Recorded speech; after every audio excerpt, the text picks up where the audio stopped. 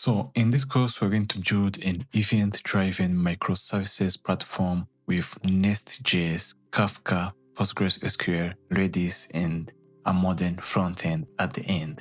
So we're going to build an EventFlow, an event and ticketing platform made up of multiple Nest.js services that talk to each other over Kafka. So together, we're going to create an API gateway as a single entry point and of event, tickets, and notification services, a Postgres with Drizzle ORM layer for database, Kafka topics powering an event-driven workflow. So by the end, you will have a full working microservices backend. Now, we also have an extended version with much features being added every day. And if you're interested in that, please check the link in the description below. But in this course here on YouTube, we're going to build a full backend architecture. So we're going to build the whole backend together. Now, if that sounds like the kind of project you've been wanting to build, let's start here on YouTube. And if you want to go even extend your skills further with the extended version, you can go ahead and check the link below once again. But here, let's go ahead and build this whole backend together. So if you're interested in that, please take your editor and let's go ahead and start building. I will see you guys in the course. Thank you. Alright, so for anyone who doesn't know what is message brokers, or in this case, we're using Kafka. So Apache Kafka is a distributed event streaming platform. But what does that actually mean? So you can think of it as a super-powered message queue that sits between your services and lets them communicate without directly talking to each other. So let's say you have an authentication service. So when a user registers, you want to save them to the database, send a welcome email, update analytics, and maybe even some onboarding flow. So without Kafka, your authentication service would need to call each of those services directly. So this will create some problems. The first problem will be a tight coupling. So authentication needs to know about every downstream service, failure cascade. So if the email service is down, does registration fail? So user waits while you call 4 different services. So Kafka solved this, or any message broker basically. So any message brokers solve this with publish subscribe button. So instead of calling services directly, authentication just publishes an event to Kafka. Like, hey, I just registered and here's the info. And Kafka stores that event in a topic. You can think of topic as like a channel or a category. Then any service that cares about new users can subscribe to that topic and react on their own time. So the authentication service doesn't know or care who's listening. It just publishes and moves on. Now let's break down the key concept of this. So the first one is the producer, a service that sends a message. In our case is our authentication service as a producer. The second is the consumer, so a service that receives messages. Notification service is the consumer in this case. The third one is the topic, so a named channel where messages live, like user.registered or ticket.purchased. And the fourth one is message/event, the actual data being sent. Usually this is a JSON with event details. And the last one is a blocker, so the Kafka server that store and deliver messages. Now, you may ask, why not just make HTTP calls between services? You could do that, but Kafka gives you decoupling, so services don't need to know about each other. Reliability, messages are stored, so if a service is down, it gets the message when it comes back, right? So you can imagine if your notification service is down and you're using HTTP, that will make your whole services crash, right? But if we're using Kafka in this case, we just send an event and we don't care if the notification is up or not. We just send the event. And whenever the notification service is back, it will take on that message and it will deliver and do what it's supposed to do. And also we have the scalability. So multiple instances can consume from the same topic. and replies, so you can reply all the events if needed. All right, so before I go ahead and start coding, I just want to show you a little bit about of what we actually going to build. So this is the diagram of the architecture of our application, which is in the case the EventFlow. And this is clearly the whole course is what is the whole course about. All right, so at the very top here, you can see we have our client or the front end.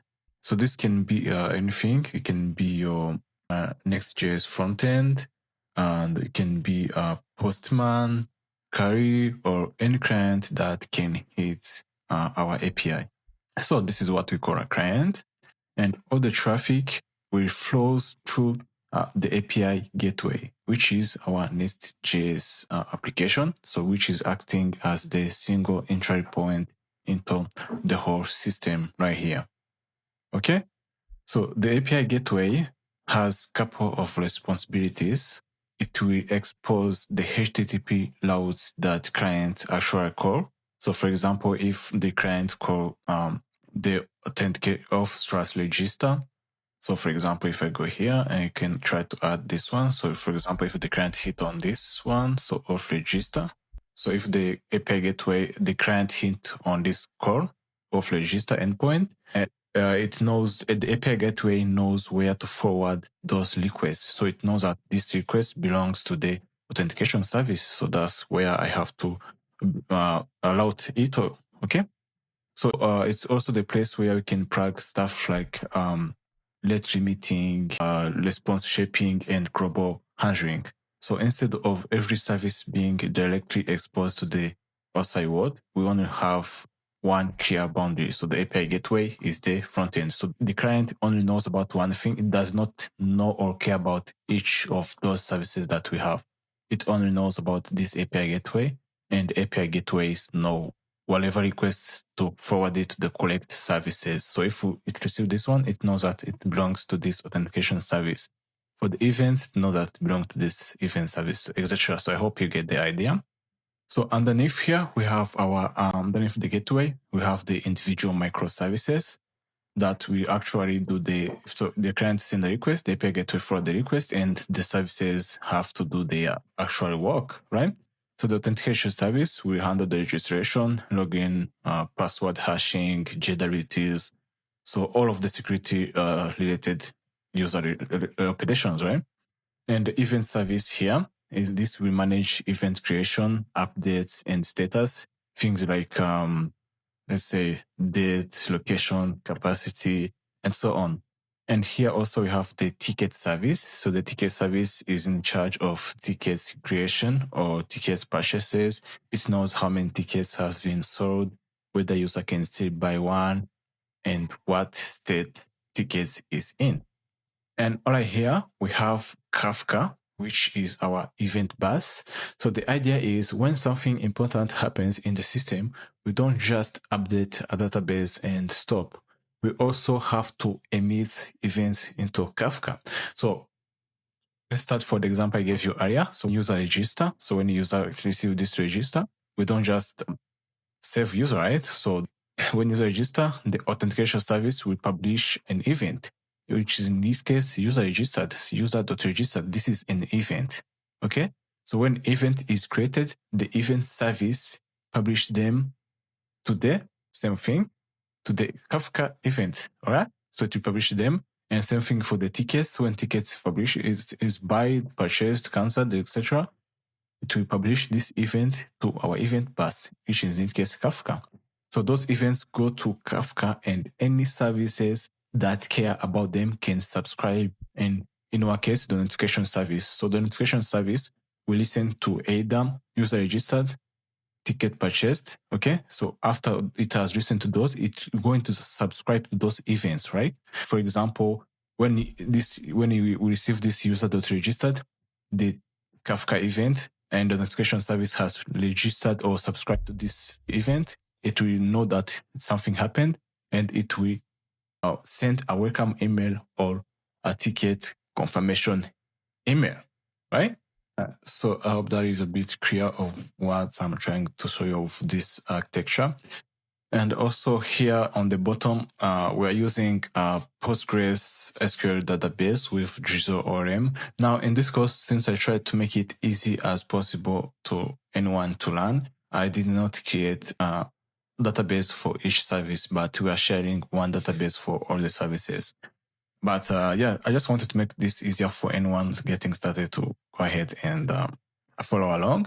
Yeah, but so the idea is this is our main database, which is Postgres, and we talk to it using the Drizzle ORM. So instead of like the old way, which is a string retyped SQL all over the place, we have a type-safe queries that integrate nicely with TypeScript. So the auth events and ticket services each use the database to store their own data and users, events, tickets. So we keep the schema designed aligned with the business logic as well. So I'm going to show you how you can type all of this, but it's going to be clean. You will understand it better when we start coding. And yeah, so we also have the Redis, so which we are going to primarily use for rate limiting and caching. So the API gateway talks to Redis that we can protect the system from abuse, for example, preventing someone from hitting login or ticket purchases endpoints 1,000 times per minute, which is not something that you want to see. And yep, so that is all I wanted to talk about for this one. Let me see if I missed something or not, but I think that is something all I wanted to talk about for this first diagram. All right, so now that you have seen like maybe the big picture, let's take a look at another diagram that I have prepared for you. Like, for example, what actually goes on when, like what happens when user interacts with our system. So let me just go ahead and find that for you. I'm going to go over here, and this is the one I have right here. So let's just try to zoom in. All right. So this one is, in this case, I took the user registered and get notification. So this is the idea. This is the example I took for this one. But you can go, I hope this will give you a basic idea of what I'm trying to say. So is here we have the client, which, as I said, can be anything. It can be a client. It can be whatever that you're using to test your endpoint. Okay, so it's making a request on the API post of register. So this request, we hit the API gateway. So we hit the API gateway here to hit the API gateway first. And the API gateway, we check if it is an auth-related route. So if yes, it will forward this request to the authentication service. Do not request it, do not forward it to any other of the services, such as for events, because this is not related to events. It's related to authentication. And that's what the API gateway is here for. So it's here to direct the routes to their specific service. Okay. So in this case, to route it to the auth service. Okay. Then the auth service will receive this registration payload with email, password, maybe a name or whatever else that you need to include in the registration. And it will do a couple of important things that I wanted to show you. So the first, it will validate the data with our DTOs and classify data decorators. We're going to do all of that. Then it will hash the password using bcrypt, so we don't have to store a low password. And finally, it will create a new user record and save it to the database, right? So this is where most of stuff stops. So this is the basic cloud operations, so create, update, etc. This is where everything stops, okay? So that's like the traditional cloud part. But here, we take input, validate it, persist in the database, right? And that's done, right? But because we are using an event-driven architecture, we don't stop just there. So the authentication service, after successfully create the user in Postgres, it will also publish a user registered event, all right? So let me just put it here actually. So it will just publish this user event. So user registered, that is too big, then make it smaller, user registered. Perfect. So it will publish this event and make it like that. It will publish this event to Kafka.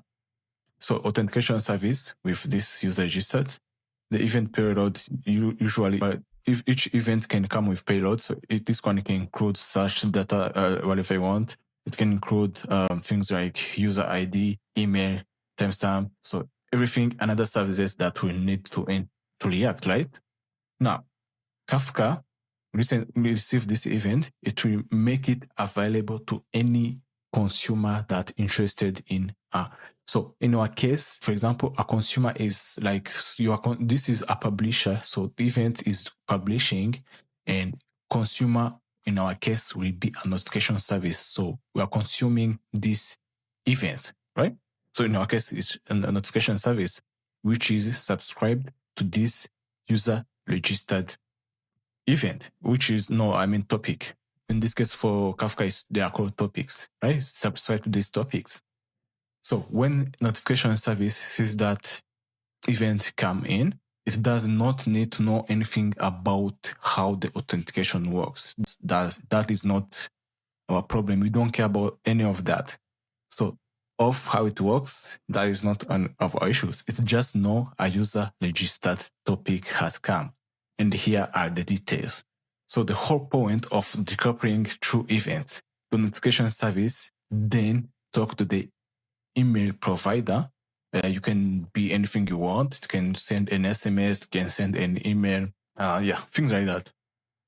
So after that, in my case here, I'm just composing a welcome email, for example, saying, hey, thank you for signing up.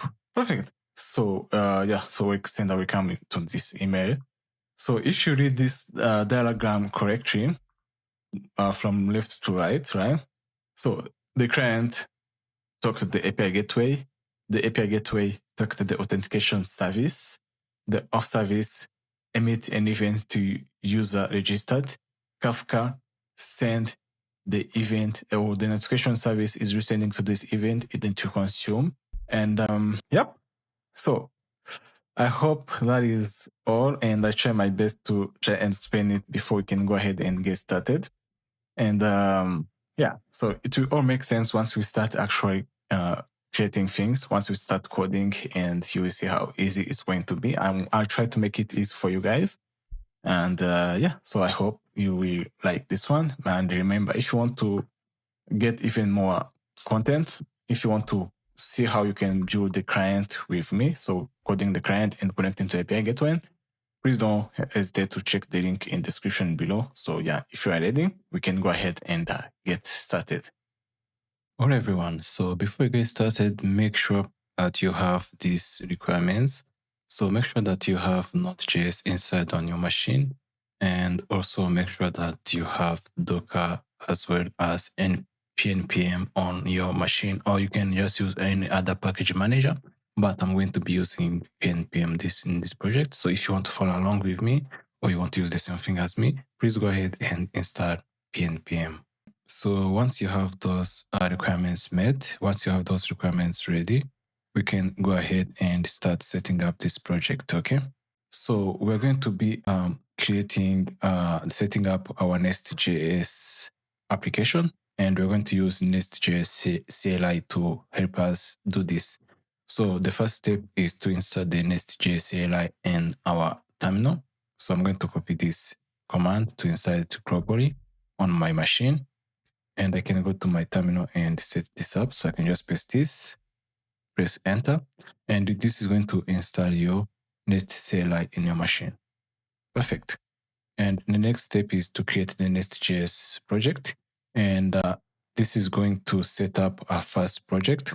So this is, can follow this.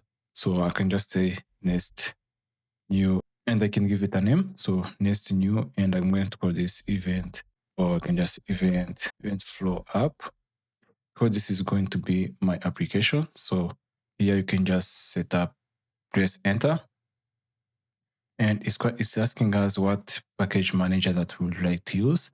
So I'm going to be using PNPM inside of this project, but you can see that you also have other options as you wish. So I'm going to choose PNPM, and this is going to set up a project for us.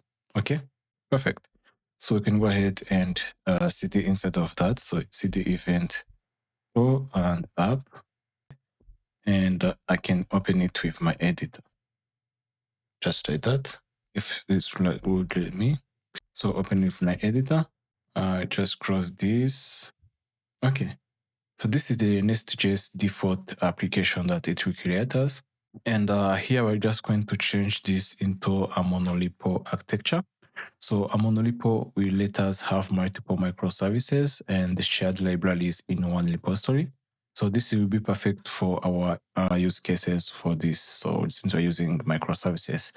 So, and also we're going to use the Nest CLI to help us set this up. So this is the recommended way, and it will automatically handle the monolith conversation for us, so we don't have to do much. All right, so this is done. And now we can go ahead and start setting up the monolith architecture. Now, what I'm going to do, I'm going to go to the Nest documentation, and I'm going to go to the find the here. Let me just try to find the CLI, and I'm going to go to workspaces. This new, okay, standard mode. So we're currently in this standard mode, right? And we want to go inside of this mode, which this mode relate our code. So let me just zoom in so you can understand well. Let me just go back. Okay. So this mode treats the code artifact as part of lightweight monolith. All right, so this is what we're going to be setting up, and we can do this by either generating an application, or we can do this by either generating a library. And I think what I'm going to do, I'm going to generate. So let me go back to my editor, and I can open the terminal here. So let me go back to my my editor, and also I can go back to my terminal as well, so we can be able to generate this application. Okay, so inside of this, what I'm going to do, I'm just going to generate an application. So because as I just said, right now we just have a standard NestJS project. So to convert it into a monolith, we simply just generate a new application using the Nest CLI as we just saw in the documentation. Okay, so let me just do Nest generate. So this stands for generate app. We're going to generate app, and we're going to say the first one is going to be for our authentication service. So let me just say authentication service, for example, and we're going to use this as well. So this command will automatically structure our entire project into a monolith. So let me just press enter. All right. Now let's see what happened, right? So if I go back to my editor, you can see that right now we have the apps directory. Okay, so we have a directory that has been created by the CLI we just learned, and it have moved our application name. So this is the application we had before. It have moved it inside of this apps directory, and it has also created the new service that we have added. And also, if we check inside of the Nest CLI, inside of this Nest CLI, it has created this into a monolith, and you can confirm it by reading this name. Okay. So since this is not going to be our main application, we can rename this application to, for example, since our main application will be our API gateway, so we can rename this to be API gateway. So let me just say API, and I can just say gateway.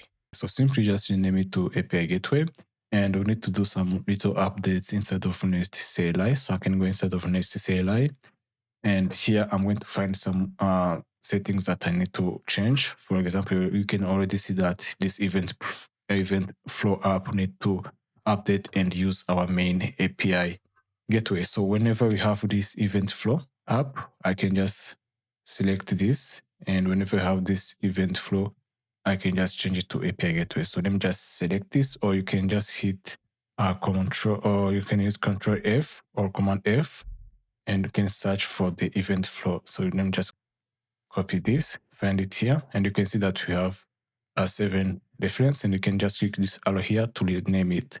So I'm going to rename this to be API Gateway. So everywhere that we have this EventFlow in this file will be changed to API Gateway. So I'm going to confirm this, or you can click here to rename this, I think. Replace all, yeah, just click here. And now we have changed this. So we have the API gateway as our main entrance file. Perfect. And let me see if we need to update some other settings as well. So I can go inside of my package.json. Inside of the package.json, we also need to modify the start commands. So for example, the start prod command is also pointing to the event flow EventFlow app application, and this is not going to be our main application. This is going to be the API gateway. So we can also rename it to API gateway. Perfect. API gateway. And we can find also anywhere else that we're mentioning this. So for example, instead of this one, so test, we can also name this to be to our API gateway. So this is the first thing that we did. And I think this is fine for now. We can go ahead and continue, see if there's any other setting that we need to change. Let me check my created file. So instead of the API gateway, let me go to tsconfig app.json. And I think here we need to change nothing. Oh yeah, we need to also change this, since you can see that it's using the EventFlow app. So we need to change this to be API gateway so it matches what we have. So EventFlow. All right. So now that we have done to update this to be what we have, we can check inside of application and see what we have. So let me cross all. And inside of the apps, API gateway, and inside of the SRC, we have the testing file, app controllers, modules, and service, and also the main file with this config. We're going to go deep on this later, but for now, I just want to set up the monolith project. That's what I planned in this lesson, but I'm going to explain everything that is made with this, okay? All right, so now we can go ahead and start verifying that everything actually lands. So by going back to my terminal, and I can do npm lan, and we can start dev. Then you can specify what service that you will direct to run. So in this case, I'm going to say gateway, API gateway, and it's successfully land. So that means we set up everything correctly, and there's no more errors. So this is listening, that is fine. And we can also check what port is listening on. So inside SRC on the main file, we can see that it's listening on the port 3000, right?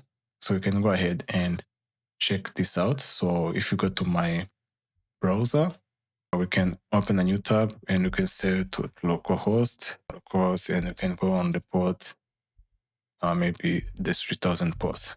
And this will give us actually the hello world. So let me just, so this is what it gives us, hello world. Perfect. And now both applications are running on port 3000. We will change this later, but for now, just to test things out, we can go ahead and stop the running application. So let me stop this, and I can start the other service as well. So we're just going to do it the same way. So npm run start dev, and I'm going to go ahead and do the Auth Service. So this is the Auth Service, and it's running as well on port 3000, but we're going to change this later. So let me just refresh this to make sure that we have.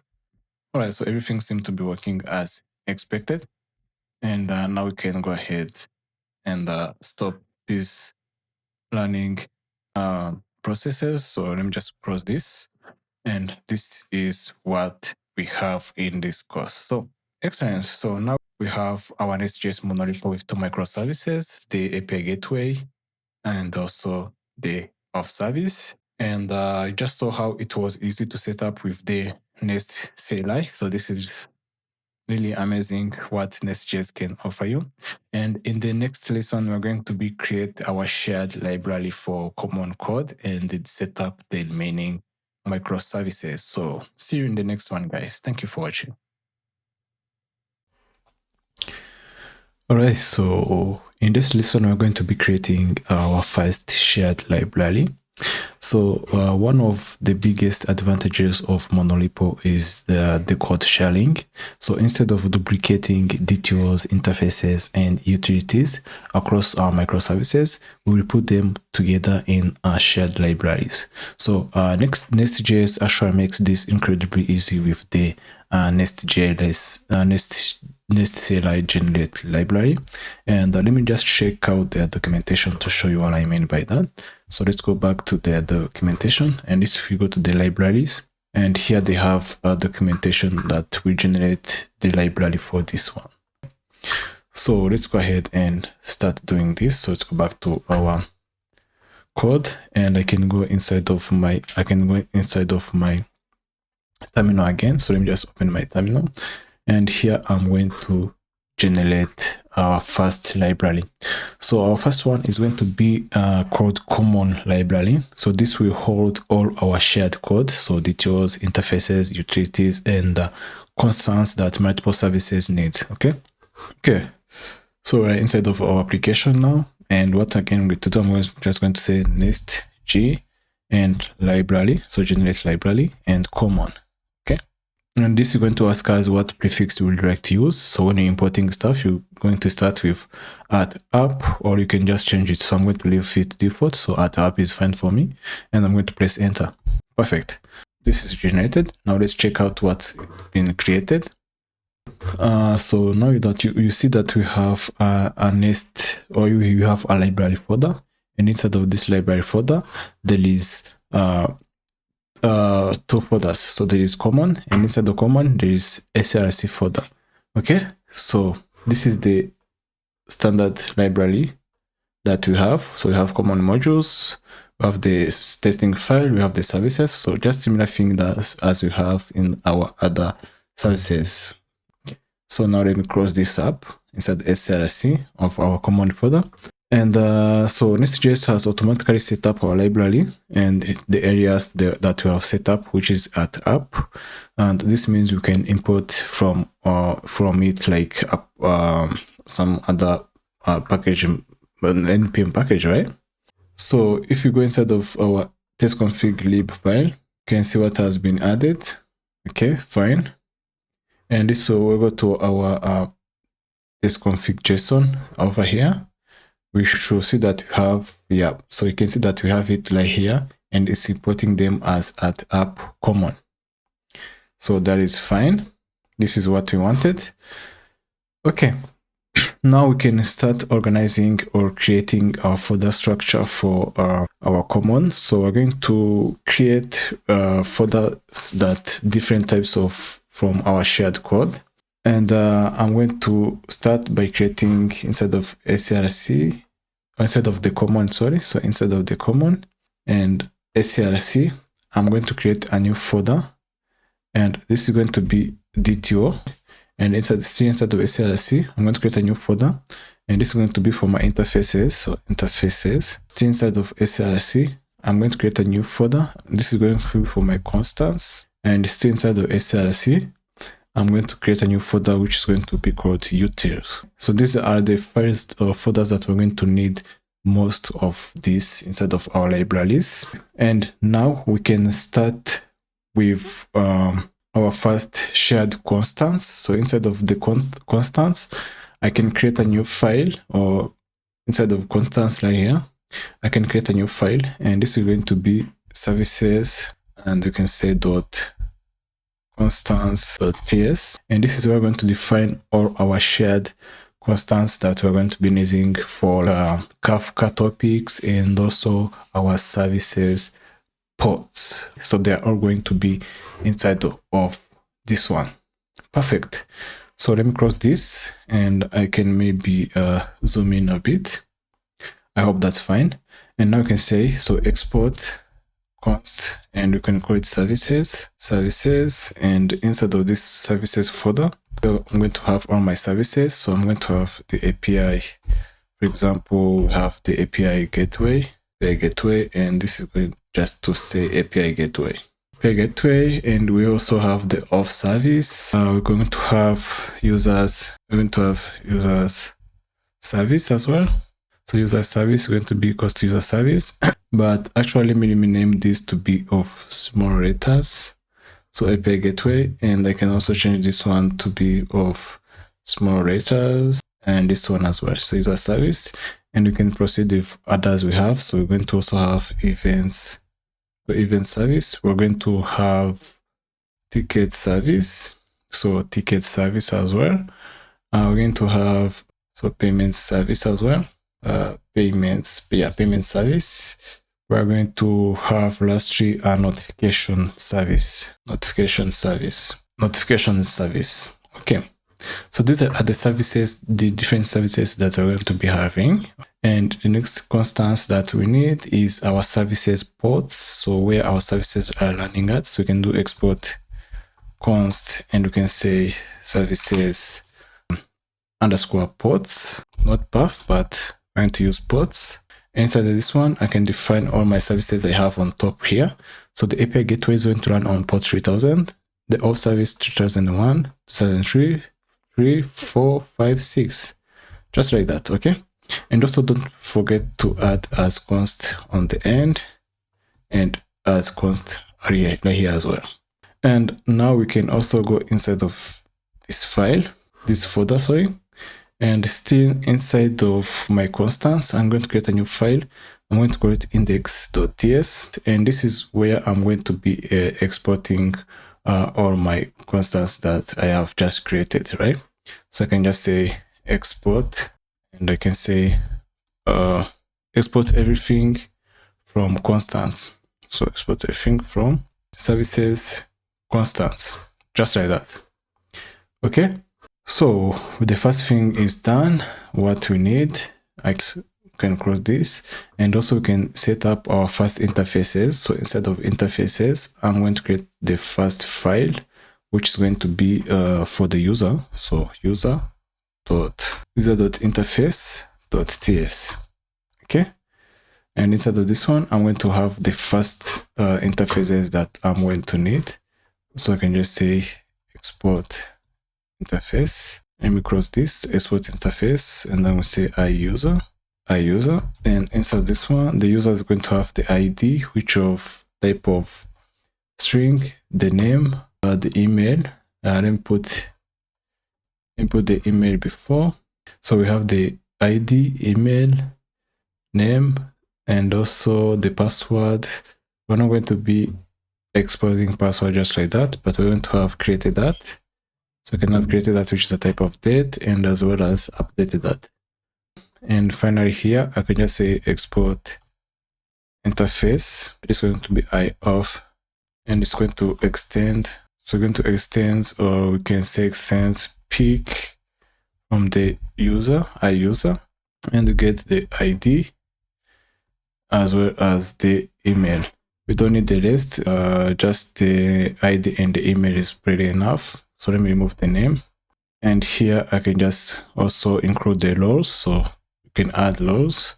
It's going to be a string of type array. So that is done. And just like we did for the interfaces, our constants, we can also go to inside of our interfaces, create a new file, index.ts. And inside of this one, we can just say export everything. So we can export everything from at user interfaces, just like that. And one other thing you can do right while we're still here, we can also add a utility function, which will be our common pattern. So like, for example, for stripping, we can add any function just we can use to test this, to test everything that we have. For example, I'm going to add a smaller utility, which is, for example, sleep. So I'm going to call this sleep.util.ts. So instead of my util folder, I'm going to add a smaller util that we can test this. So I can just say this is going to pause execution for specified millisecond. So this is just a small thing that for us we can use to test. So we can say export const sleep, and this is going to take in the milliseconds. So milliseconds type number, and this is going to return a promise of void. So promise void, and here I can just say so return new promise. So return new promise, resolve set timeout, resolve ms, just like that. So I'm just trying to show you how you guys can add the things. So I hope you get the idea right now how we're going to be using all of this. So we can export it from here. So export from, and you can say sleep util, just like that. So now that we have our basic setup for our libraries, our shared libraries, we need to export everything from our main index file. So in Nest.js, this is called a barrel file. So it will let us import multiple things from one location. Okay. So inside our common src, we want to go inside of this index file. So this is the index file that we have right here. Okay. Now let's keep this on top. So this is the default one that they have imported. These two, as you can see, they have also exported this. So we're going to do the same thing for our custom added files. Okay.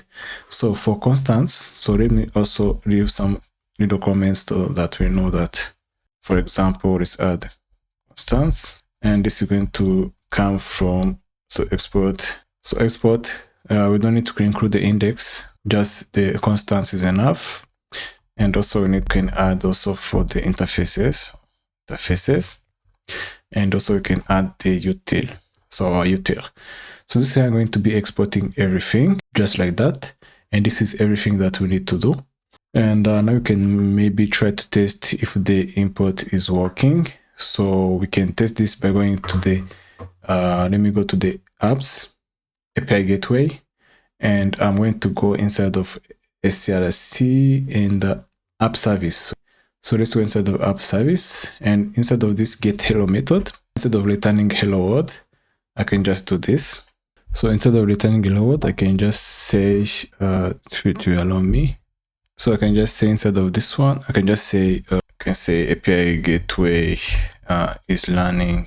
So I can say API gateway is running on port, and here we can import our things that we created. Okay.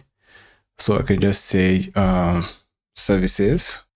You can already see the suggestion from the command. So import the ports, and you can say API gateway. And we even get the auto completion for this one. Okay. So it's saying unsafe method. I'm not sure why it's saying that, but we're going to check this. But first of all, we just want to make sure that this will work as we want it to work. So here, let me just try to run this. So I can open maybe my terminal here. So let me open my terminal, and I can say npm run start dev, and here I can just specify my API gateway. I'm not sure which one to do because I specified this long API gateway. So now let's go back to our browser and let's test this. So let me go back to this one, refresh this. Perfect. You can see that it took our files that we have added inside of our main, and it's using this that we have inside of our libraries, common, CRC, the constants, services constants is using this one. So you can see, you can already see how it's useful to have this just like the way it is. That means we don't always have to type this. We can just change it in one way and we are good to go. So this is amazing. And this is working as I wanted it to work. So now that we have our shared library and that all our microservices can use, and the good thing about this approach is that when we add new DTOs or interfaces, so every services will automatically have access to it. So we can just import them as I just showed you. And in the next lesson, we're going to set up Kafka for inter-service communication, and we will also create another shared library specifically for Kafka configurations. So I will see you guys in the next one. Right, so in this lesson, we're setting up our Kafka for our inter-service communication. So Kafka is a distributed event streaming platform that will let our microservices communicate asynchronously. So instead of services calling each other directly, they publish and subscribe to topics. So we create a dedicated shared library for Kafka configuration that all our services can use. So first, let's install the Next.js microservices package, and also we're going to have the Kafka.js, and Next.js has a built-in support for Kafka through the microservices module. So let me go back to my terminal here, and let me stop this. And here, this is where I'm going to install the packages that I'm going to need. So I can say, I can actually go to the documentation, go back to the Nest CLI. I can go to microservices, So let's find microservices. I'm sure it's here somewhere, microservices, and I can say overview. And this is the package that we're going to install. So let me copy this package, and I can say npm add paste this package here. And also we need to include the Kafka.js as well. So Kafka.js. So we have added that. So let's go back to my editor here. Perfect. And next thing you have to do, just like you created the common library, let's also do the same thing for our dedicated library for Kafka configurations. So this will keep our Kafka setup centralized and reusable throughout this. So let me go back to my terminal again, and I'm going to say nest generate, and we're going to generate a library. So library for Kafka, right? So let me just call it Kafka. Press enter for default. Perfect. So inside of here, we have a new library which is called Kafka, and this is where I'm going to be defining all our stuff. So we can start by defining our Kafka topic as constants. So this will ensure that we ensure consistency across all services. So we don't have to worry about the type errors, typos in topic names. So this will help us avoid those kind of issues. Okay. So inside of Kafka, src, and I'm going to create a new folder.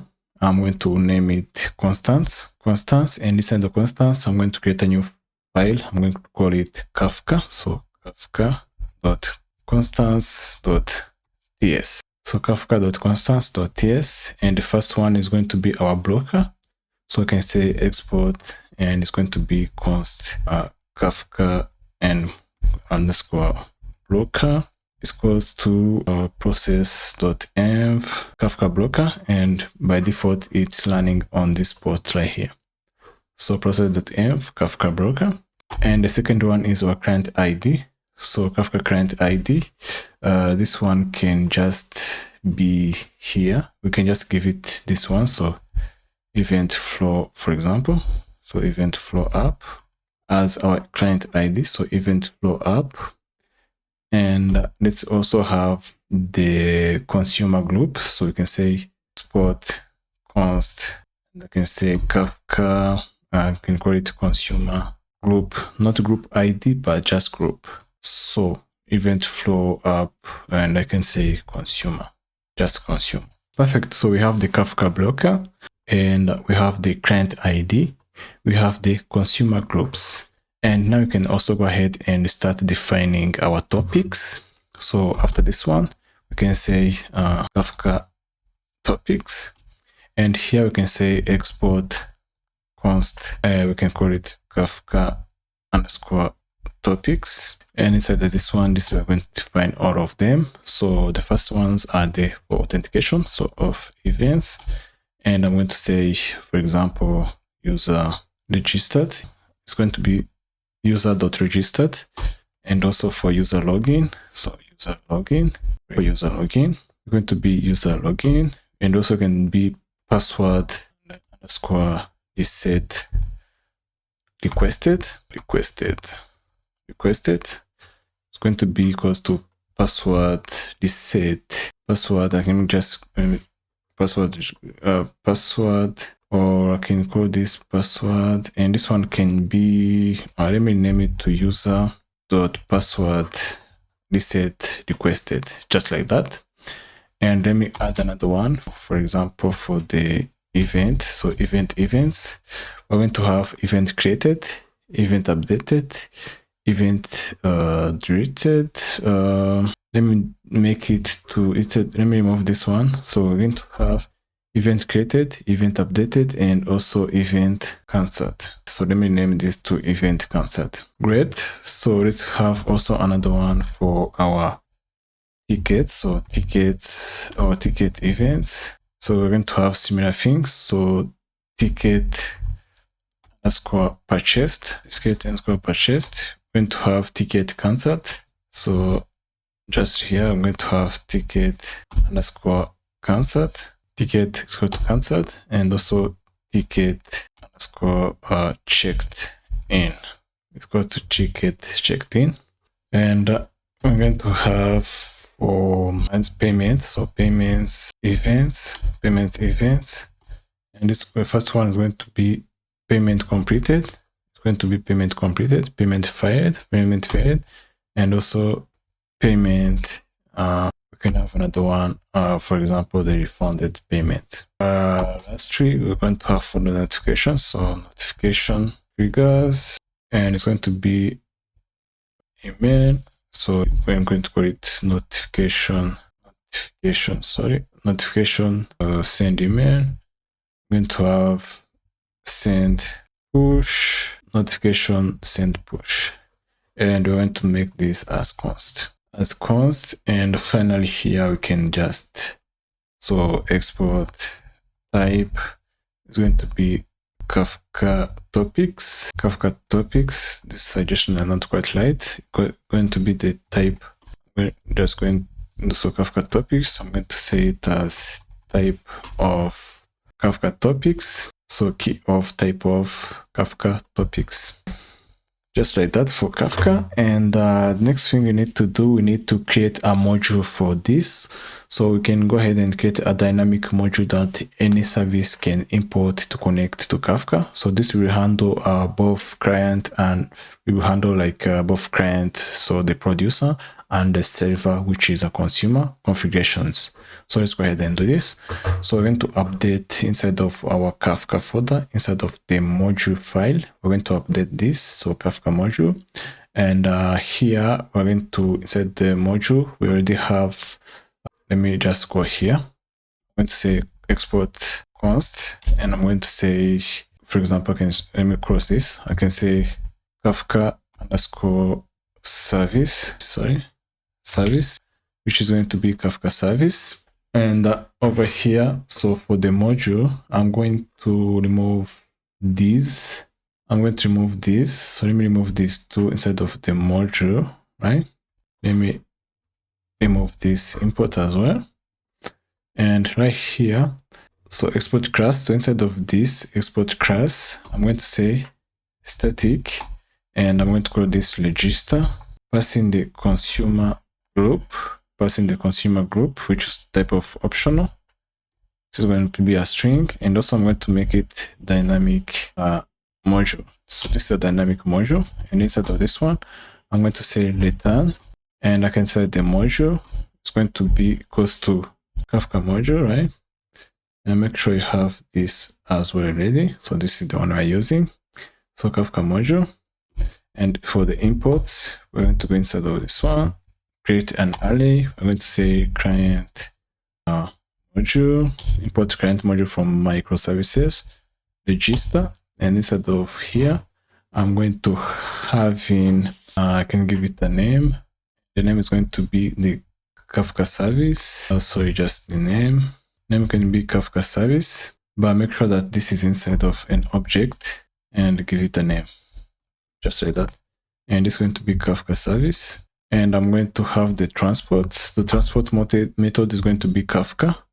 And also make sure that you import this transport. So for microservices, we're going to use transport method as Kafka. And for the options, instead of the options, we're going to have in client. And the client is going to take in some options as well. So we're going to have the client ID. Client ID is going to be Kafka. Let me import this. So Kafka underscore client ID from the constants. I'm going to have brokers. This is going to be an array. You can have multiple brokers. And this is going to be Kafka underscore broker. So like that. And outside of this one, you can have the consumer, which is going to be equals to group ID. So you can have the custom one that we provide, or you can also be the default one. So not the current ID, but I'm going to use the one we added. So Kafka. So just like that. And outside of this array here, I can say export. Here I can just pass in the client. And I believe this is all we have to do. So we have the client module here. We have the Kafka service. The transport method is Kafka client, Kafka broker, consumer group. Okay. And yeah, so this is what we have right now. And also let's update our index file. so it can export everything from the Kafka library. So inside of Kafka, inside the index.ts, here this is what we're going to have. So we can keep this module. We don't need this service. We can keep it, and here I can say constants, and I can just say export constants from the Kafka constants. So constants, Kafka constants. And that is all we have to do. So the module is already being exported. So what I have to do now is that we need to make sure that we have Kafka ready for this. So we need to run it inside of Docker. Okay. So in this library, instead of the root folder, let me create a new file. It's going to be docker compose.yaml, right? And this is where I'm going to add all my Docker compose file. So this is what we have for this Docker. And the zookeeper is used by the Kafka to run, and also we're using the Kafka as well. So this is the Kafka image, and mine is running on port 29093 because this port is already occupied.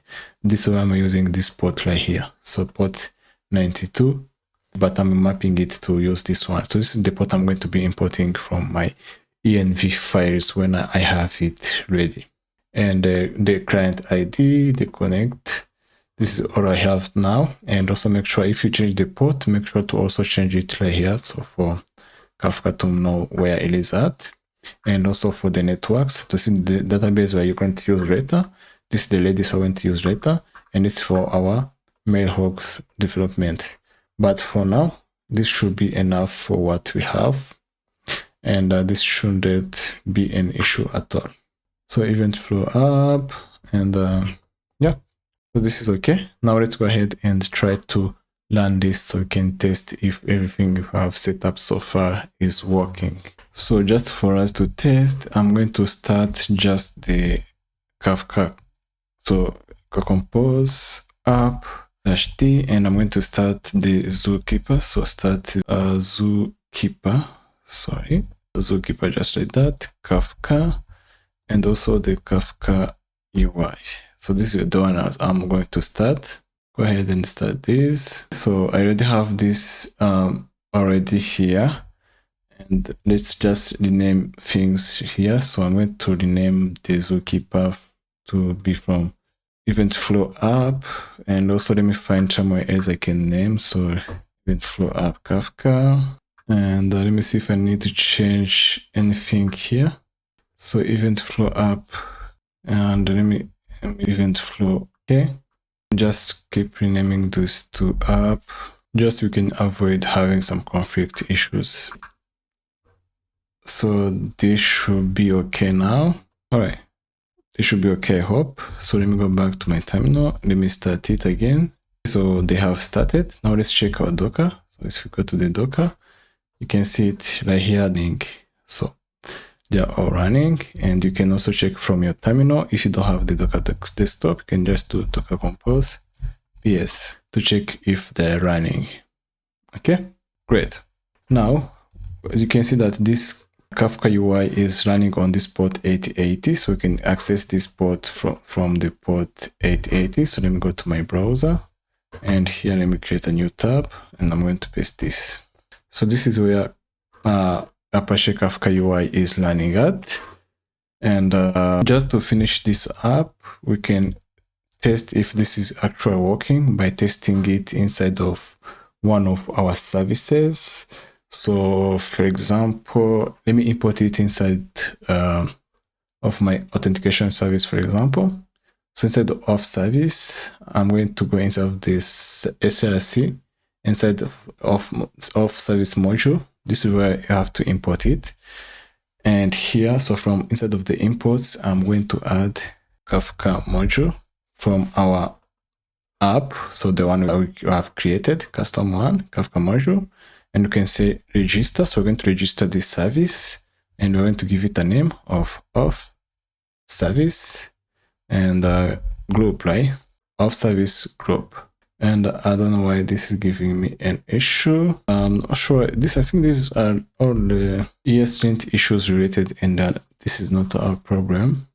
unsafe member access register. And so this is fine. So you can see that we're giving it a custom consumer group ID, and here we have it. So also here we have service. This is fine, and we also need to make some changes inside of our Auth Service so we can be able to test. So go to the Auth Service. So this file Auth Service, and here we're going to change some things so that we can simulate and test if our Kafka is working. So we can remove this hello later. So let me just check what we have. So export class of service, and let's add so implements, and we can say on module init, on module init, and inside of this one, let me remove this one for now. So on module init, I'm going to say constructor. So the constructor here, and I'm going to inject. So let me go inside of this. I'm going to inject. So inject the Kafka, and I can say Kafka underscore service, import it from the package we created, the library, and it's going to have so inject private read only Kafka. And let me just call it Kafka. Wait, before that, let me close this here so we stop seeing these weird errors all over again. So Kafka service, private read only Kafka service. We can call inside of service, let me call it client, and let's import client Kafka as well from NestJS microservices. So what's the issue here? Let's say fragment of type, that's fine. We just want to test if our thing is working so we can move on. And outside of this, so outside of this constructor, let me go here and I can say async module init, and inside this one I can try to connect. So I can say connect to Kafka. So connect to Kafka when the module initialize. Okay, and here I can just say await this dot Kafka client dot connect, and we can add back the hello command we have created. So get hello, let me add it back, just we can be able to test return a string, return hello world, and that is fine. So let's go outside of this one. So here I can say async simulate user, we can call it whatever I want. So we're going to simulate user registration, yeah, the registry. I'm just trying to find what I'm going to test it with. Let's give it a name of string, and inside of this one I can just try to publish, I can publish event to Kafka, and inside of this one, the way we publish an event, we just say so this dot Kafka client dot emit at emit, and here we're going to say Kafka topics. So Kafka topics, import them, and we're going to use the user registered. And here inside of this one, I can just give it the email and maybe also add timestamps. Yeah, just like that. Let me see what's the issue here. Has no await. Let's just over here on the bottom, let's return. So return message. It's going to be user registered. So let me just give it this, so I can just say inside of this one what's going on. Yeah, I can just say user registered with email. For email, yeah, whatever you want to add. So what's the issue here? So async method has no await. Let me quick fix this. So let me just remove async for now. I just want to test this connection to see if it works. I don't really care about what's happening right now. But yeah, let's just test and see if this will work. So the next thing we need to do is we have to update our Auth Service controller. So inside of the controllers over here, I need to update what I have. So the get hello, let me add another method, and this is going to be a get or a post. So let's post to this endpoint. Let's call it register. And instead of this one, I'm going to say async. Instead of this one, I'm going to have in the body, and body going to take in the body of Don't add anything, just the body, and it's going to take in the email of type string. And instead of this one, I'm going to return this dot auth service simulate user registration body.email. Okay. Same thing here. Let me just remove this or remove sync. Okay, perfect. So we have this now, and we can test this to see if it works. So we need to start the services. So before we actually start that, let me go back to my libraries, Kafka, and inside of my constants, I have set that the blocker is running on port. This blocker, let me put it on port 3093, since this is where I'm running things. If your port is already available on 92, don't change that. But if it's not, go ahead and change it to like mine. So let me go ahead and try to start this up. So I'm going to say npm run start dev, and I'm going to say auth service. Let's start this. So let's see what the logs we have. And it seemed like the Kafka was connected successfully, because you can see this. So the first time it tried to look for it, it didn't find it, but the second time it found it. So you can see the consumer group has joined the group. So the group you have it, so auth client, and this is the group that you have added it, auth service group ID. And if you go back to the UI that we have of Kafka, so let me just go to the UI right here, just for here, and you can go to brokers, consumers. This is what we have. So this is the group has been added. The group ID that we just specified has been added to this one. So if you go to the auth service, go to module, we are registering it here. This is where we're registering this group. So this is done, and we can test this. There's a few ways to test this by hitting this endpoint that we have added to the controller. So by hitting this endpoint to test if it will send the event that we have added. Actually, let's just do that so we can test this well without any issues. I'm going to use the car command to test this out. So I think that will make much sense. And this is the command I'm going to use to test this. Okay, so I'm going to post to this endpoint register, and also the content type application JSON with this email. So let me press enter, and I got the message. So user registered test at example.com, and let me go to the Kafka UI. Okay, we have some issues. There is no leader for this topic. Position we're in the middle of leadership action creation error. Yeah, let me just check. So we just want to test this out. Let me go to this one, and let me go to the topics. Yep. So this is the topic we sent, and it has happened. So I believe for the Kafka setup, this is pretty enough, and we've done so much. So, and also I'm going to find out why these issues are showing like that. But otherwise, we are doing a very good job for this setup we have started. And yeah, so I think this is pretty enough for what we need. And let's go ahead and start setting up whatever that is we need next time. So I will see you guys in the next one. Okay. Alright guys, so in this lesson we're going to set up our database with Drizzle ORM. So Drizzle is a lightweight type-safe ORM that works great with bundles like Webpack and like Prisma. It doesn't require the code generation. So what I mean by is you define your schema in TypeScript and you get full type safety. So we start by creating our first shared library. So we can do that by running the command that we've been doing before, and also need to install some. So let me open my terminal here, and I'm going to install some dependencies that I need. So the first dependencies I need is the Drizzle ORM dependency. So this one, and the second one I need is the dev dependencies for the Drizzle ORM and page. That is done.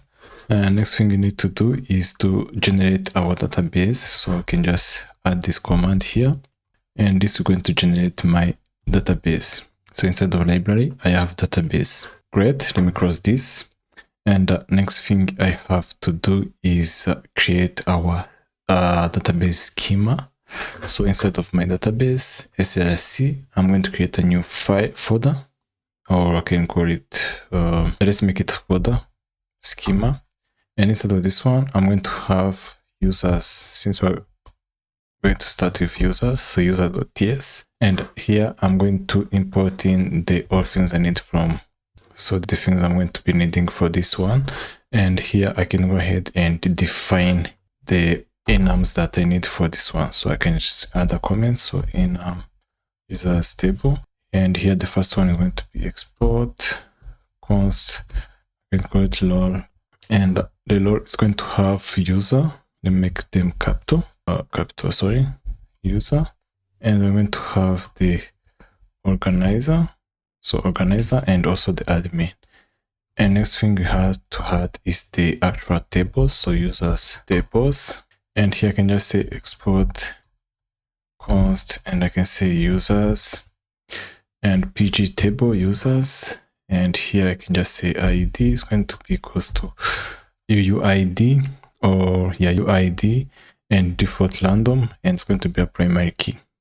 The email is going to be a virtual email, and we can also specify the length of this email if you want. So let me go inside of here and just say length is going to be 255. Password is going to be as well like this. The name virtual, and the role is going to be this one. We can have a default one, so default going to be the user. And finally we can have created that and updated that, just like that. And now let's go ahead and export the type. So export type, and that's going to be user equals to not just make it user, no need for iUser. So infer select and export type new user, and goes to be infer insert. Now let's create a new file. So I'm going to create index.ts, just like that. And here I'm going to export all of this. So export all users. Great. Now we have this. Let's go back to our service file. This is where I'm going to set up our database. So instead of my database service, I can also add implements, and I can say on module destroy. And instead of this one, I'm just going to get so private, or it's going to be type of from PG fabric, and I'm going to call it DB. So this is going to be node database from Drizzle ORM.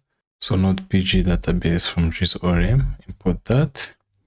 And I can make it also type of schema, the type schema we just created, but we need to import this of course. So import all as schema from schema, just like that. And here, let me go on the bottom here, I can go a constructor. Inside the constructor, I'm going to have in a const string. It's going to be process.env, and this is a string. And here I'm going to say this dot pull to be equals to new pull, and inside of this one I can have in the connection string. And also same thing for the database, but this time for the database I'm going to use Drizzle. So Drizzle, and Drizzle, make sure that you import it from, not from where I just imported right now, but from node Postgres. So from node Postgres, passing this dot pull and also the schema. Great. Here you can log, so you can say console.log database connected. And outside of this one, you can just say async on module destroy dot pull dot end, and here you can say get schema, return schema, just like that. So that's all we need. And now we need to also update our module.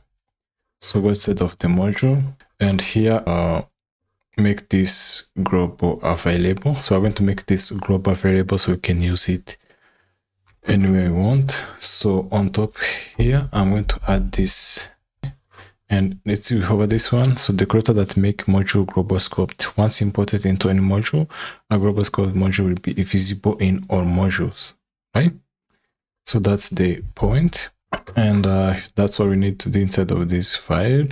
And we can go ahead and update the index file. So inside the index file, we need to add also our schema. So export from schema.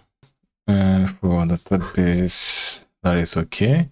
And to finish with Drizzle settings, let's create a new file, which is going to be Drizzle Drizzle config. So drizzle.config.ts. Okay. And here we need to import in define config from Drizzle ORM. And here I can just say export define config. And we're going to have in schema. So our schema is not here, but it is on this path. Let me show you where it is. It's on libs, side of database, src, schema, okay? And output directories can be, you can put it here if you want. Let's put it on just on the migrations. And for the driver, we're going to be using not driver, but let me call it direct. Use Postgres. Great. For the DB credential, we need to pass it as URL. So process.env, just like that. So that is what we have right now. And make sure inside of your URL.env that you have this URL already. You can get yours from the Docker Compose file. So the format is this way. So this is the username, which is this user. And next is the password, which is this password. And here is where it's running at, localhost, the port, and then the database. Then add this schema fabric, right? So that is done.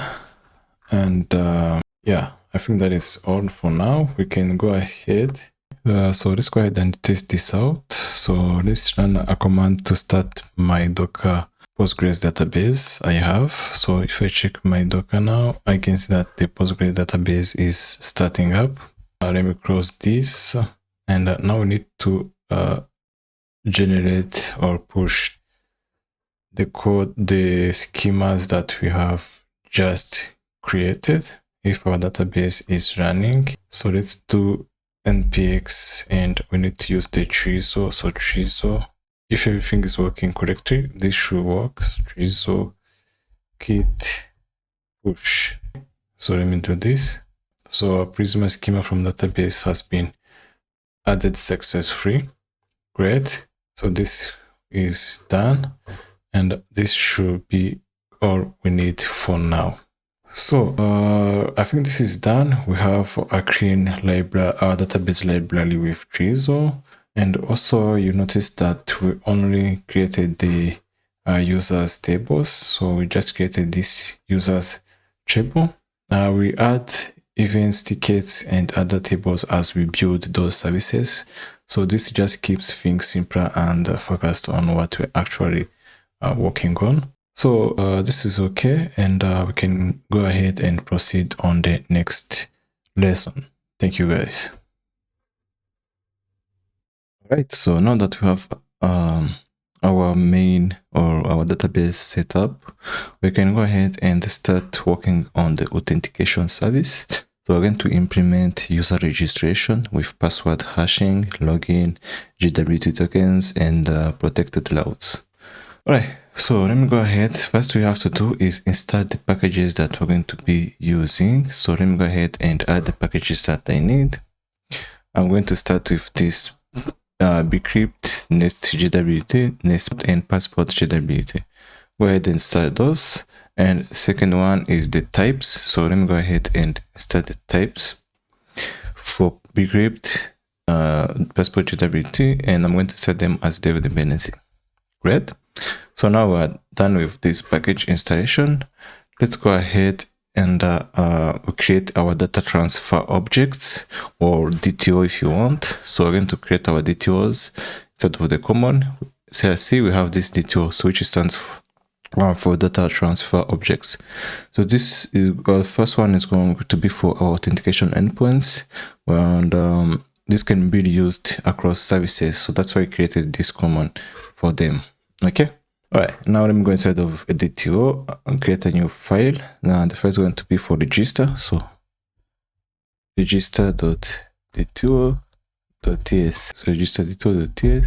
Instead of this one, I'm going to have export class, and it's going to be for register DTO. And for registration, we need the email, the password, and the name. Okay, and that's all for login, for register, and for login as well. So let me create for login. So login.register.dto, DTO.ts, sorry, DTO.ts. This is supposed to be TS extension. Login DTO, actually. I added login DTO, just like that.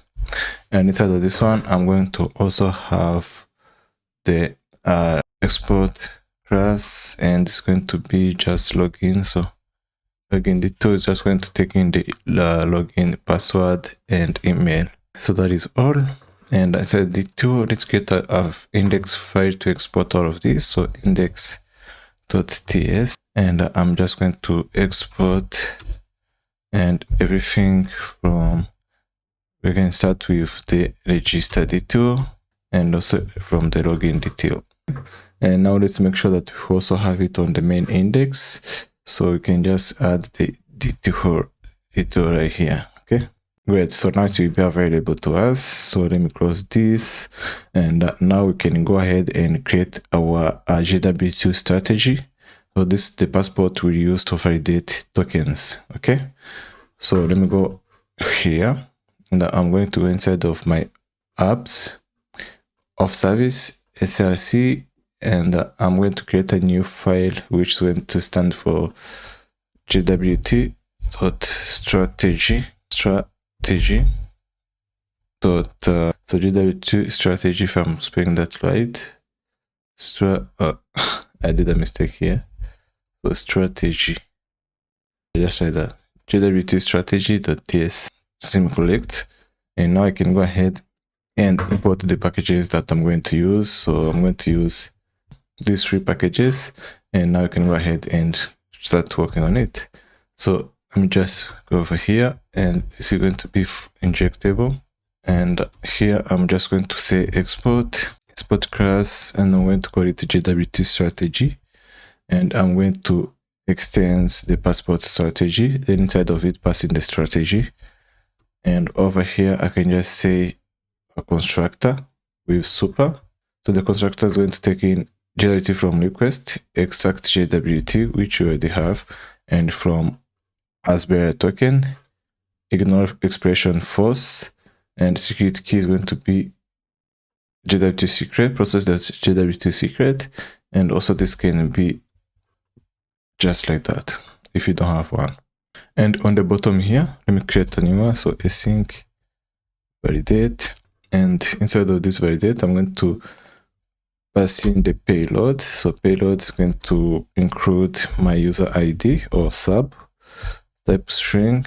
It's going to create the email, going to include the email of string, and it will return, I don't know how to specify it here. Inside of this one, I can just say return user ID, which is payload, so sub email payload.email. So async validate, no white expression. Okay, let me remove it then. I can just do this, remove async. All right, so now that is done, we can go ahead and update our authentication service. So we can configure our module with JWT passport and database. Okay, so let me go on the module file right here, and inside of this one we already have this Kafka imported, and we also need to include more things such as the database. So I'm going to say here database module, and also I'm going to include the passport module. So passport module, I'm going to include the JWT module, And here I can go ahead and configure this JWT module. So I can just say dot register.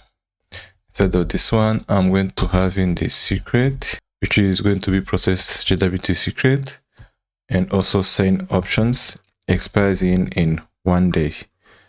And over here on providers, let me also add in the JWT strategy that we just created.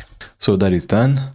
Now you can go ahead and import our authentication service inside of our actual services. So start using this.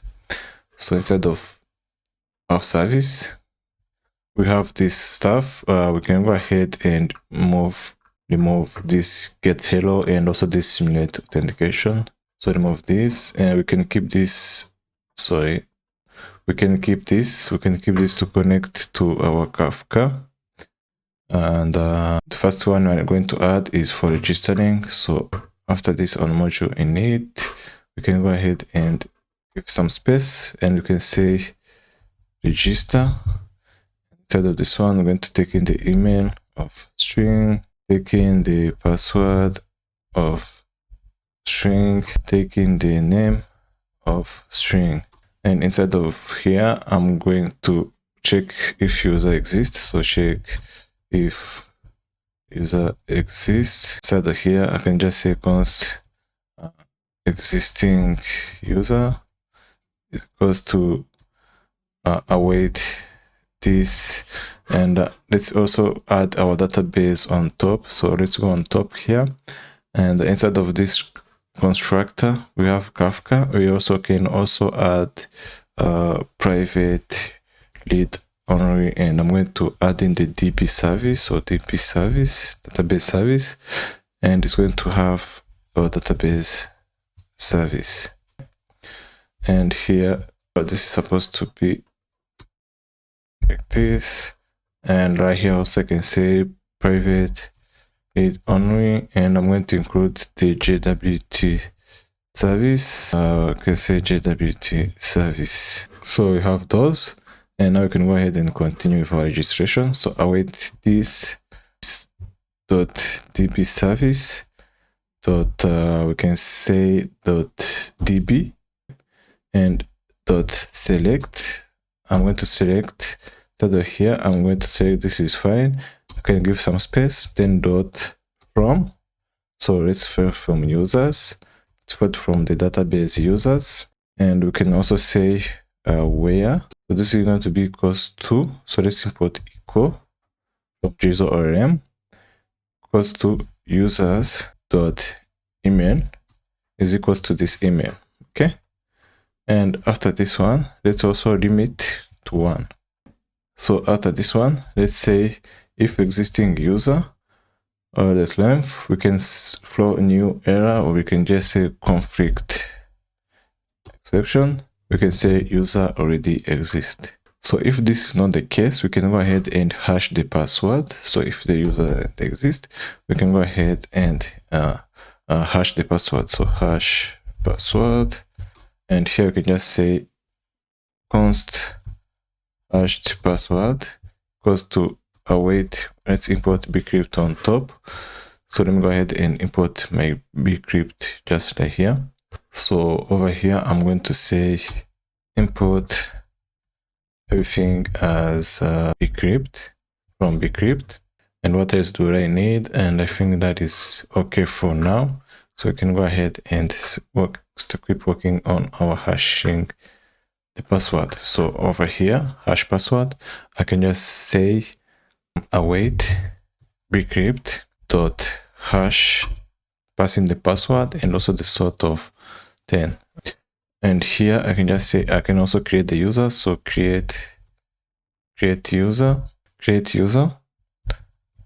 and I can just say const user is going to be equals to await this dot db dot insert. We're going to insert the users table, and we're going to value. So the values is going to be equals to the email, going to be equals to email, and the password is going to be equals to hashed password.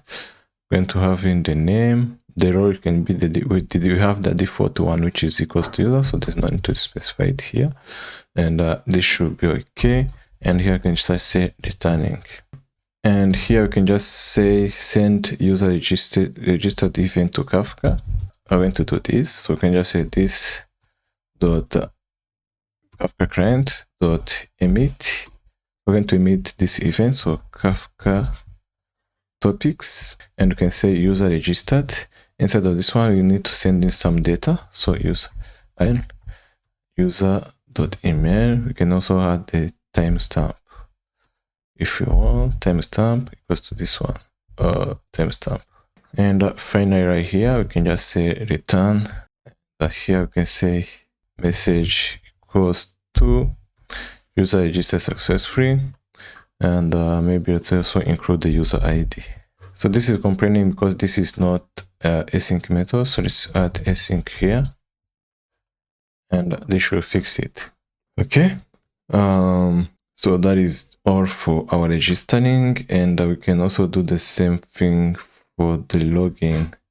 So after this register here, we can add another one, async, going to be login, passing the email, type of string, password, string, and instead of this one, I can just say const score user going to be equals to await this.db dot select, and here I can just say from going to be equals to users, then I can say where equals to users.email equals to email, and here I can just say limit to 1. Great. And here I can check, so if there's no user, or I can also check not this one, not this like this, but I can say not equals to await bcrypt.compare. So you can have compare the passwords, for example, bcrypt.compare the password user gave out, and also the password you have inside of the database, which is hashed. Okay, and we can throw this new error, so unauthorized exception, invalid credentials, which is okay. And right here now, let's also generate the tokens. So we can say const jwt, or we can call it const token, gonna be equals to this.jwt service.sign the ID, and as well as the email, which is okay.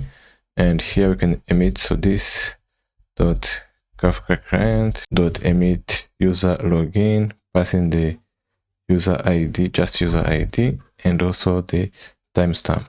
And for returning, we're going to return the access token. So right here, you can say return access underscore token, which is going to be equals to token, and the user data is going to have in the user ID, the name, the email, the name, and also the role.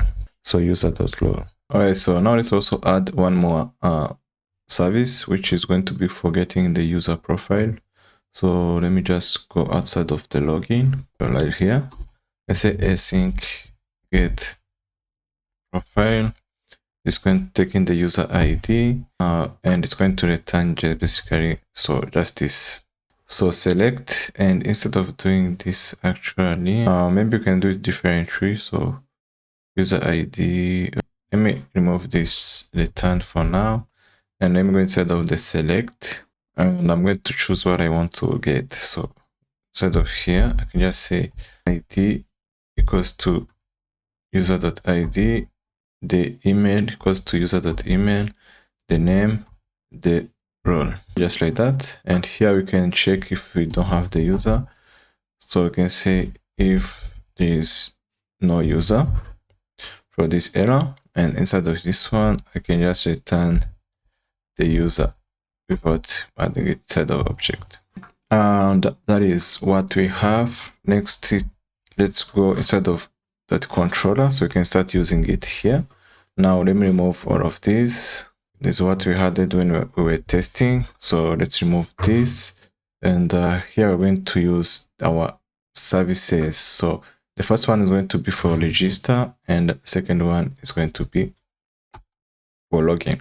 So at post, and we're going to be the register, so the register endpoint. So register endpoint, and inside of this one, I'm going to have so let me make it login, and inside of this one, I'm going to have the body. Body is going to have our DTO, so it can be login DTO, register actually, so register DTO, so register DTO. And inside of this one, I'm just going to use my service to return this, the auth service register, passing the DTO.email, DTO.password, DTO.name. And that is going to be everything. So we can actually copy this and do the same thing for login. So login, and this is going to be called login. Let me make this register. Actually, I did some mistake. And this is going to take in the login DTO, so login DTO. If you want where to, let me just remove this actually. Never show false, yeah. All right, so now login DTO, great. And for login, we just need the password. So this is going to be login, and we're taking the login, the user email, and then the user password. And next, we need to use the authenticated route, so user guards. I'm just showing you that we can also use these authentication routes. So we need to import this. Wait, where am I? It's inside of this one, right? So the user guide is going to come from the passport package that you have installed. This should be right here. So let me use this get first. Let me add the profile. So get profile, auth service, this service, so get profile. And instead of list get profile, I can have get profile. I can have make it as request. So import this request. No need to import it actually. And the request is going to include. So make it request. And I'm going to have the user with the user ID of type string. And right here, I can just say request.user.id. So get profile, and right here in find request type request, we can import it from next command. And right here, let's also use the use guard. So I can say use guards from next command, and we can pass in the auth guard next passport, and it's going to be GWT. So without this, you cannot access it when you are not authenticated. So that is everything for the authentication. So this is a basic authentication that we have right now. And what I'm going to do, I'm going to try and start these services to see if I can test it and see if they work. So now I was going to find a way to test this, and I got some errors, and those errors are related to the database. So instead of my libs database SRC, and here the service. So for now, when I try to use the env file inside of this one, I'm getting some weird issues that I need to fix later. But for right now, you can pass it as a hard-coded URL right here. So pass the connection string as a hard-coded for now. Anyways, we're just in development mode, so I don't think that will cause so much issues for now. All right, so now once you have that, we can go ahead and start our services again. So let me stop this, and I can go ahead and start them. So I'm going to do npm start dev, and I can start the first service, which is the auth service. But yeah, of course, I'm going to get some issues, so I need to also start my Docker the services. So inside of this one, I can go ahead and start my services. So let me start them, and they're all running for now. Great. Let me try to start the service again. So it's running on port 3001. Now let's also start our gateway. So we can just say, let's check the name again. So inside the apps, API gateway, just API gateway. So API gateway. The API gateway is also well running. So I'm going to test. Actually, I don't think we need to restart the gateway, but that is fine. So let me just test this Auth Service, what we have created. So let me go back to this and I can test. So this one is on 2001, that is fine. And on register, the body, I'm passing this user. So let me send a request, and key value is undefined while setting up collection of variables. Yeah, I have this script, that's why it's not letting me. And I can go back here. Let me send it again. So user already exists. That is a good sign. And I can say tester. Perfect. So we are registered. That is good. The user is registered and our endpoint is working for now. But this is not enough, and this is not what I need. So our Auth Service, it works, but there is one problem that we have, and that problem is we are not validating the input. So like right now, when like someone could send email 123, and let me just do that. So like someone can send the email, just let me give you an example.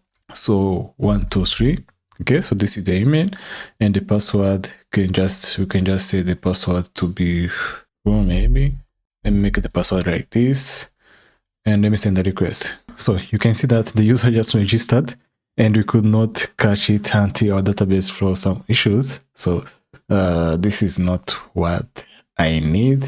So we can go ahead and add a proper validation. And for this one, I'm going to be using Class Validator and also Class Transformer. Those are the packages that we're going to be using. So let's go ahead and start these validation packages.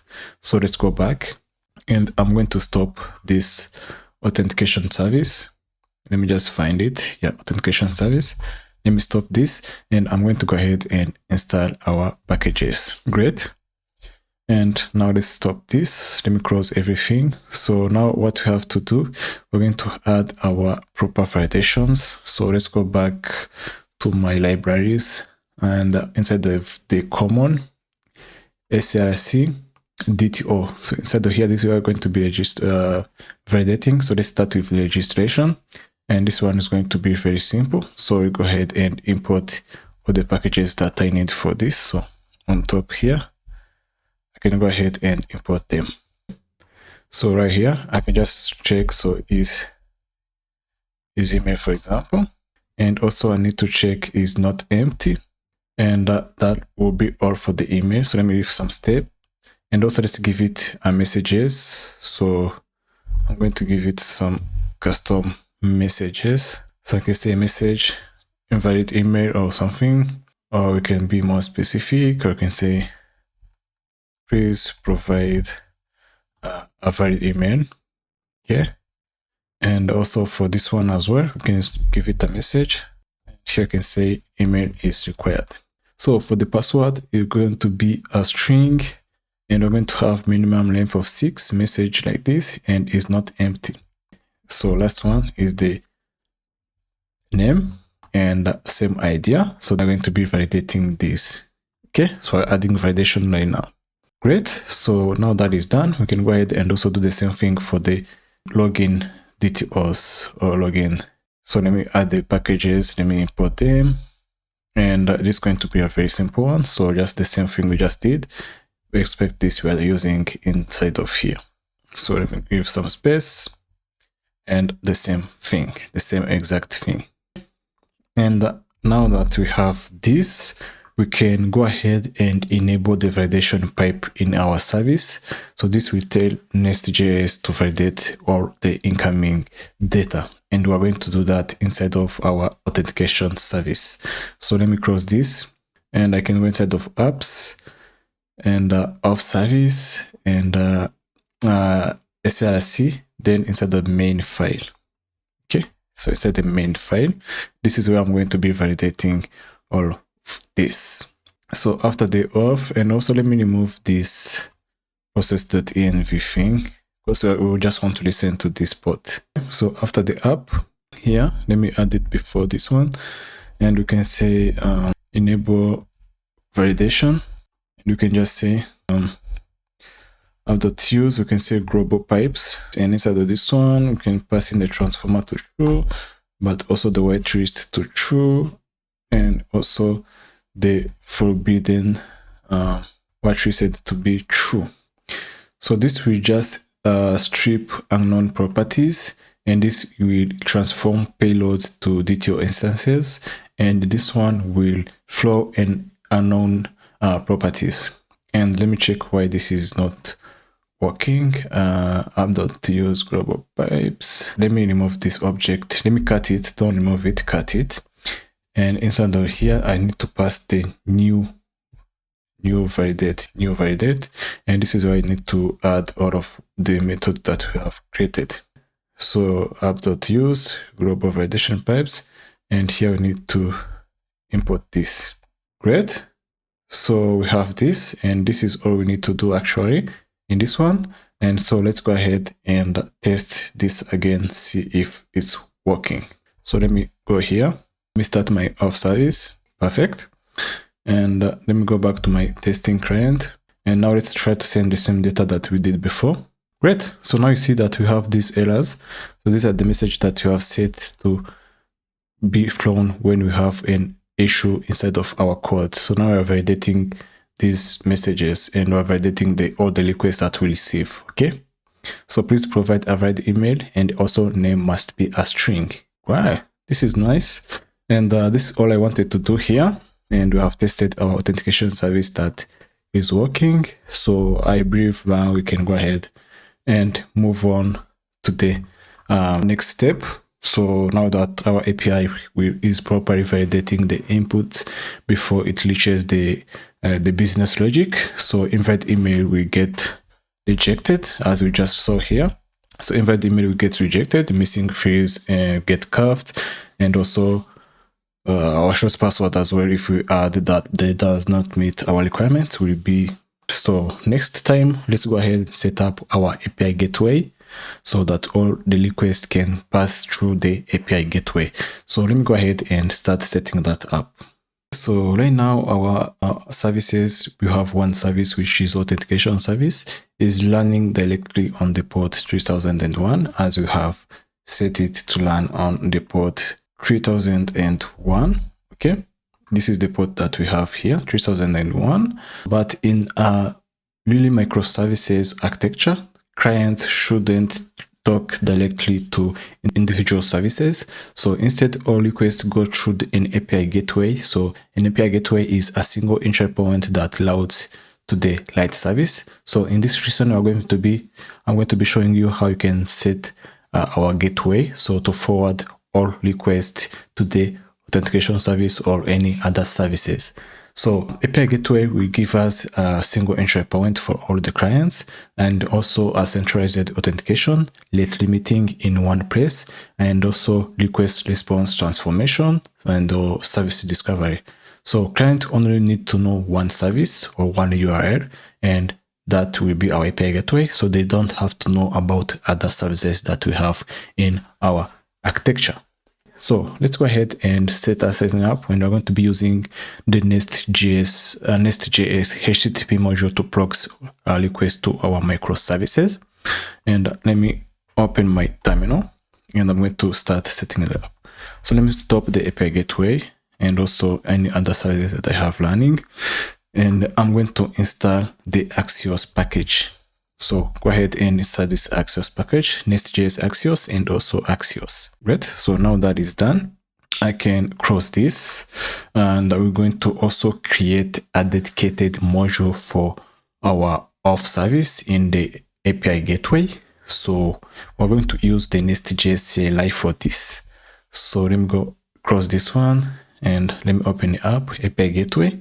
So we're going to create new dedicated module for the authentication service. We're not going to be adding it here. That will be a better practice. So let's say Nest generate module and auth, and here we have to specify what project. So we can say project, and we can go inside of API gateway.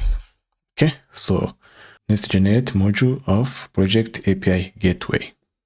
Go ahead and press enter. And you can see that it has generated our module inside of the API gateway. So we have created this for us. You can do this manually, but I also want to show you that there is a way to do it with Nest.js CLI. So let's continue. The next one we're going to generate is going to be the controller. So you can just say instead of module, you can just say controller of, and set the project API gateway. And also we don't need the test files, so you can just say no spec, for example, no spec. So let's generate controller of project is the API gateway and no spec. Press enter. Great. So now we have this. Let me just save so that, and you can see that it will automatically import it inside of here. So the controller is automatically imported inside the of module, so that you don't forget anything. That's why it's better to use the Nest CLI to do this actually. So let's generate another service. So let's generate the service this time, and the service can just say S. So let's generate S of project and also no spec file. Press enter, and the service has been generated as well. Great. So let me close this. So our auth service in the gateway will proxy request to the auth microservices. So we're going to start updating one list of them. So let's go to the auth service. Still inside of this auth service, I'm going to import what I'm going to be needing. So let me import these 3 packages I have here. So let me just replace this. And these are the packages that I'm going to use. So injectable, HTTP expression, HTTP service, fast value from, service ports. So let's go ahead and continue.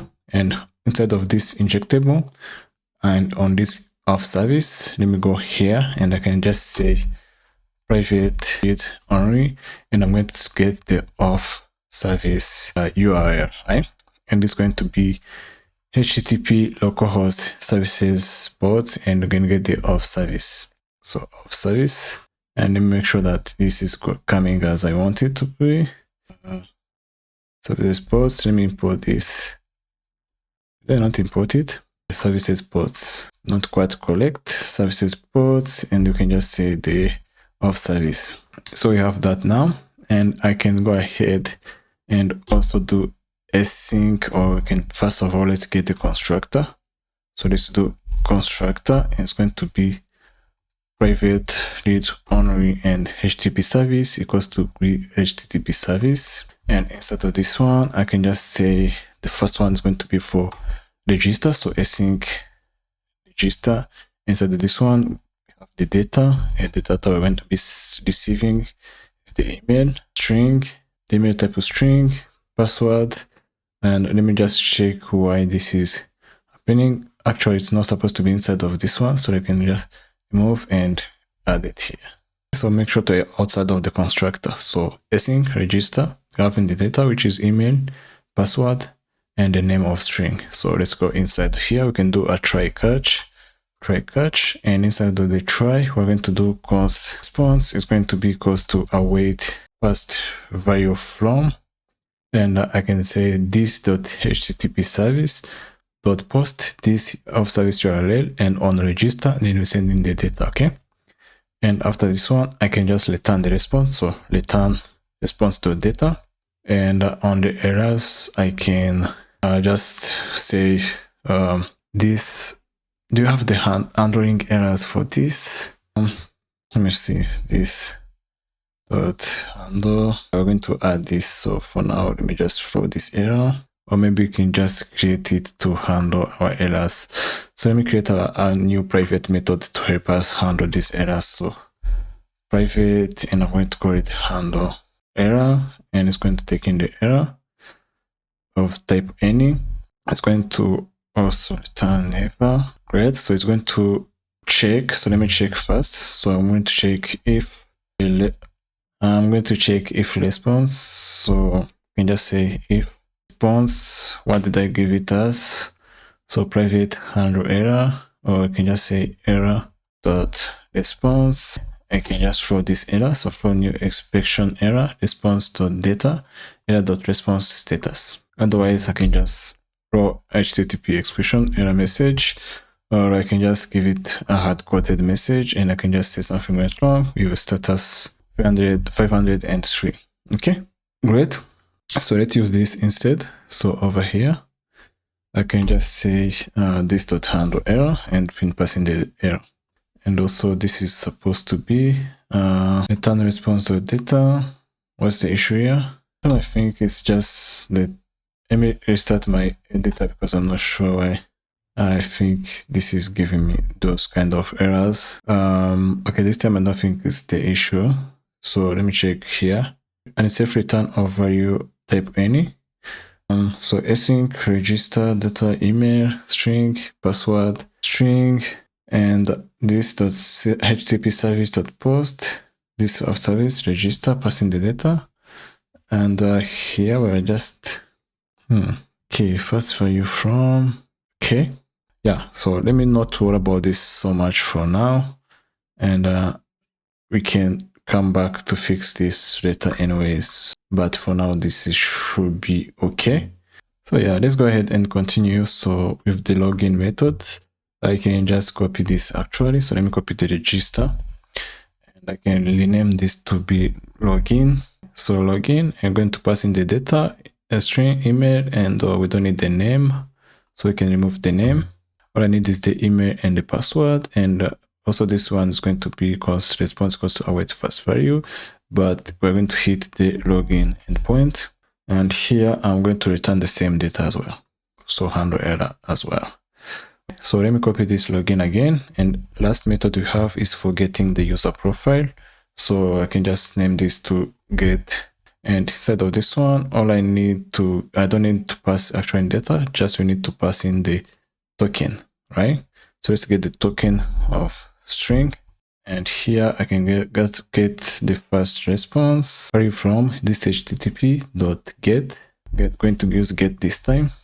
And this .auth service on the UR profile, can create profile. And inside this one, I can just say passing the headers. So headers is going to have the authorization. So authorization, I'm going to pass in the bearer as token. Or we can just not need to pass in, specify that it's just passing the token as this. Authorization token. So return response to data, great. And I believe this is all we have right here. So we're going to also expose inside of the controller. So inside the controller, we're going to use this service that we just created. So the controller we expose on off. We're going to still use this off. So controller off. And right here, so inside the controller, class controller, I'm going to go inside of this one and I'm going to start. It's going to be very simple. So I can just say constructor. Inside the constructor, I'm going to get, so private, I can call it read only service, goes to auth service. So import auth service. And outside of the constructor, I'm going to use the first one, going to be post. And it's going to post on register. Let's call it register actually. And here I can just say, yeah. So register. And instead of doing this way, I'm going to use my DTOs. So body, and I can just get the register DTO. So register DTO.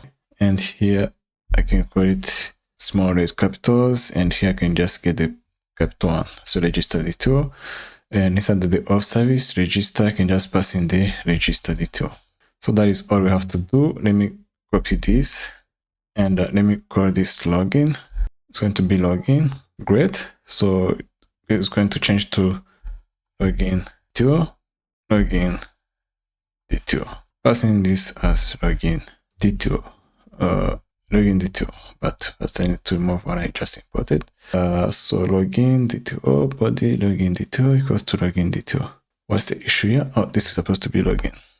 And the last one is going to be for our getting profile. So and it's going to be on profile, and this is going to be get profile. So the instead of this body, we're going to change to add headers. So add headers, we're going to pass in as a small, so authorization, and then pass in as authorization as a string, but I'm going to call it authorization as well. So authorization as a string. Okay. Then pass in this as authorization. So headers, authorization. Okay. Yeah. Get profile, headers, authorization. Why is it giving me issues here? Authorization, string. So let's change this to get profile, and this should be giving some issues. I don't know what's going on right here. but yeah. So I think get authorization. Saying value of type is not correct. Did you mean to include new? Did this get imported? I'm not sure if this got imported. Headers. I just had to import this. So, and we are good. So now we need to finish this by including it into our auth modules. So let me go here. Instead of auth module, this is where I need to add it. So we have the auth controller, that is fine, but we need to include the imports, and this is going to be include the HTTP module from Nest.js, and this should be actually all we have to do. So now we can start importing our auth module into the main app module. So into the main app module right here, we can include it here. So auth module, since we use the CLI to do this, I have added it for us. So just make sure, confirm that you have this auth module right here. And also we need to, of course, validate just like we did on our service. So if we go to the auth service, SRC, the main file, we added this validation. So we need to do the same thing. Okay, copy this API gateway main file. Let me leave some space, add this here. So we need to import this, and that is all we need to do. And also let's change this port to use our services port, and you can say API gateway. Also add some console logs. Okay, so that is all we actually have to do. And I think you can go ahead and test this out. So let me test this out actually. I think we are good to test. There's nothing else we need to do. Let's go ahead and do npm start dev, and I'm going to start the auth service. So auth service is running, and now let's also start the API gateway. So API gateway is running on port 3000. So now let's go ahead and test the same authentication, but this time we're going to use API gateway. Instead of hitting the API, this service directory, we're going to hit this API gateway. So let me go back to my testing client. So let me change the URL from 3001 to just 3000, which is our API gateway. So let me go ahead and add an email. So, and the email, the name is going to be Jane, and the password can stay the same. So let me go ahead and send this request, and we're setting it to this API gateway that we just created. So let me go ahead and do that. You cannot register to, yes, that is normal because our API gateway is also added this. So it's a auth controller. We also have this auth we need to include. So it's no longer on just auth register, but we also have the auth. Great. So now let's go ahead and send the request. Perfect. So now we made the request through our API gateway, and now all requests are coming from the API gateway, and the gateway is calling this message to the right service. In this case, it's authentication service. So here what I have, the client just hit the auth service, and the gateway forwarded the request to the auth service. So the auth service is on port 3001, and it does not be exposed to the internet in production. So only the gateway is the one that will be exposed. So that's how you actually do it. So this is the foundation for adding more services. So we're going to be doing the same thing for other services. So all they be routed through this single gateway. So in the next lesson, we're going to build the event service where we organizers can create and manage events. So I will see you guys in the next one, and thank you for watching. Right, so now that you have authentication working and our API gateway routing request, I think it's time to build our first business feature. So this will be the event service. So this is where organizers can create, manage, and publish events. So we're going to implement full cloud operations, so event status management, and emit some Kafka events for other services to consume. So why are we building the service or the event service first? So events are the core of our platform. In this case, users need events to browse and attend. Tickets are purchased for events, payments are made for tickets, and also notifications are sent about events. So everything flows from events. That's why we're going to be the first little business logic to create here. So first of all, we're going to install a new of course, the package. So this package is going to be NestJS mapped types. So this is going to help us create partial DTOs. So let me add this package. Great, that is added. Let me close this. And the next thing we need to do, we need, of course, to generate a new microservices events using the Nest CLI. So I'm going to do that as well. So I'm going to add this command. So nestg app events service, and it's going to generate a new application events service. So let me close this here. And the next thing you need to do, we need to add the events table to our database schema. So before you can go ahead and start doing anything else, so we need to do that as well. So let me go to my libs, right? So inside the libs database src schema, I'm going to create a new file. It's going to be events.ts. Okay, here I'm going to import what I'm going to need from Drizzle ORM, and also I think I'm going to use the users, so I can call the users from users. Great, so this is what I'm importing, and the first thing you need to do is set up some enums. So here I can just say enums, and I can say export const is going to be event status. I'm going to use event, not type, but status enum, and pg enum event status. I'm going to have draft, I'm going to have published and cancelled. These are the three enums I'm going to have, and also finally we can go ahead and create the actual table. So over here I'm going to say export const, I'm going to say events, it's going to be equals to pg table and give it a name of events, and here I'm going to have the id of UUID and the default random to primary key. So having the title, so virtual title length is going to be 255, not null. Let's also have the description. So this is going to be a text of description, and this can be null. So description can be null, that is fine. And we're going to have the date, which is going to be of timestamp, and this cannot be null, but of course we're going to add this. So location, so virtual as well, location, length 255 and not null. Let's have the capacity.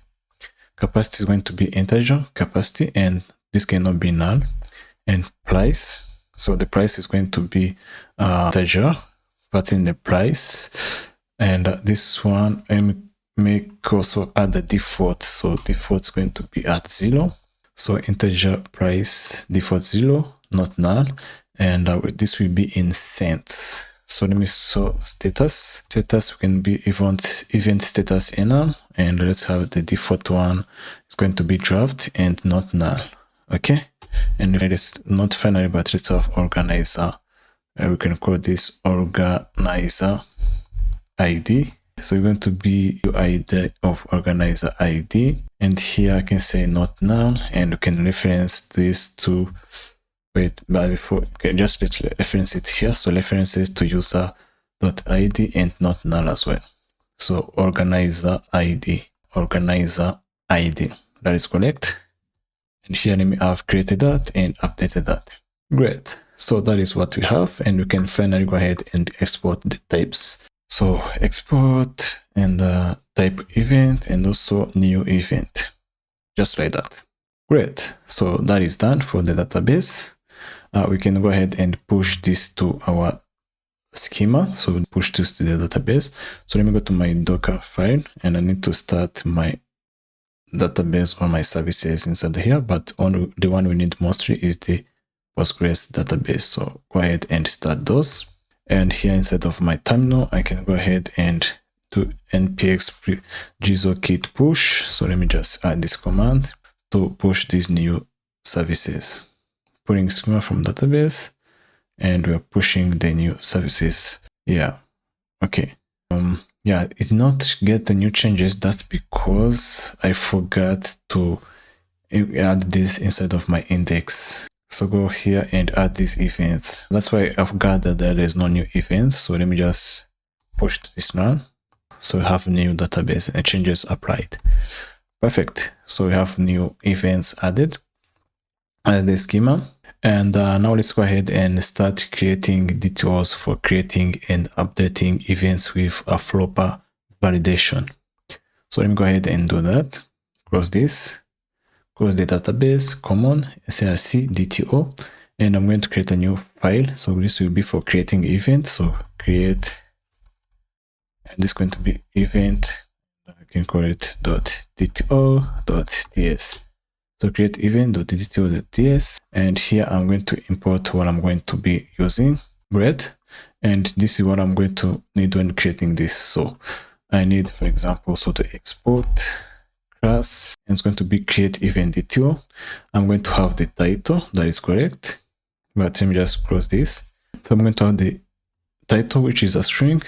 Message title must be a string, is not empty. Also, let's add max length. I'm going to allow up to 255. That is fine. And also let's go ahead and do the same thing for the description, which is optional. Okay, you can give it a name, but this description is optional, a string.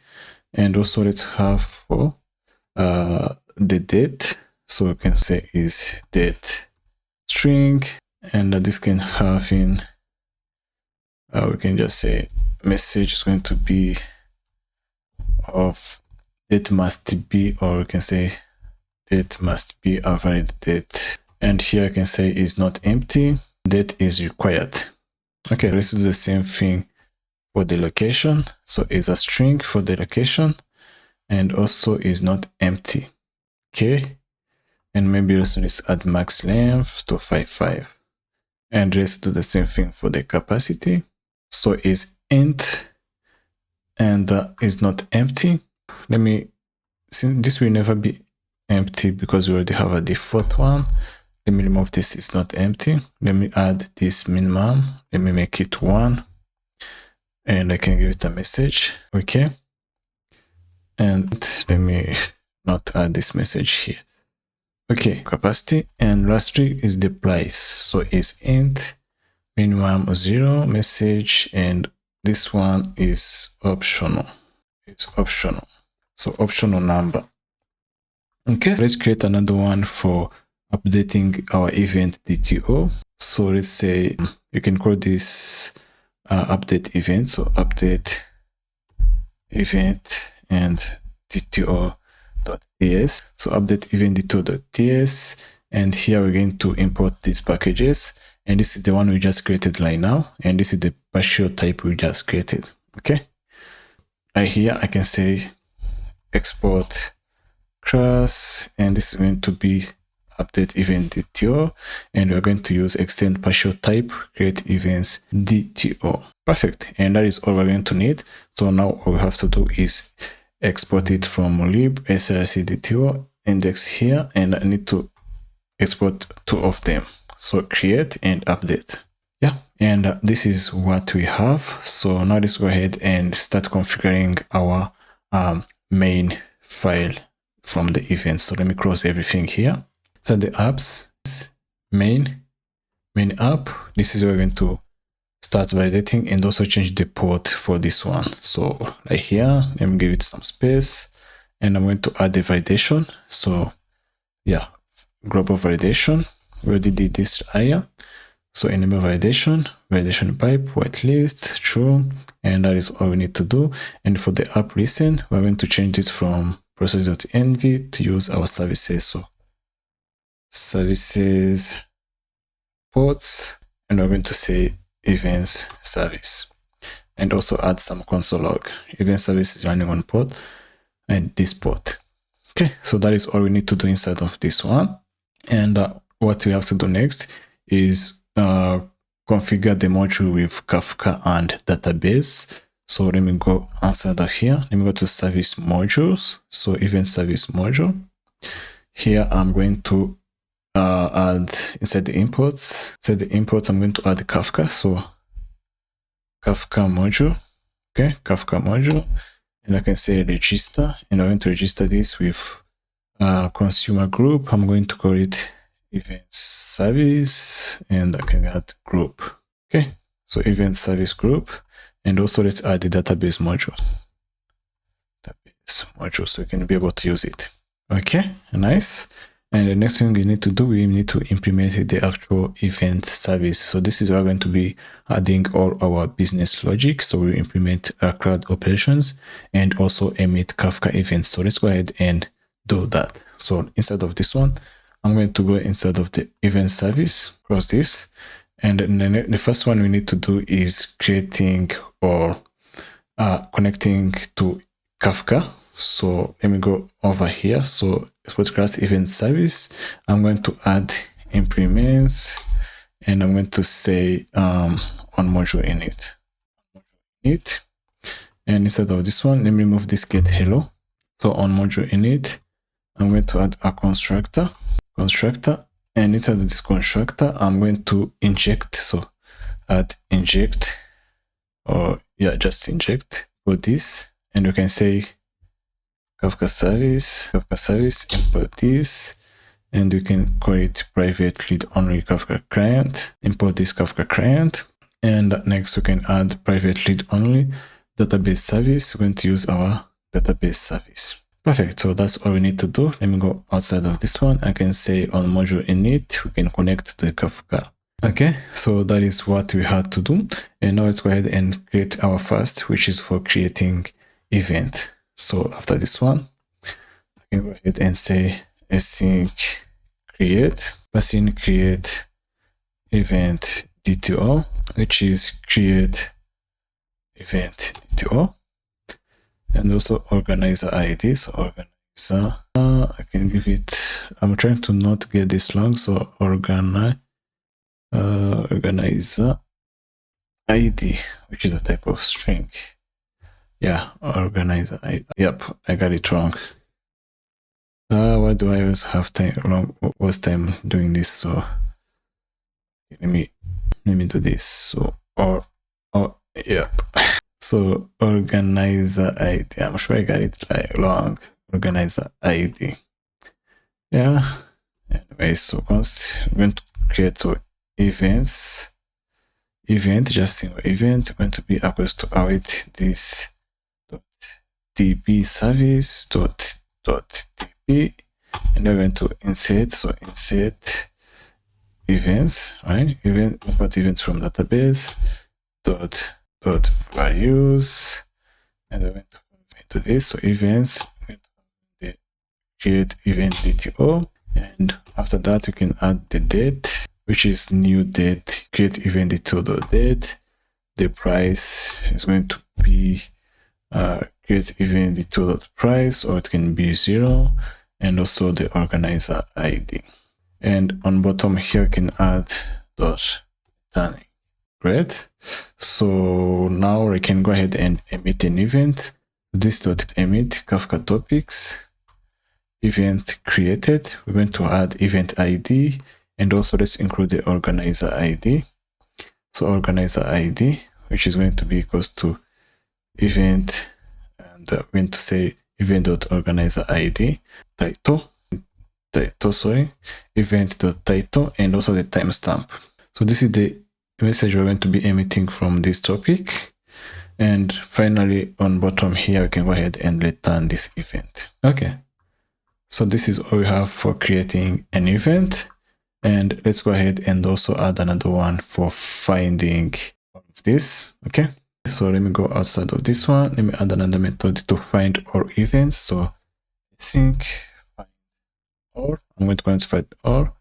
Inside of this one, I can only return the published event from public listing. So I can say return this dot db, and I can just say select. Okay, so select, and from events, right? Events, I can say where, so equals to events dot id and id. No, those are even the status equals to published, and that's what I wanted to do. So where events are published, those are the events I'm going to be listing to the public listing. Okay, and now let's go ahead and work on the find one. So this is going to be easy as well. So async say find one.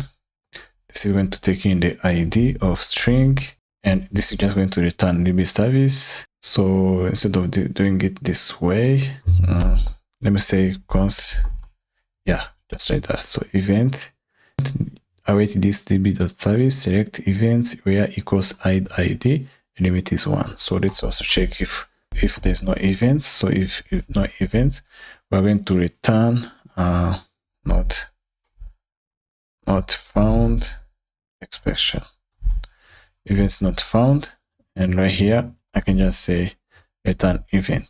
Okay, and what I'm going to do next is adding the update one. We have the find one, and also we need to update the event. So over here, let me add another one for updating the event. So async update. Okay, I need to update this data. So string of type, the ID is going to be a string.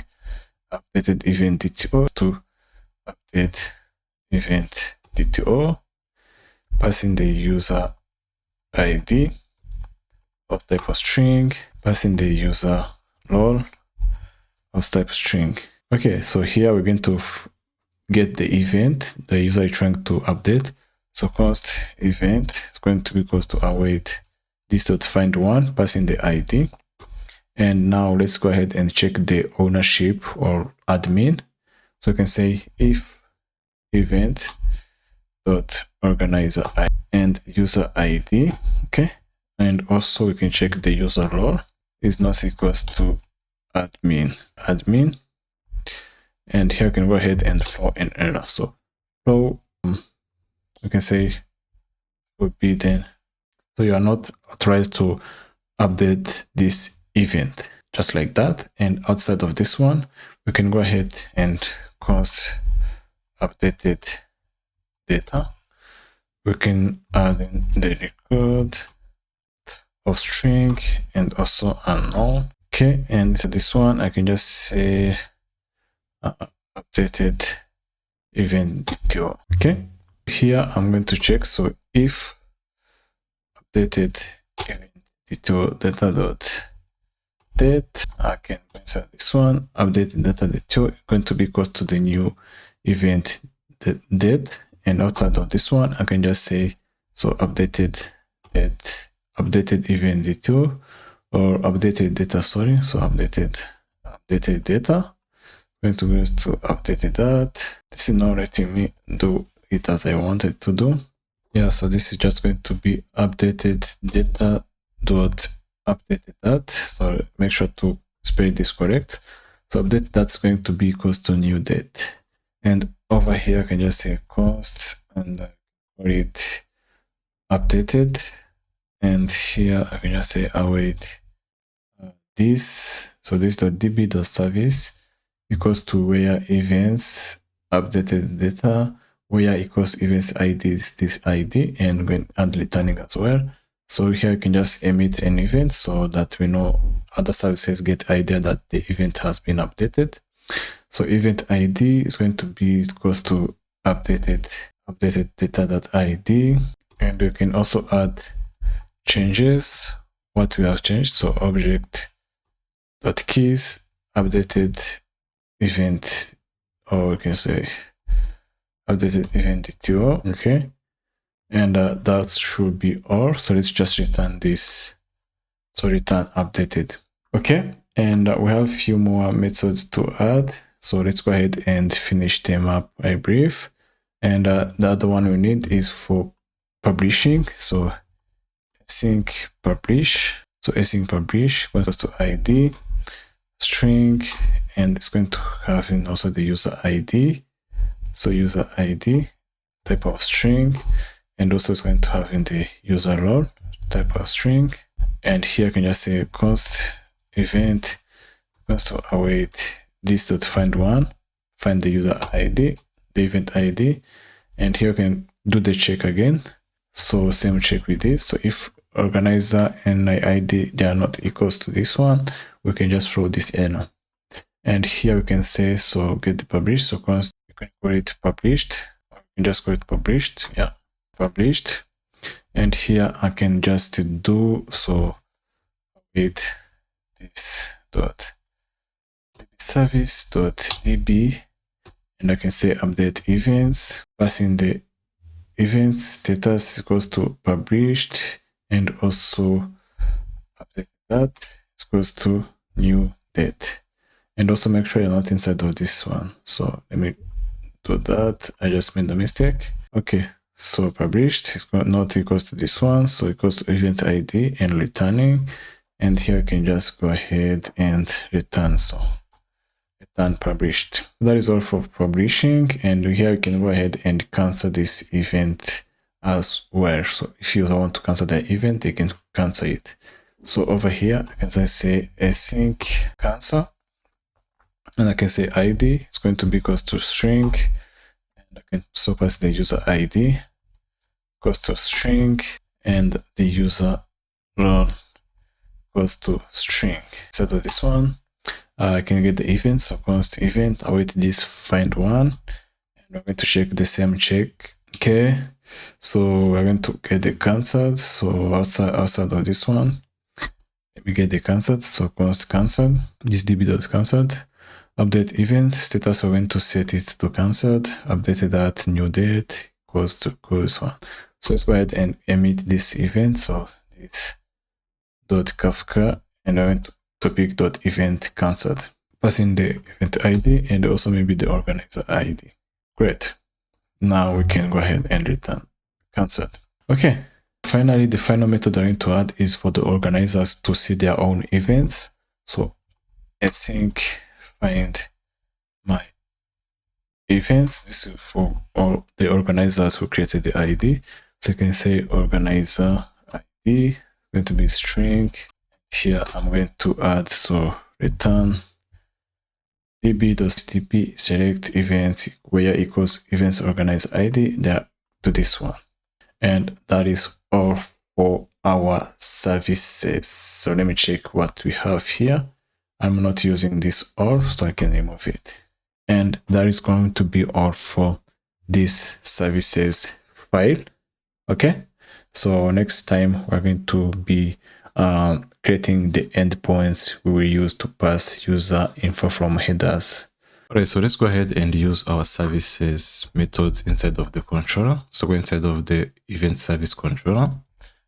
We're going to use this. So just here, the first one is going to be the post. So at post, and this is going to be just on the, you can call it create, and inside the create, I'm going to pass in, instead of this, I have the body.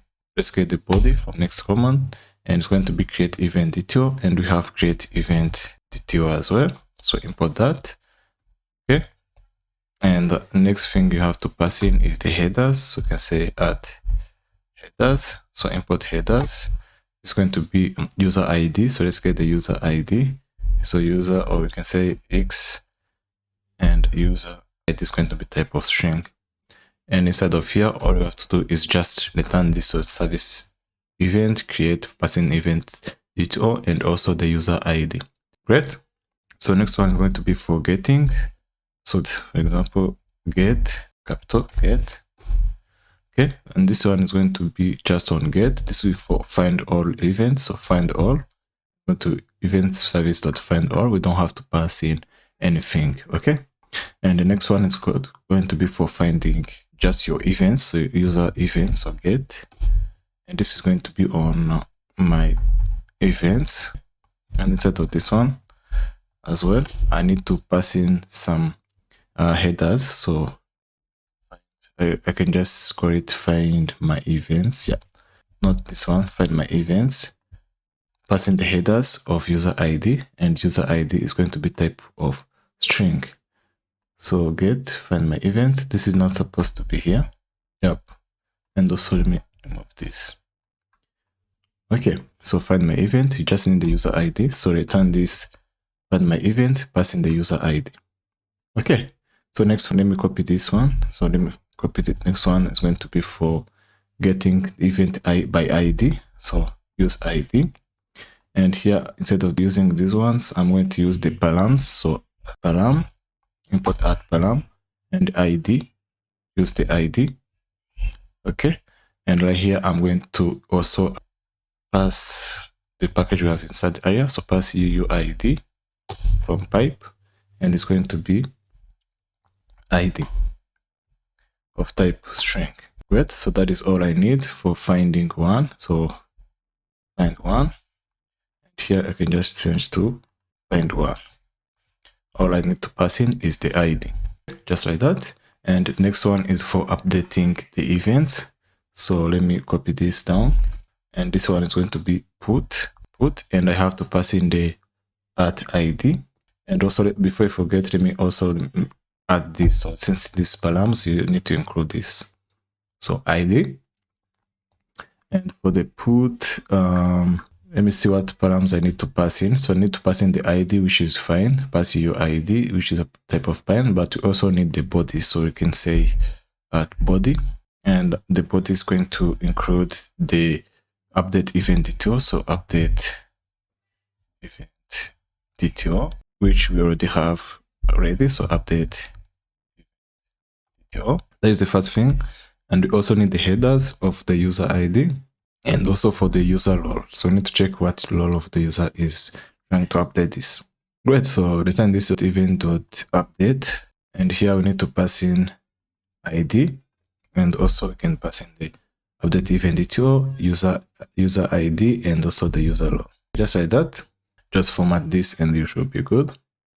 Okay. The next one is for publishing, and the last one will be for canceling. So outside of this one, let me change this one to update red. So next one is for publishing and also for update. So let me copy this get. That is much easier.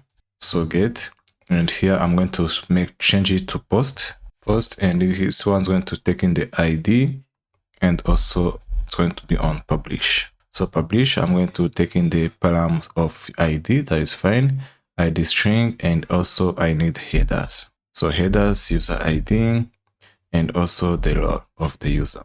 And return event service dot publish. Here I can just pass in the user role, and I don't need this. The ID I already have it. I don't know why I added it here.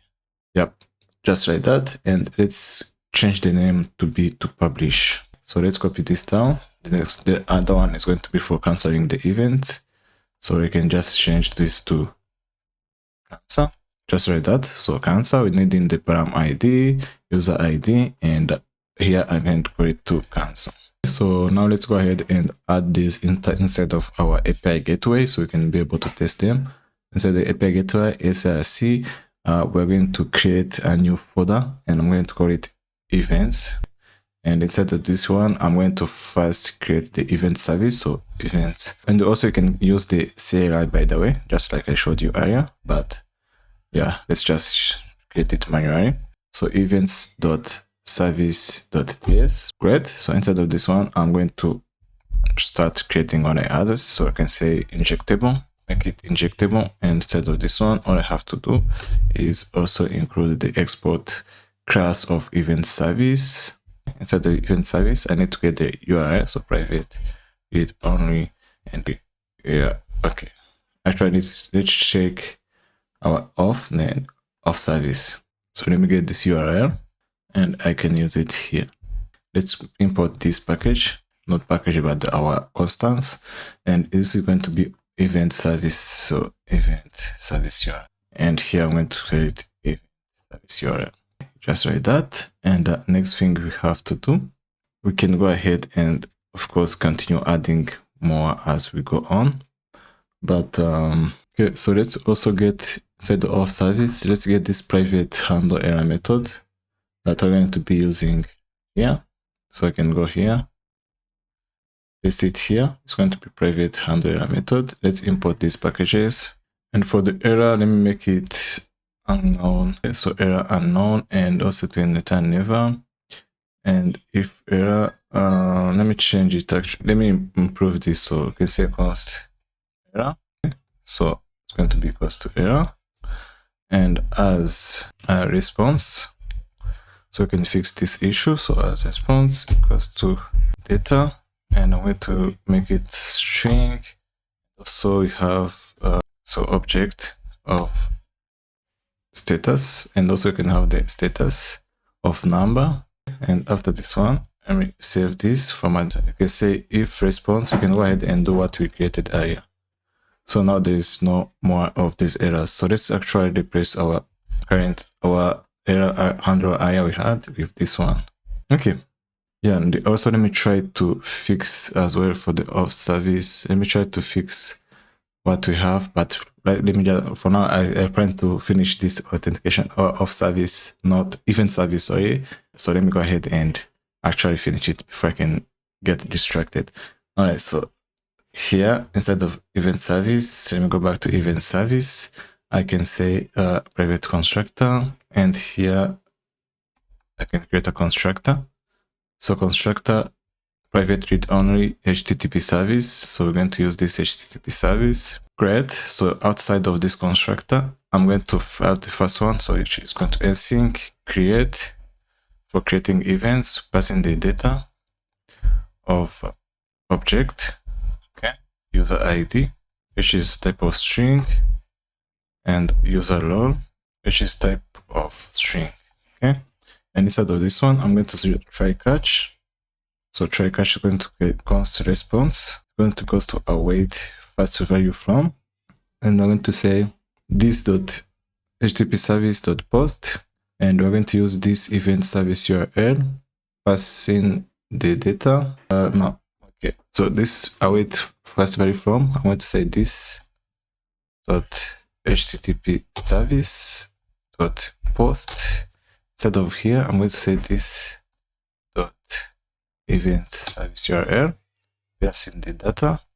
Here I'm going to pass in what I have is, so the headers is going to include the X user ID and also the X user role. Fine. And that is seems to be the issue here. So let me not worry about that right now. And here I'm going to say return response to the data. So I'm not sure I'm going to fix this, but I just want to finish this. And here in the error, let's include the handle error method we just created. So let me just say this dot handle error, passing the error. So did I actually import this? So let me import it actually. Yeah, so I just forgot to import it, but now it is fine. And yeah, so that is the first thing you have. And the second thing you should do is add more. So let's go ahead and add the second method, which is going to be for finding all. So let me change its name to be to find all. So instead of create, it's going to be find all. And here we don't need to pass in any data. So I'm going to remove everything, and the const response goes to await first value from. And all we have to do, we have to remove all of this. So let me actually do it from here. And here I don't need to pass in anything. And we need to return the response to data. Handle error, that is good. And now let's also paste another time. This time is going to be for finding my events. So you can say find my events. And here we're going to pass in the user ID, just the user ID, so you can remove others. Just remove what I need actually. All right. Okay.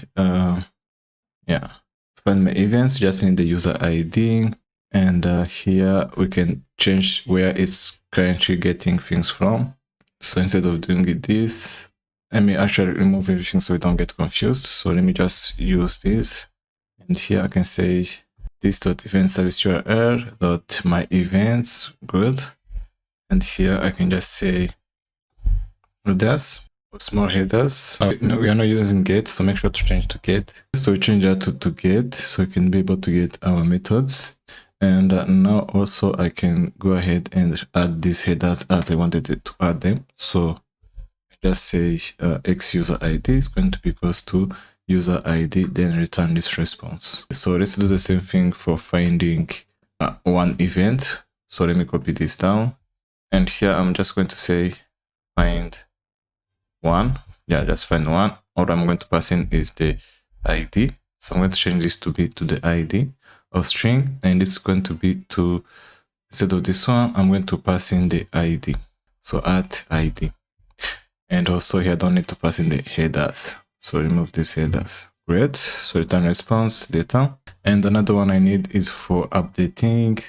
So updating, I need something similar to the post method. So let me this one for creating, and here I'm going to change or paste this here, and this one is going to be update, and I need the same data, so I can just the ID. I also need the ID of this, so string, then getting the data object user, that is fine. So instead of this one, event service URL, let me also add them inside of this to allow me. Yeah, so this event service URL, and passing on the ID, passing the data, and headers, I'm going to pass in the user ID, then the user role. Great. So now also let's do the same thing for the publishing. So I'm going to add here the same thing, and this one's going to be for publishing. And let's just make sure that we update this one to be put instead of post. So this is put. Don't forget to update to put. So, right. So now for the publishing, I'm going to update this to be publish. And here the first value from event service publish. And I'm going to change this URL, and it's going to be for publish. So this event service URL, and you need to pass in the ID, the post ID. So okay, just say post ID or just ID. Let's get the ID here. So ID is going to be type of string, and publish.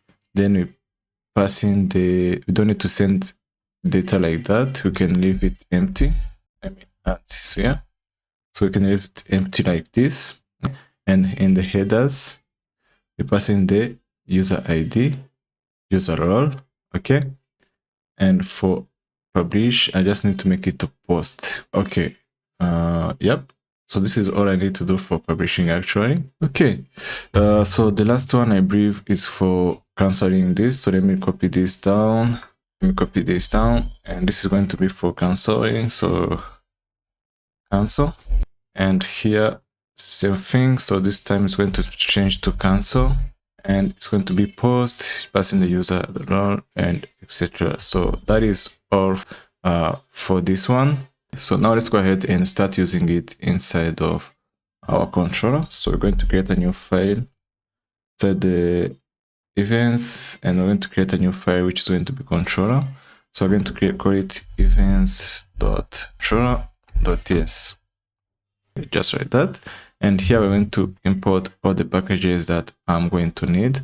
So let me go ahead and do that just to save some time.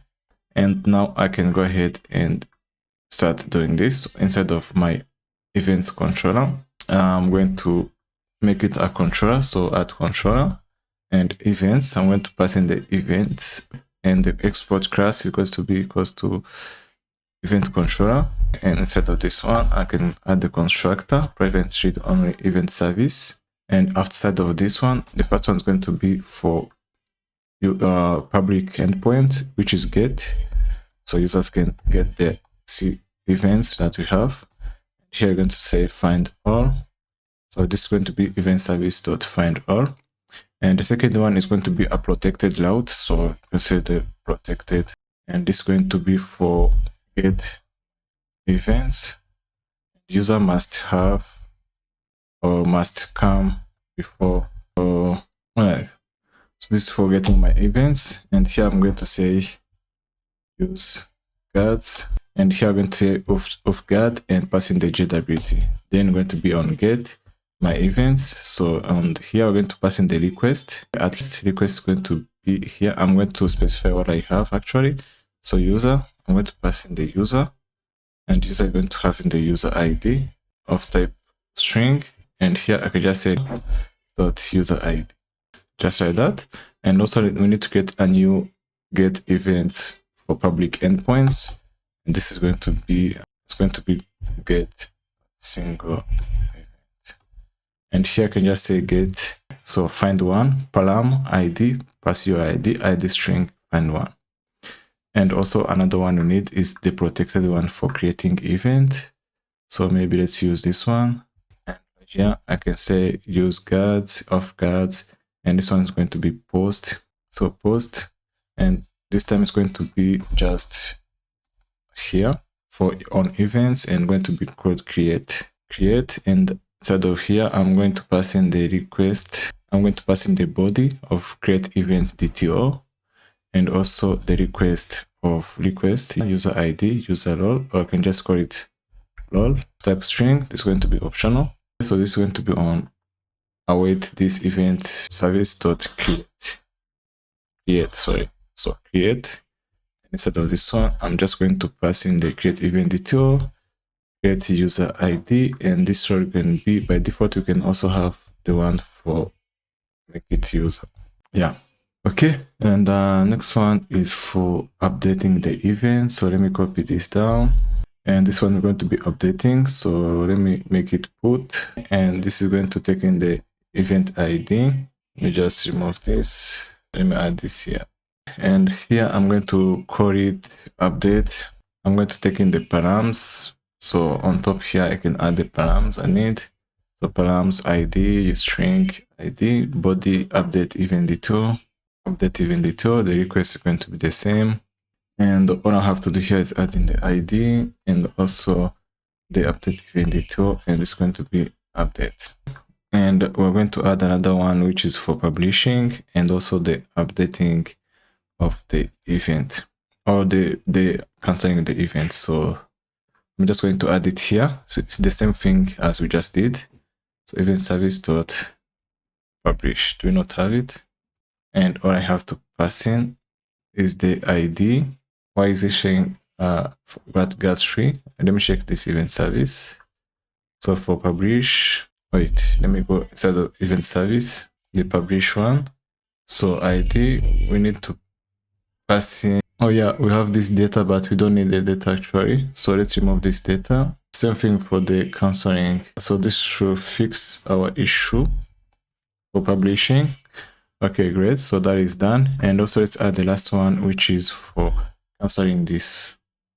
So event service controller, and let's add the last one for canceling the event. So that is done. Now let's go ahead and update our events module. So we can create event module here. So we can say events.module.ts, and inside of here, I'm going to add module. And inside this one, I'm going to add the imports. So imports, controllers, and providers. So inside the imports, I'm going to have in the HTTP module. So HTTP module. And also I'm going to have in the events controller. I'm going to have in the events service. So at module, what's the issue here? Unexpected. Okay. Let me just add the export. And it's going to be events module. Well, just write that. So now you can go ahead and import our new events module to the app module. So this main app module, we can go ahead and import it and also use the JWT we added. So inside the imports, we have the auth module. Let me leave it here, but let me remove it for now. But we're going to use it anyway. So auth module. On this one, let me move this auth module. I'm going to use passport module. So the passport module, and here we also need to add in the JWT module. So JWT module, and here we need to register it. So inside of this register, I'm going to have in the secret, which is going to go to process.env secret, or by default we can also have it as secret. And then let's add the auth module and also the events module. Great. And that will be all. Inside the providers, let's not forget to add the JWT strategy. Great. So now we can go ahead and create our JWT strategy right here as well. So here, I'm going to create a new one so that we can also use it inside of our events. So SRC, I'm going to create a new JWT strategy. So JWT, and I can call it so JWT strategy.ts instead of our API gateway. And we can copy the one we have inside of authentication service, not here, but Auth Service. We have a JWT strategy file. So let's copy this here, paste it here.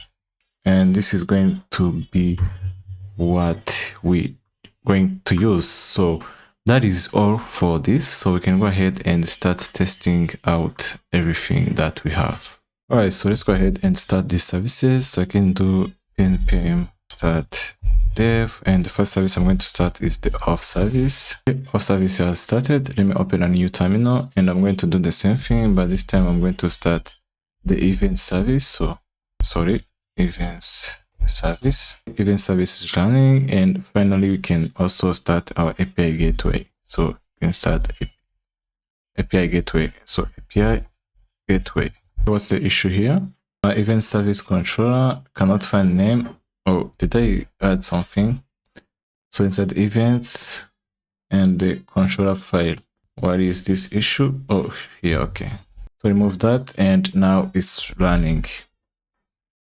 All right, so let's go ahead and test what we created. So we are going to go ahead and log in first, so we can get the profile, or let me see, the headers, the bearer token, the body.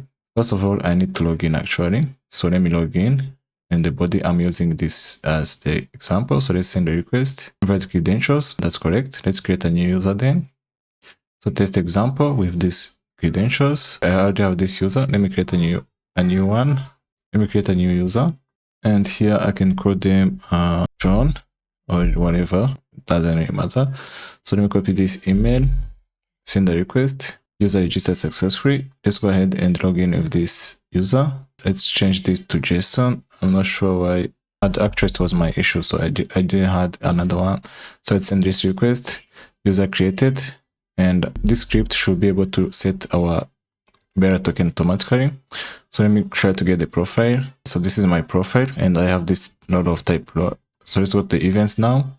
Let's go to create event, body. I'm going to create this event. So create unauthorized. So let's go to headers. Let me go to here, token. Let me enter this value of the token that I copied. So save.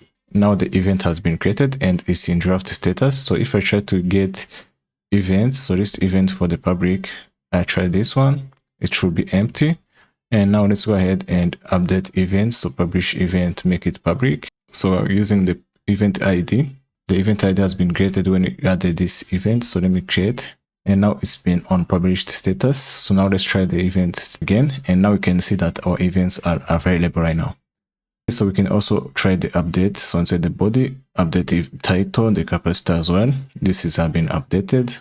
So if we try the get events, and this will get the updated one. And also you can get your events. So these are all the routes that you have added, and also get events by ID, just like that. Yep. So that is all I have. And also let's try the cancel one. The status is now cancelled. So yeah, this is okay, and this is what we have actually. So everything is working as expected. And yeah, so let's go ahead and finish this up. So we have a full functional event service. Organizers can create events. We start as draft, and also they can publish them for user to see or cancel them. So every action emits Kafka events as we added, so that other services can consume. The notification service could send email when events are published, for example. So in the next lesson, we build the ticket service where users can purchase tickets to those events. So I will see you guys in the next one. So now that we have events working, our users also needs a way to get the tickets. So in this lesson, we're going to be building the ticket service where users can purchase tickets, view their tickets, and event organizers can check tickets. So we're going to implement a purchase logic with capacity checking, and also going to be emitting some Kafka events and set up a proper validation in this course. All right, so let's go ahead and start by generating our ticket service using the Nest.js CLI. So open your terminal again, and I can just close all of these. Actually, this one. So now I can go ahead and generate a new application. So Nest generate. The app is going to be ticket service, just like that. And now we have a new application generated, which is a ticket service. So this is have created all these files as we added before. Now we can go and add tickets table to our database schema. So let me close this so we can start adding tables to our database schema for this ticket service. So let me go to the database, lib database src schema, and I'm going to add a new one. So this is going to be for tickets.ts.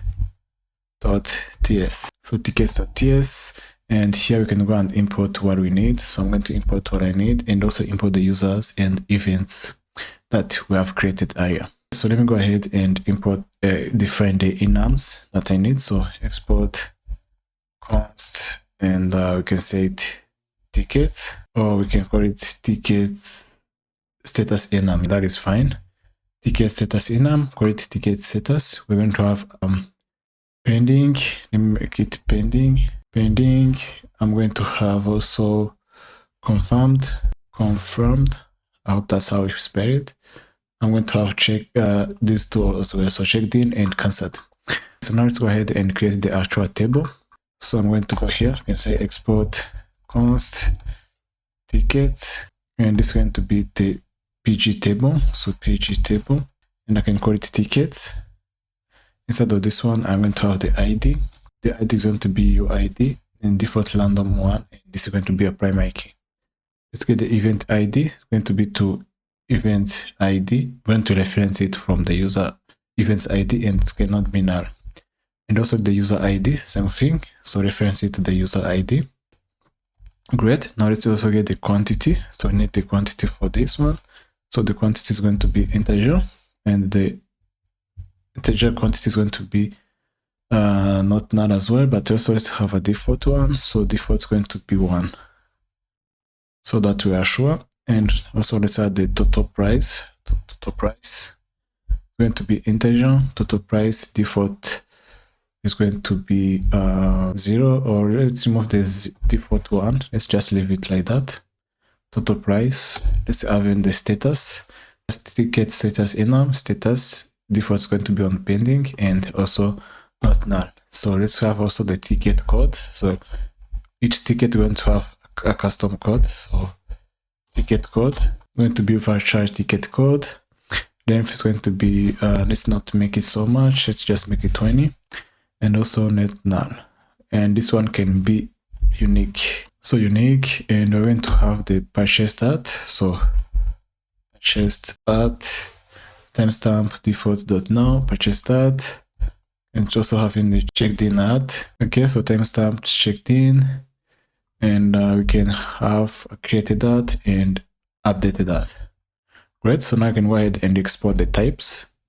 So export, we can say export type is going to be ticket. Export type ticket, just ticket. I don't know why it's suggesting me that. So ticket, and it's going to be type of ticket, and also for the new ticket as well. Just do it correctly. Okay, so this is the table, and these are the types that we're exporting. Great. So let's go ahead and export this. So inside of our index file, we're going to add in these tickets as well. And we can go ahead and push this to our database. So let me check if my databases are running. So make sure to start your databases if they are not running. And I can go to my terminal. I can say npx Drizzle kit. So it has pushed the new databases that we have. And now let's go ahead and create the ticket DTOs for this one. So we can be able to add some validations, etc. So inside of common src DTO, let's add new DTOs that we're going to need. So I'm going to create a purchase. Let's start with the purchase. So purchase ticket.dto.ts, and here I can import what I need from the class validator. So let me just import this here. That's what I'm going to be needing. And when I say export class purchase ticket DTO, okay, and I'm going to have is UID, oh, that's true. And I'm going to have at is not empty, that is also correct, and it's going to be the event ID.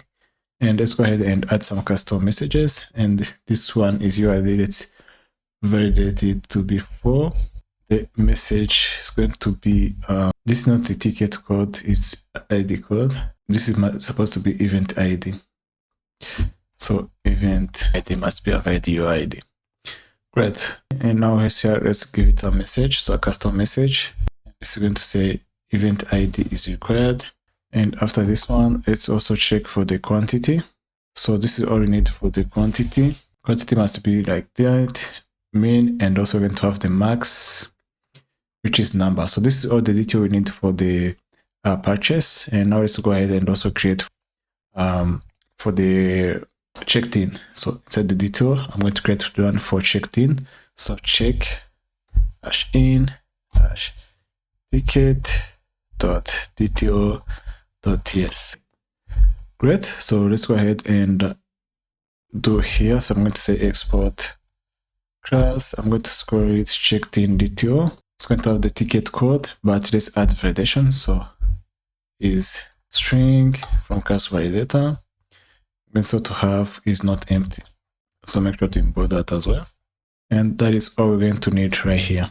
So let's go ahead and export this. So instead of my index file, I'm going to add the two ones I just created. Great. So now let's go ahead and configure our ticket service on the main file. So let me close this. Let me close everything. And I'm going to go inside of apps, ticket service, src, and this main file. So this is where I'm going to configure it and also change the port that we have running this one. So like here, I'm going to leave some space and it's going to be a bit similar to what we have created before. So I'm going to enable the validation. So import this new validation pipe. And this is going to be the same thing that we have added. And also for the app listen, we're going to listen to our services ports. So services ports, and this one is going to be for the ports ticket service. Great. And you can also add some console log if you want. Perfect. And that is all we need to do for this main file. Now we can go ahead and add it inside of our module with Kafka and database. So inside of the tickets module service, here I'm going to set up Kafka. So Kafka module, and you can register Kafka module.register, and we're going to give it a consumer group of ticket service group. Save this. And I can go outside of here. I can also add the database module since we're going to use our database. And that is going to be all for this file that we need right now. So let's go ahead and we're going to start implementing the business logic. So we're going to implement ticket purchasing with capacity checking, and also we're going to be emitting some Kafka events. So let's go to the service file. So inside of the ticket service, I'm going to remove this hello. So remove this hello world, and here we are going to explain this. So we're going to add implements. I'm going to add in init since we need to connect to our Kafka. So that is what I'm going to do here. So inside of this one, I can say constructor, or yeah, let me have constructor first. And also let me just save it so that we are okay like that. So inside of this constructor, we're going to inject. So inject Kafka service. So let's get the Kafka service, import this, and also Kafka client. Put this from these packages. And also let's get the database. So private read only db service, and it's going to be our database. Perfect. And we can go outside of this constructor, and we can go ahead and say async on module init, and we can connect to Kafka. So that is all we need to do for connecting to Kafka. And also let's create another method that we're going to need when generating tickets. So let's create it on top here. I can say private, and can say generate ticket code. It's going to be a very simple ticket code. And all you have to do is going to return a string. It's going to return a string. And inside of this one, all I have to do, I'm going to return random bytes. So let's use random bytes from crypto, and I can get 6 digits and 2 string, and I'm going to use hex, and also let's make them uppercase, so 2 uppercase. And that is what we're going to do for generating the tickets. So the first method is for purchasing a ticket. So let's say async purchase, and here I can get the purchase DTO. So purchase DTO going to be equals to purchase DTO that we have created, purchase ticket DTO. And here also I need the user ID who is buying this ticket. And inside this one, I can get the event. So I can say or let me extract the data from the purchase DTO, so the event ID and the quantity. All right, great. So first of all, let's try to get the event. So const, and I can say const get the event equals to await this dot db service dot db, and here I can say select, and I'm going to select the from events. So import events from database, and I can say where. So import equals from Drizzle ORM. So where equals to events.id equals to this event ID. Okay. And I can say limit just one.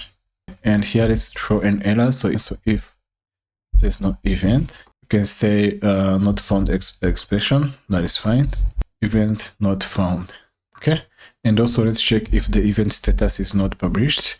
So if event status is or is okay, not equals to published, we can just say when you not found expression, or we can say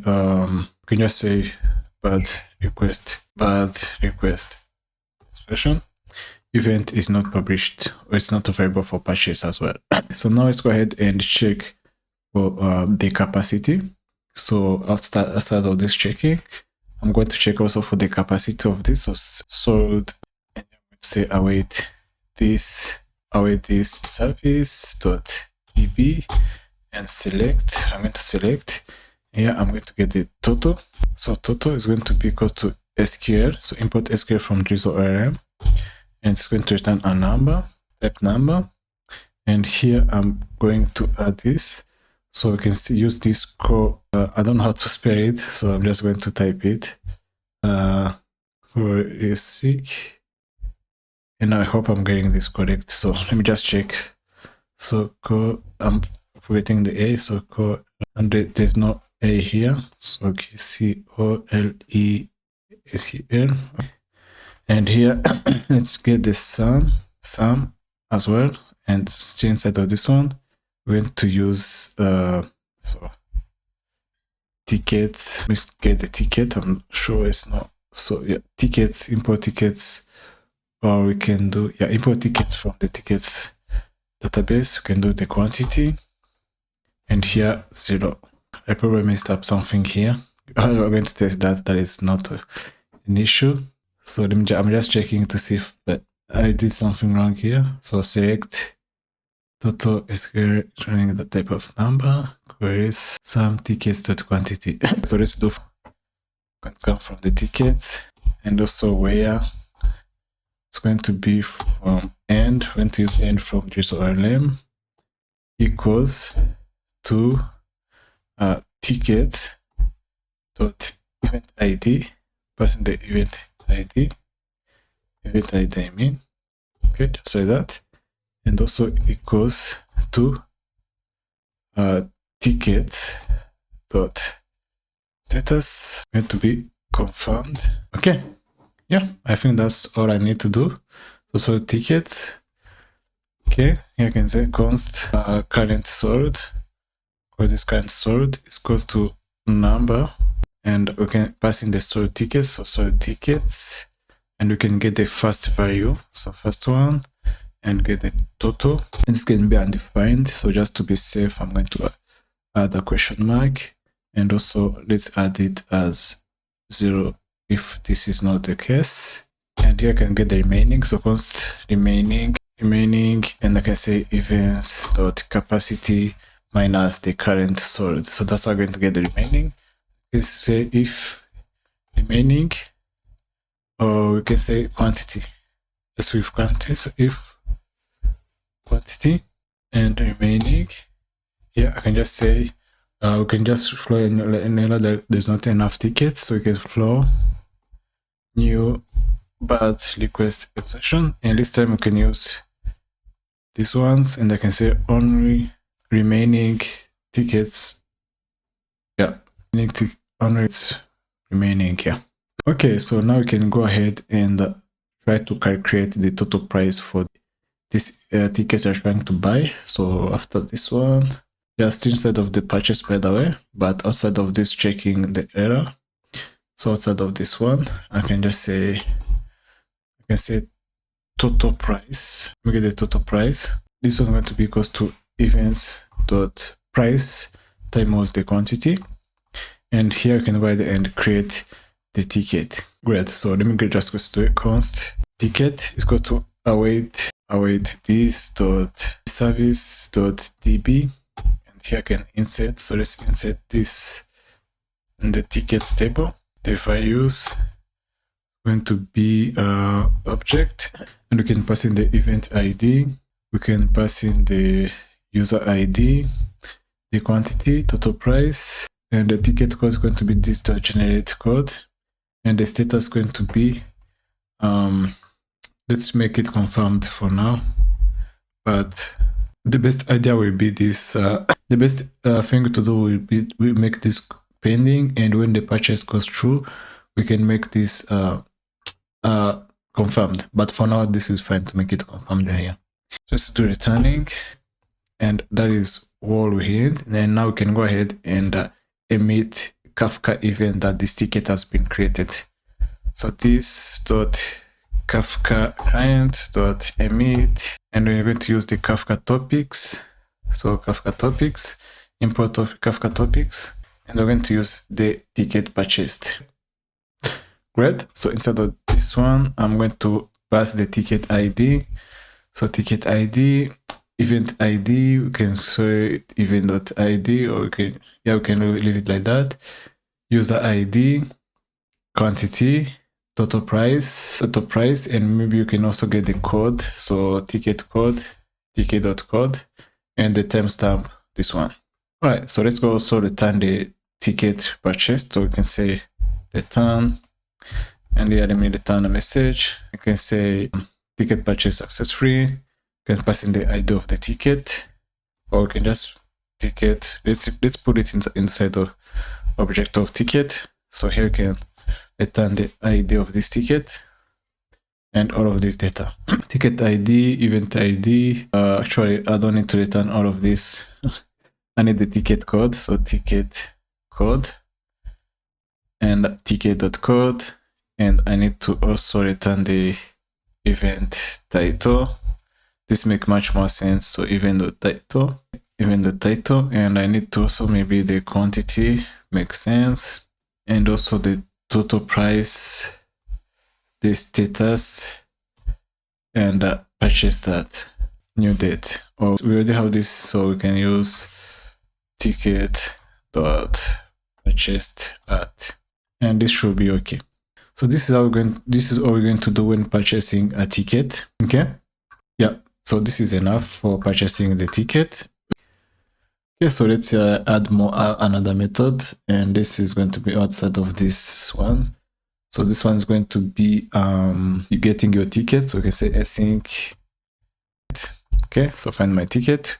We need the user ID that we need to find the ticket for.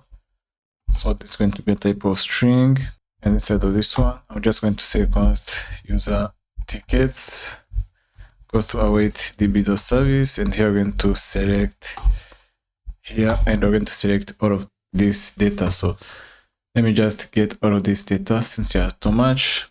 So we just need to the ID, ticket code, quantity, status, etc.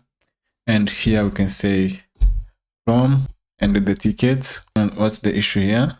Yeah, so from tickets, and in a join events equals to tickets.eventID, and event ID, where equals the tickets user ID is equals to this user ID. And right here we can go ahead and return the user tickets. So that is going to be all for finding the user tickets. And now let's go ahead and find one ticket, so a single ticket.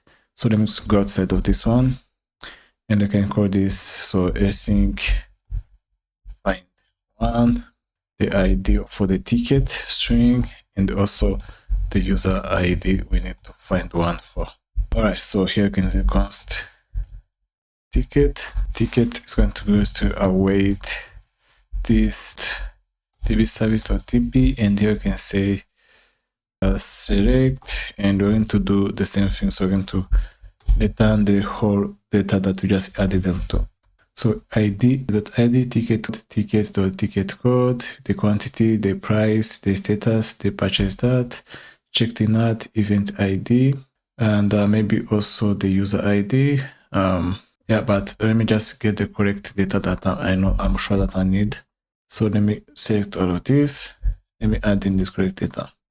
So we need the event location, event data, event title, event ID, user ID, checked in at, purchased, status, price, etc. So after that, let's go and do from tickets and do the same thing for event in a join equals to event ID, ticket.event ID and event ID. So where equals to ticket ID and equals to ticket user ID dot user ID. And yeah, maybe for the user, let's not add the user since maybe the admin also want to get the user ID tickets so they can be able to do that without being limited. And here we can check, so if there's no ticket, so if we don't find this ticket, there's no ticket, we can just throw this new error that they cannot find this new error. And also what I was saying here, yeah, maybe it's not, let's add it here. Let's make sure that the user is only finding their own tickets, but also let's do it here so we are sure about that. If ticket dot user ID is not equals to the user ID, ticket does not belong to the user, and here we can just return this ticket. All right, so that should be okay. Let's go ahead and continue. So another one we need to add is for canceling the tickets. Just adjust this. Okay, so we are ready. So let's go ahead and work on the canceling. So I can say async cancel, and I'm going to pass the ID of string and also the user ID of string. And here I'm just going to const ticket goes to await this DB service.db, and I'm going to select from and ticket, and yeah, so where the equals to, so we're going to check the same thing. So equals tickets at ID, and also maybe let's do the same thing checked. So make sure that the user ID is the expect one argument from select tickets equals where, okay, let's check it after this one. And you can do also can add a limit. So limit 1. Now I'm going to say, so if there's no ticket, I can just say there's no ticket. And also if the user ID is not the same person, so we can send this. And let's use forbidden section. And I think we can do the same thing for this one, forbidden one. Great. And also let's check again the status. So if, let me check the status. So if dot status is it okay, so it's already cancelled. Okay, just so this ticket is already cancelled. And also let's check if ticket. So if ticket dot status is equals to checked in, so the ticket has been already used. Ticket is already checked in, so the ticket has been already checked in, so you cannot cancel something that you already used. So if this is not the case, we can say const cancelled. So let me get the cancelled. So cancelled, yep, that's how you type it. Await this dot db service dot db, and you can say update ticket. And I'm going to set this to the status to be cancelled, and also update that I'm going to be the new date. And here you can say where the ticket goes to this ticket, and also you can add returning at the end. Great. So let's go ahead and emit an event. So you can say this dot Kafka client dot emit, and I'm going to say Kafka topics dot ticket cancelled. So here I'm going to get in the ticket ID. So ticket ID is going to cancelled dot ID. Okay. And also let's get the event ID, cancelled dot user ID, and timestamp. Yeah. So this is all the data that we're going to be emitting through Kafka. And finally, we can go ahead and return a message. So message is going to be ticket cancelled successfully. All right, so that is all. And now let's go ahead and do the same thing, but this time we're going to do for organizers. So when they want to check in the tickets, so that's the idea. When they want to check in the tickets, they can use this endpoint. So let me go over here and do that. So you can say async check in, and here I'm going to get the ticket code. So ticket code string, and also I can get the organizer ID. So organizer ID of string. I messed up again. Organizer ID. Great. And here I can say get the ticket. So once ticket goes to our DTO service, select. Here I'm going to choose what I want. So select the ID. It's going to be equals to ticket.id status. Going to be equals to tickets.status event ID. Sorry, event ID events.id. The quantity, that's quantity get.quantity, and here I'm going to do from the tickets model, and where the tickets we can use equals, so tickets, not ticket code, but tickets dot ticket code is this ticket code, and here you can add limit as well. Let me add limit. So limit is going to be 1. All right, great. So here you can check. So if there's no ticket, you can throw this error. So that is the first thing you are doing. And also you can check if the organizer actually own that event before we can allow them to check the tickets. So let's do, so const, let's get the event, goes to await this .db service .db. I'm going to select, so select, and so from events, and here we can say where, so where equals to events.id and ticket.event.id, and I can say the limit goes to 1. And here we're going to check, so if the organizer is really on that one, so we can say if event.organizer ID is not equals to organizer ID that provide to us, so we can say this, you're not just checking this ticket. So let's also check if this ticket has already been checked. So if or cancelled. So if ticket the status checked in, we can say this error, and also the same thing for cancelled. It has already been cancelled. And finally, we can go ahead and actually check in this ticket. So over here, I can just say const checked in. I say await this service.db, and I can say dot update. Just use update. I can just say ticket. Also, I went outside, so let me keep inside of this one. And here I can set this, so dot set checked in, and also checked in at updated at where equals ticket, then returning as well.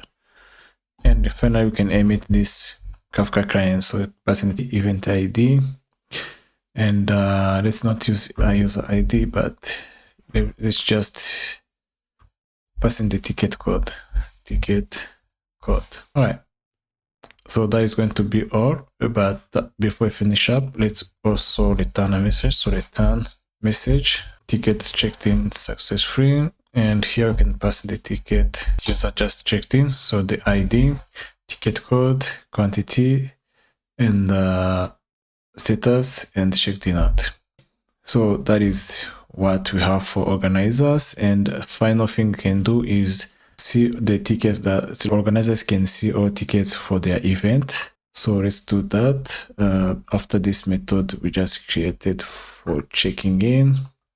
So after this method, let's go ahead and add one more last method. So async, and it's going to be for find event tickets. Find event tickets, passing the event ID type of string, and also organizer ID.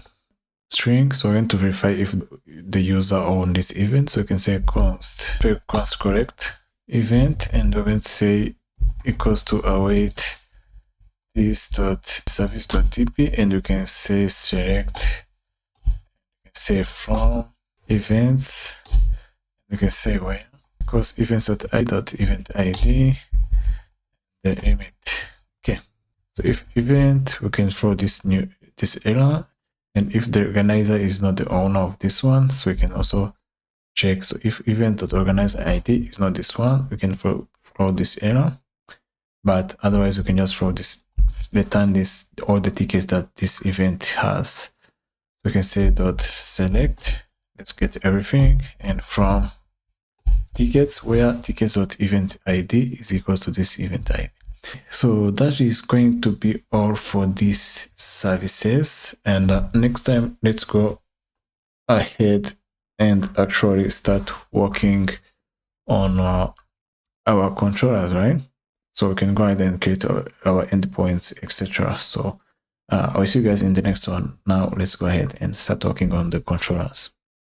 All right, so let's go ahead and create our controllers and the endpoints that we're going to need. So instead of the ticket service controller, this is where we're going to be getting it. So let me remove this. The first one is going to be the purchase. So we can say at post, and this is going to be at purchase. So for purchasing a ticket, and here I can just say purchase, return this purchase event, but this we need to pass in some data. But before that, let's get inside of this here. So inside the purchase, after this one, let's add some decorators, or inside of this one, actually inside of this one, yeah, sorry. So let me add in the body, which is going to take in the purchase DTO, and purchase DTO, we already have that, so we can use that. Purchase ticket DTO, great.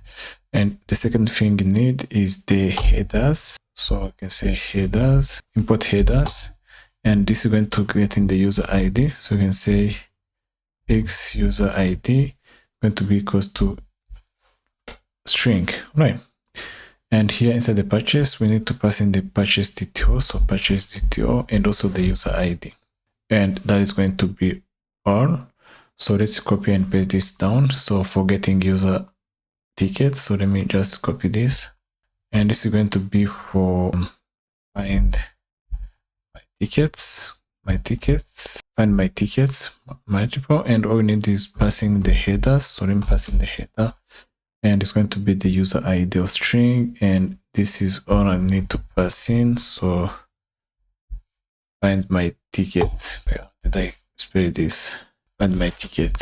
So this find my ticket, pass in the user ID, and let me copy this down again. You can just paste what I have already, and this is going to be, oh, I didn't change, so let's change it to get, and the endpoint is going to be at my tickets. And also this one is going to be for get as well. So get, and this is going to be getting the by ID. And here I can call it find one. And we're going to pass in the param. So instead of this one, it's going to be param. And it's going to have in the ID. So you can pass this as ID. And here it can be pass UID pipe, import this. And the ID is going to be just ID and string, just like that. User ID, we need it, and here it's going to be find one, yeah, okay. It's passing the ID and also the user ID.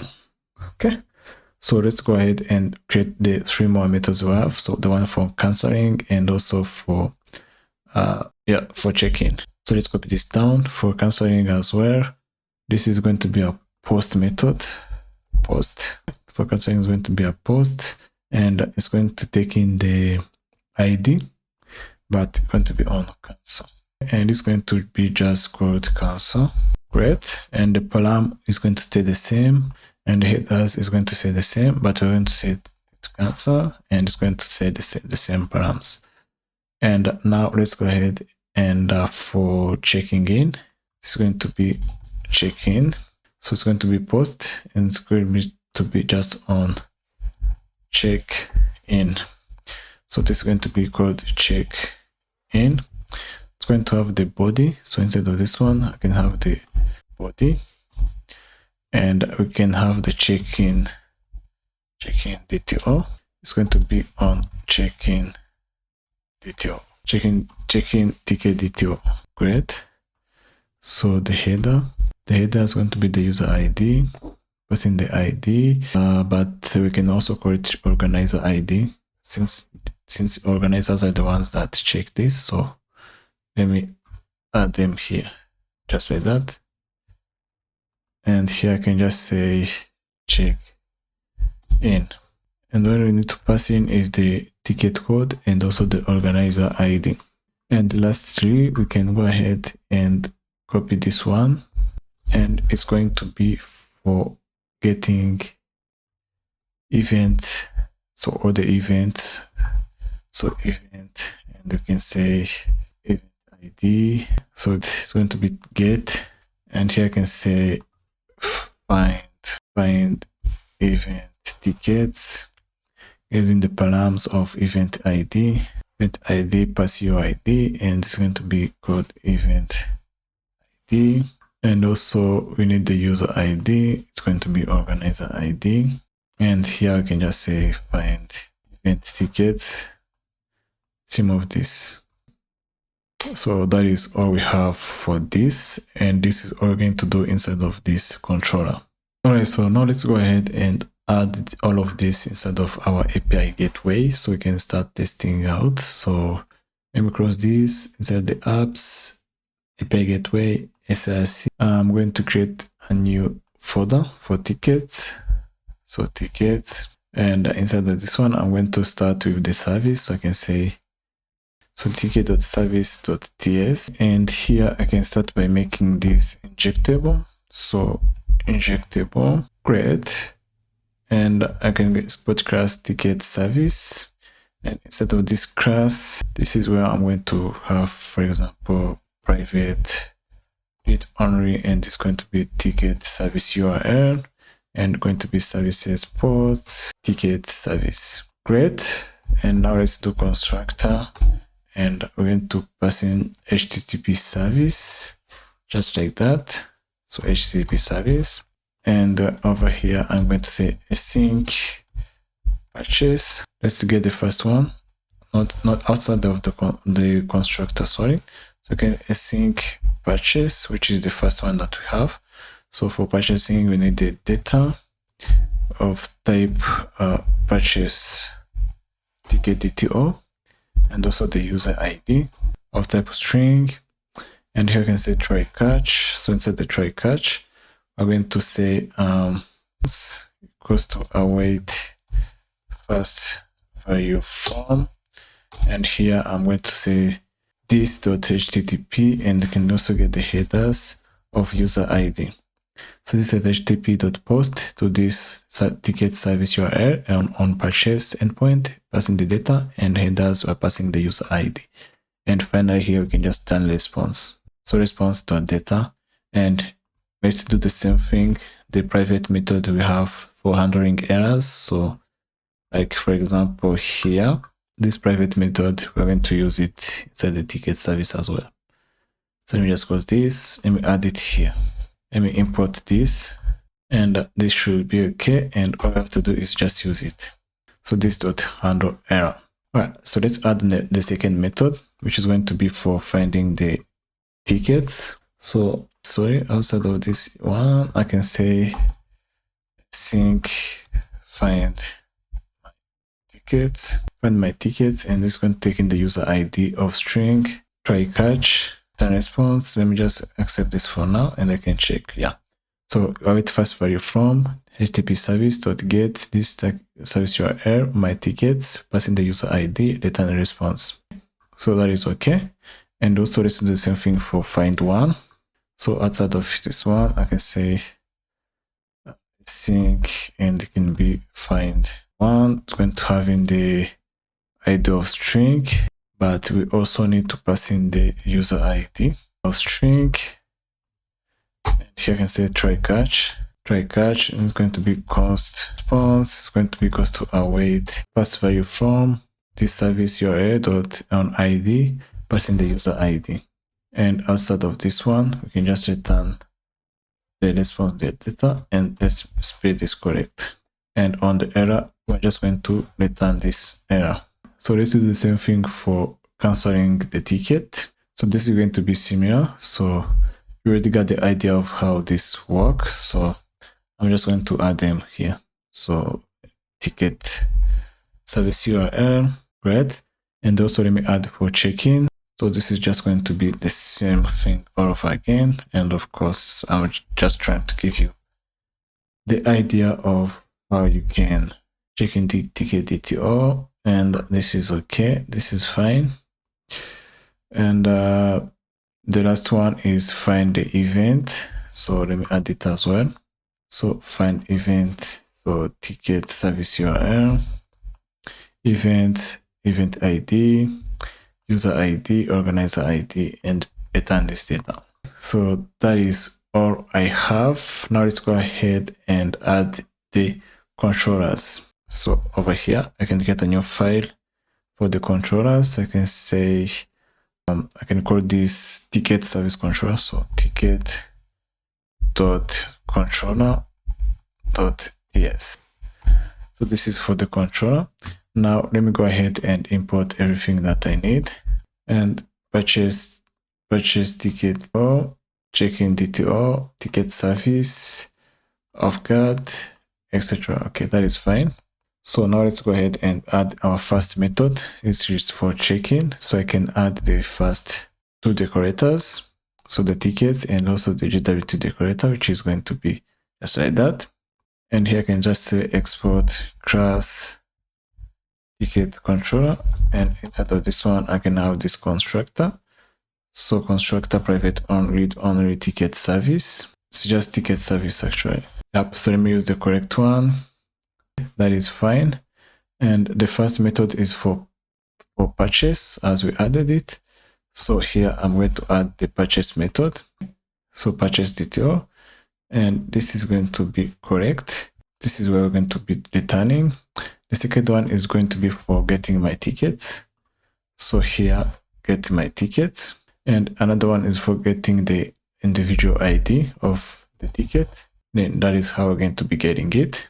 Another one is going to be for canceling the ticket. And that is how we're going to be getting it. Another one is going to be for canceling this. So that is how we're going to be canceling it. We already created all of this, so that I'm just using them, and since I don't want to repeat myself over and again. All right, so that is what we have now. We can go ahead and use it instead of our module.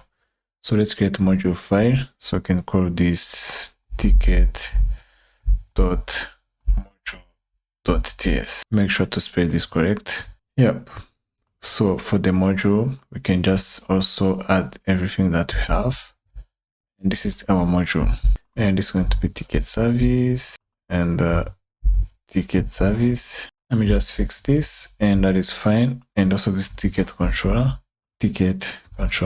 I should be actually called tickets, but so that is fine. And now let's go ahead and update the module from our gateway. So app module, we're going to add also the ticket. So we already have the event. Now we're going to add. So that is all we have to do actually. And I believe we can go ahead and start testing this out. So now let's go ahead and start our, how many do we have now? 1, 2, 3, 4. Now we have 4 microservices running. So I think you can go ahead and start them. So the first one I'm going to start is the authentication system microservice. So let's start this. It's starting. The second one is going to be our event. It's running as well. And the third one I'm going to start is going to be my ticket service we just created right now. It's running as well. And the last one is going to be my API gateway. So start it. And it's running as well. So let me go ahead and start testing this out. So for testing this, I already have my not Postman, but I already have my testing client ready for this. So I have the authentication. Let's first of all log in. So inside the body, let's log in. This is not the user I created. Let me try adding one to this one so I can log in with this user. So let's register this user. Registered. Let's log in. Send the request. So we just logged in now. Let's copy this token. Let's go to event. Let's list events, available events. There's no events, so let's go ahead and create an event. The body, this is the event. Let's send the request.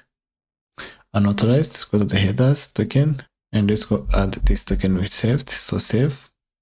Body, let's create this event again. So this event is created. Perfect.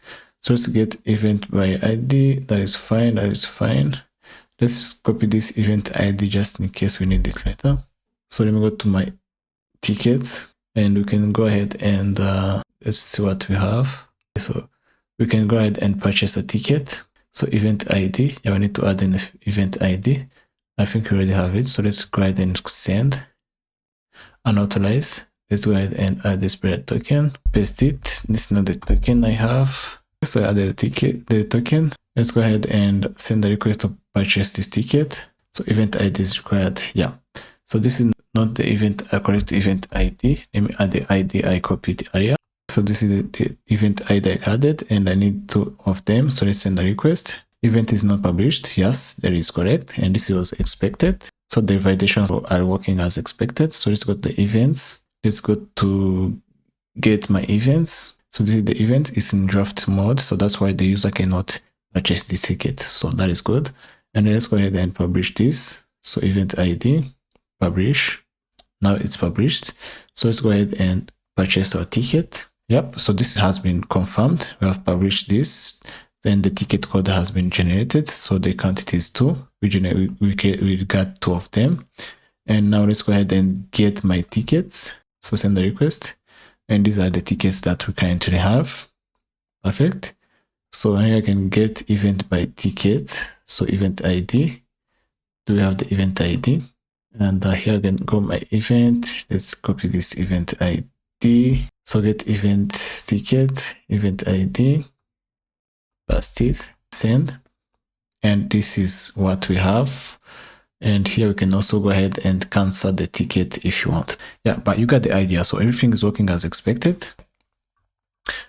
And now we can go ahead and yeah, so everything is working as expected. So every action will emit Kafka events that other services can consume. So the payment services could process the refund when tickets are cancelled, and the notification could send confirmation email. So in the next lesson, we're going to try and see what we're going to build in the next one. So I'll see you guys in the next one. Alright, so we've been emitting Kafka events throughout our services, but nothing has been listening to them yet. So in this lesson, we're going to build our notification service, which will consume the Kafka events and send emails. So let's go ahead and if you noticed previously, all the services use the Kafka emit. So Kafka emit, let me just show you what I mean by that. For example, inside of the ticket service, SRC, inside the service, you can see that every time we're emitting the Kafka events, right? Here, so we're emitting the Kafka event when user is checked in, and as well when user, for example, when user cancels their ticket, we're also emitting this event. So we should be able to send the email when this event has been triggered. Okay, so what I'm going to do, like when a user register, so instead of our authentication service as well, so when the user register, the first thing I want to do, I want to send them a welcome email. So just I can show you how you can go ahead and do this. So user registered is this one, and also when user purchase a ticket, I need to send them a confirmation email. And also when events are cancelled, we have to notify the ticket holders. Okay. So let's go ahead and do that, and we're going to use Node Mailer for the emails. So I can go ahead and install the packages that we may need. So I can do npm add Node Mailer. That is good. And here we can also install its types. So we can just insert them as their dependencies. So over here I can just say add types. node mailer. Great. And now we have to generate our notification service. So just like we did on this application, so we can say generate app and create notifications service. So generate app notification service, and here it is. We have our notification service generated. Okay, so this is going to be different from other application services that we had. For example, if you go to inside of our main application, so as you can see, this is how we are creating every application, every of our service areas. But this one is going to be different from our services. So this is we are going to need to make it a hybrid app. So a hybrid app, that means both HTTP and microservices. So the HTTP part, let us add something like health checks, and also the Kafka part, let us consume the events. So that's why we're going to call it a hybrid application. So now let's go ahead inside of our main app. So inside of here, main application, main file, we can say main entry file, and this is going to be a bit different from the one we had this. So the first thing we're going to do, we're going to keep this as release. Okay, so this is the HTTP application we're creating, but also let's go ahead and connect to, so connect Kafka microservices for consuming events. Great. So here you can say app.connect microservices, and here you can give it this type, so microservices options. Instead of this one, I'm going to add the transport. This is going to be Kafka. Sorry, transport is going to be transport.kafka, and import this transport from microservices. So the type is going to be Kafka. I'm going to have some options. Okay. And these options, I'm going to have the client ID, I'm going to use client ID of this. So let me just, client ID is going to be, let me use this instead of this one. I'm going to just say Kafka underscore client ID. We already have this, and you can add the notifications at the end. And also the same thing for brokers. So brokers, instead of using this process.env, we already have it defined. So Kafka brokers or broker. And outside of this one, we can add the consumer. So let's say consumer is going to be equals to not the ID, but you can just call it notification consumer group, just like that. So now that we have this, we can go ahead and start the microservices. So go outside of this, you can say await app.start microservices. So all this is doing is to start microservices. So Kafka will consume this one. So Kafka consumer. And now let's go ahead. So this is the HTTP application. So let's change its port. So we can say services ports dot notification service. Great. And here you can go ahead and log this. And also we can maybe add some logs for, so console.log that Kafka is listening, or we can say it like that. So Kafka consumer, just like that. Okay, so that is what we're going to do for this main application. So now let's set up a module. So we don't need a full Kafka module here, since we are just consuming, so not producing. So we don't need to do the same thing we did for other services. All we have to do is just, for example, inside of other services, event service, for example, where we are emitting events, inside the module, you can see that we are registering, so Kafka module register. So inside of the notification service, we do not need the same thing. So let's go inside of the notification module, and all we have to do, set the controllers. And also, I don't think I need this import, so I can remove imports here.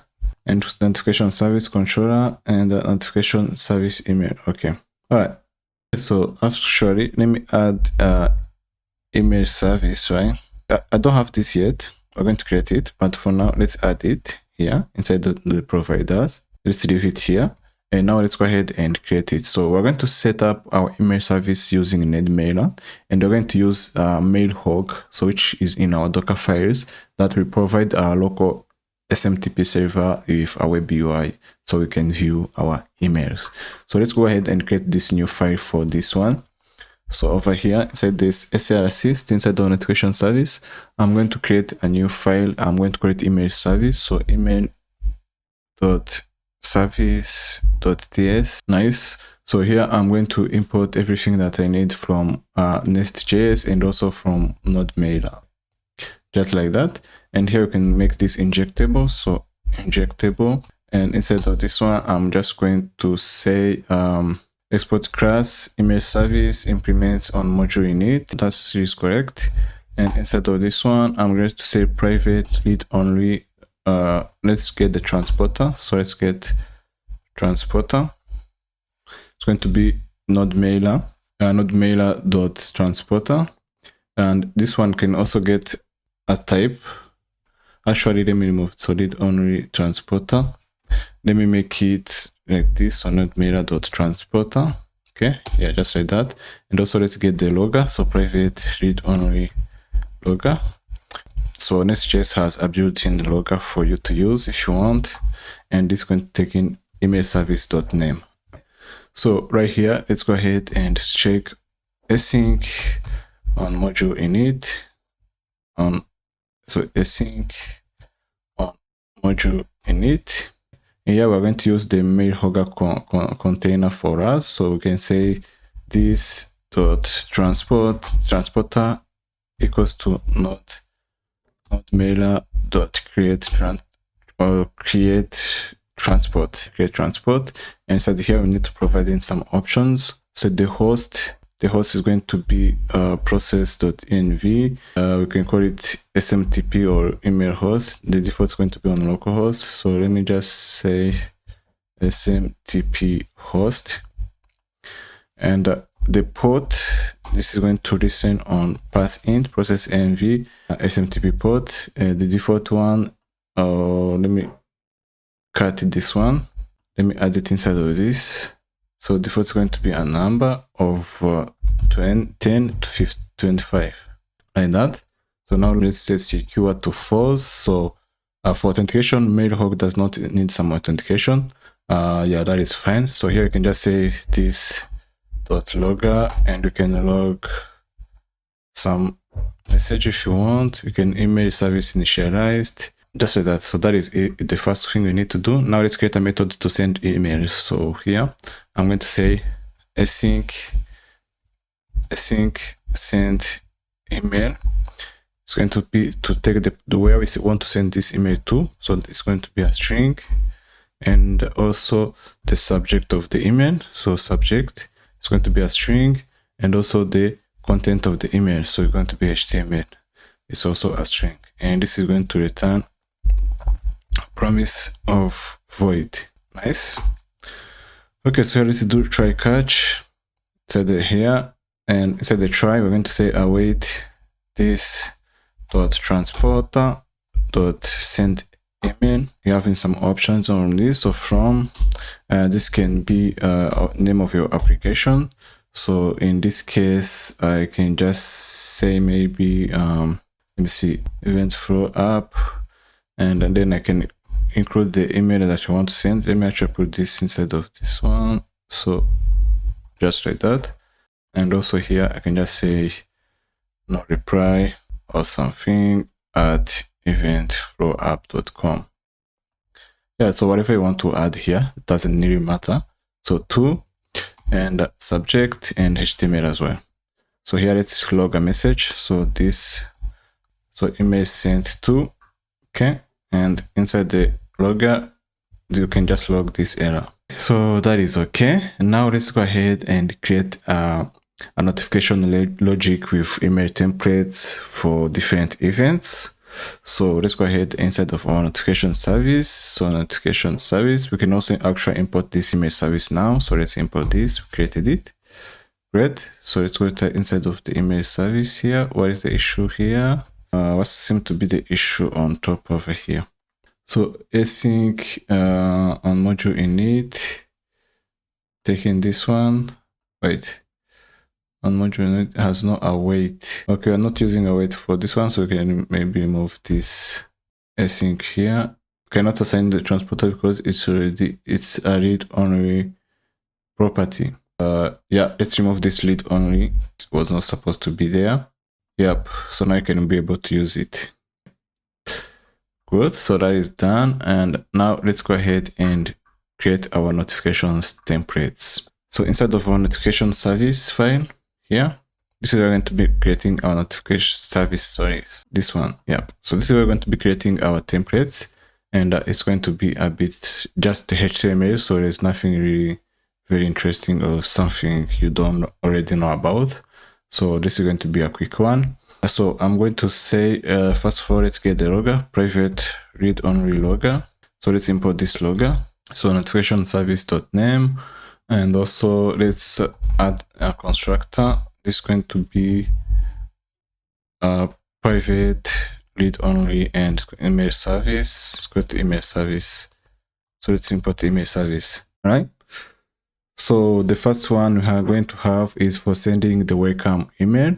So let me just take this one here. So this is just going to be sending welcome email. So it's send welcome email. The data we're taking is user ID, email, and the name. And also this logger we're just sending, and this is just the HTML. And we're using the email service to send the actual email with the HTML. So you can see that there's nothing really interesting going on right here. And the next one we're going to send is when user purchased their ticket. So that we need to confirm them that they have purchased the ticket. So let's just paste this here as well. So this is the sending ticket email, the purchase confirmed. So we're using the user ID, email, ticket code, event title, quantity, and price. And this is the user getting to if the one fail, but the currently data we are going to get them from the Kafka data that we receive, just like that. And also let's go send the cancelled ticket email. So same idea. So user ID, email, ticket has been cancelled, and we send that URL. Okay. Yep, I think that is going to be okay. Maybe you can create another one. I don't have it prepared, but yeah, let's have for canceling the tickets. So send, event cancelled email. Let me just take this. So the data is going to be event ID string, event ID type of string. And we're going to also have the event title string, maybe organizer ID. So organizer ID string. This event title can be optional. And inside of this one, I'm going to send the email. So I can say, I don't actually have this one, so I can just log this. Let me just log it. I don't think it's important. So this logger send notice to organizer ID. Yeah, maybe let's accept what it's proposing to us. Yeah, event cancelled. This event has been cancelled as requested. If you do not request cancel, please contact support. Maybe let's get the actual user email to send it to. But actually, you know what? I don't think for this cancelled one, I can just keep the logs. So let me keep the logs. It's okay. Let me remove the async. Just to show that we're also listening to this event. So now we're going to add it to make sure that we listen to these events. So we're going to set up the consumer, which will be listening to those events. So we're going to use this inside of the controllers. So let me just show you what I mean. So inside the, not called the test, but the controller file here, this is where the main thing is going to be created at. All right. So inside the notification service controller, we have the private read only, and also let's add another, the logger maybe. We can say private read only, and it's going to be the logger. So notification logger. So the control sign is there, notification service is okay. And let's set up a small HTTP endpoint to listen to for health endpoint. Yeah. So health. And inside of this one, what I'm going to do is just say check. We can return, maybe let's return an object with status. And also let's say service. It's going to be notification service. Actually, I should add this to other services as well. But yeah, that is okay. So now let's go ahead and create our consumer. Okay. So inside of here, after this one, I'm going to use event pattern for microservices. And what event are we listening to? Is Kafka _topics dot ticket purchased. So we are already sending this event, though now we're listening to it, right? We're listening to this event. So when this event is received, what do we want to do? We want to do this action. So handle this, right? Handle ticket purchased. And inside this one, I'm going to take in some payload. So let's go to this payload. So add payload. And here I'm going to have the data of ticket ID, type string. I'm going to have a ticket code, type string. I'm going to have user ID, type string. I'm going to have the quantity, type number. I'm going to have the total price, type number.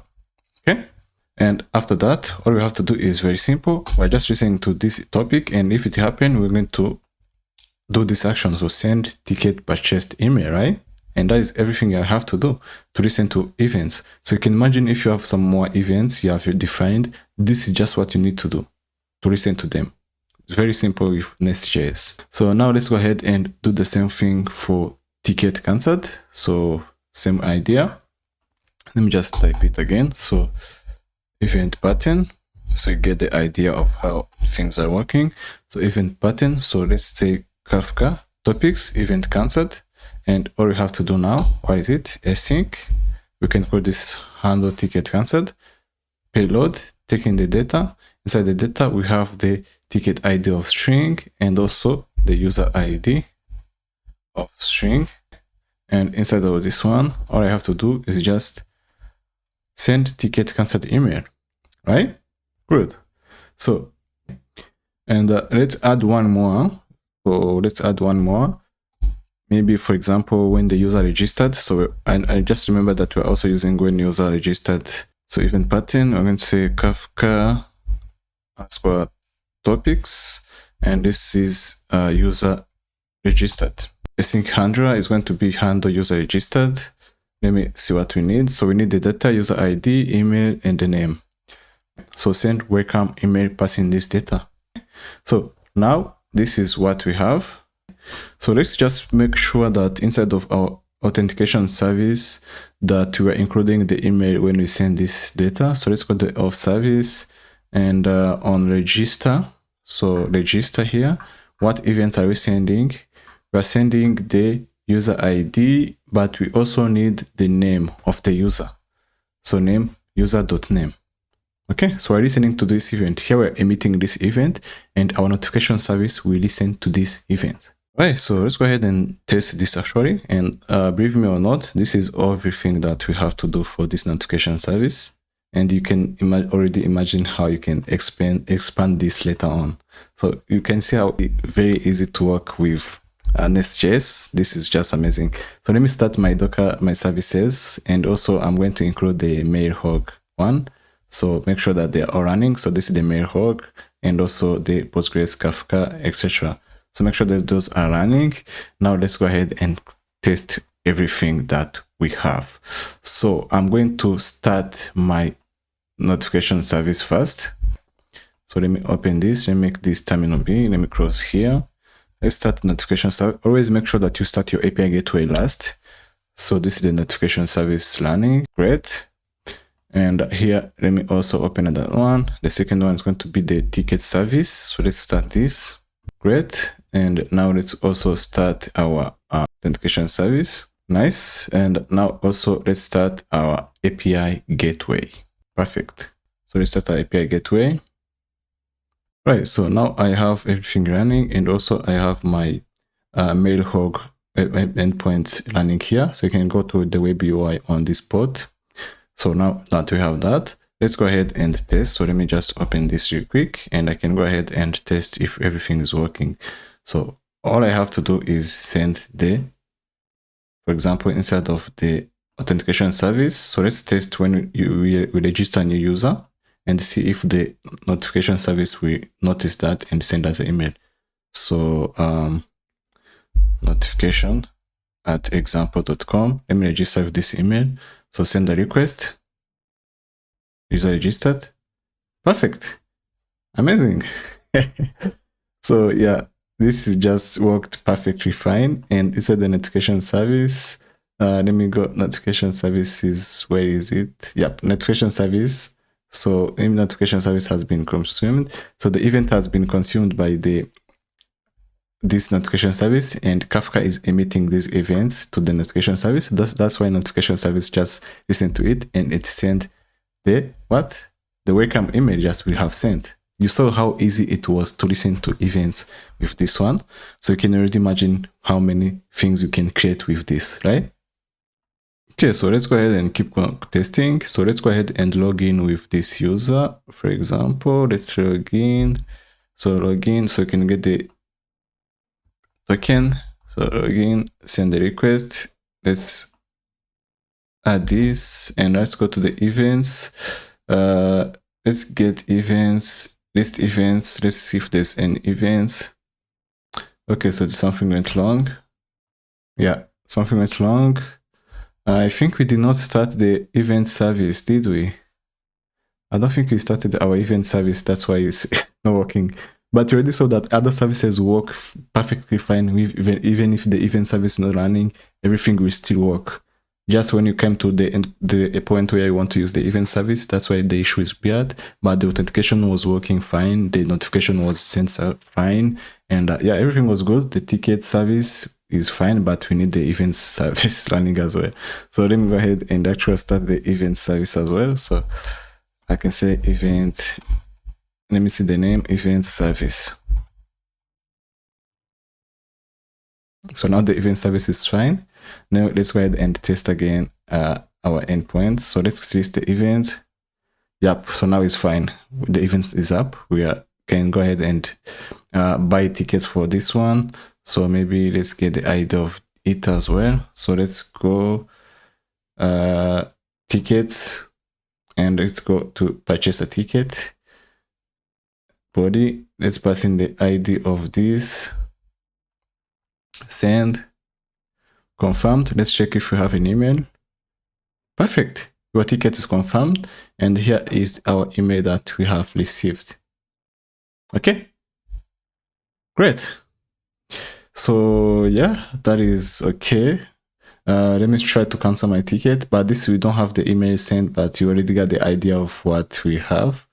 So yeah, this is perfectly fine. Everything is working as I expected, and I just showed you how you can use your events that you've been emitting all the way. So yeah, that is fine. And now let's go ahead and continue with some other stuff. Thank you guys for watching. Alright, so in this lesson, we fix a common TypeScript issue that we have inside of our API gateway. So inside of any of those services, on the response, we're getting this unsafe return, which is a TypeScript issue. So since we are getting this because responses are typed as any, so which bypasses TypeScript as safety. So we have to create a proper response interfaces and use generic to make our code full type safe. Okay, so maybe you have not noticed even this problem. So if you run ASLint or you already have ASLint like I do, that's why I'm getting this error. So we see all of these kind of errors that unsafe return or value type any. This is happening because Axios doesn't know what shape of our response is, and that's why we want to fix these errors. Okay, so let's go ahead and create the interfaces to describe the returns of our responses. Okay, so we're going to do this inside of our common file library that we have. So let's go ahead inside of, let me close this up. Let me go to the libraries. I'm going to go interfaces, common, src, interfaces, and this is where you're going to create them. So we can go to define them, all of them here. So I'm going to say response.interface.ts, and here this is what I'm going to return. So export.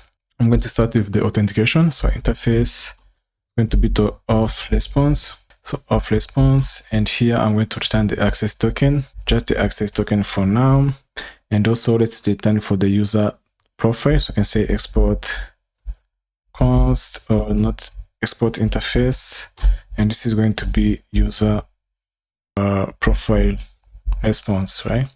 user profile response, and this is going to have in the ID of string, the email of string, the name of string, the role of string, and also created that and updated that. And now let's go ahead and do the same thing for the events. So let me go over here. I can say export interface. This is going to be event response. For event, we need the ID of string. We need the title of string. We need the description. So string, we need the description. We need the date of string. This is going to be a string. We need the location of string. We need the capacity of number. We need the price of number. We need the status of string. We need the organizer ID of string. We need the, what else do we need? We need also the created that and updated that. These are going to be strings, by the way. So strings, this one, yeah, the dates are strings. So let me just change this to make sure that I don't forget this somewhere. So they make them as strings. So string. So this is for event. Now let's also do the same thing for the tickets response. So export interface is going to be ticket response. It's going to have in the ID of string, and it's going to have in the ticket code of string. It's going to have in the event ID of string. It's going to have in the user ID of string. It's going to have the quantity of number, the status as well. So the status of string. Then created that and updated that. Okay, so those are all of them that we need to add. Now let me go over here, go to the index file. We need to export those so they can use them inside of our other files. So let me go ahead and export. So export, so let me just do this, export everything from here, response interfaces. Now let's go ahead and start by our fast, using it inside of our fast service. So that is going to be inside of apps, API gateway, SRC off, and it's going to be inside of the service file. This is where you have all of these errors, right? So let me go ahead and start with the first one, which is going to be for register. So for registration, we are having this data. Okay, that is good. But also need to add the return response. What do we expect? We're going to prepare a promise, and this is going to be type of user response, user profile response. Okay, so user profile response, that is okay. So we have in the password and the name as well. Okay, so that is the first place where we have to make this request, and also on this post we have to do the same thing. So user profile response, and this is going to make a request over here. And now you can see that this knows what type we expect. So that's why we are no longer seeing these kind of errors, right? So now let's go ahead for the login. So for the login, it's going to return as well the promise of, so promise is going to be auth response, right? Auth response, and on the post is going to return auth response. Perfect. So the last one is going to be get profile. So we're going to use the same thing as right here. So get profile going to be promise user profile response, and on the get user profile response. And that is the first place that we have fixed. So we can go ahead and update as well as our events, right? So let me go here. So go to the events file now, event service. So we have the same similar issues.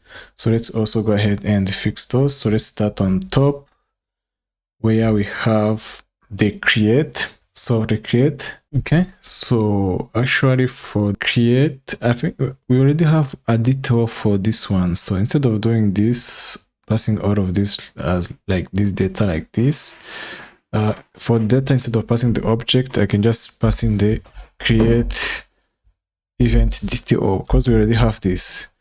So create event DTO, that is fine. And here, this one is going to return a promise of event response. Okay, and here as well on the post I can return event response. Okay, so that is the first place fixed. And now let's go ahead on the create one, so or the find all. So over here I can just return promise of event response, and it's going to be an array. And over here on the get, I need to pass this as array. Okay, that is fixed. And now also on my find my events, so this is going to return a promise of event response as well. And on the get, so the same thing. Okay, we have find one as well.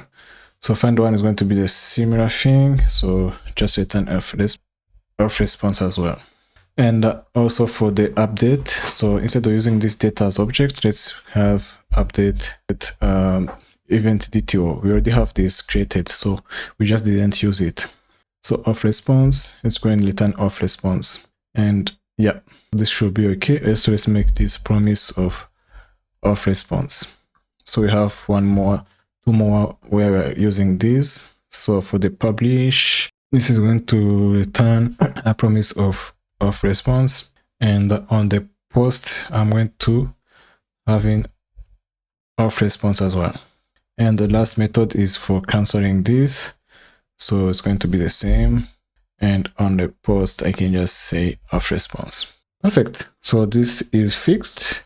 Now let's go ahead and also do the same thing for our other service. So which is going to be our ticket service. So go inside the services. Let's go ahead and do that as well. Okay, so inside the ticket service, let's start on the top. And here, purchase ticket DTO, that is fine. User ID, we're going to return a promise. So promise not of any, but it's going to return promise of ticket response. Okay, so purchase ticket response, and this is going to be an array. Great. Ticket response, and over here on the post, I'm going to return the same response. Perfect. And also find my tickets. And find my tickets is going to be the same thing. So over here, I'm going to return an array of ticket response on get ticket response of this array. Okay. And also on find one. So we have find one over here. This is going to be ticket response, just one ticket. And on get is going to be ticket response. Great. So on cancel method as well, this is going to be a single one. Perfect. And on post, ticket response, and on check-in is going to be the exact same thing.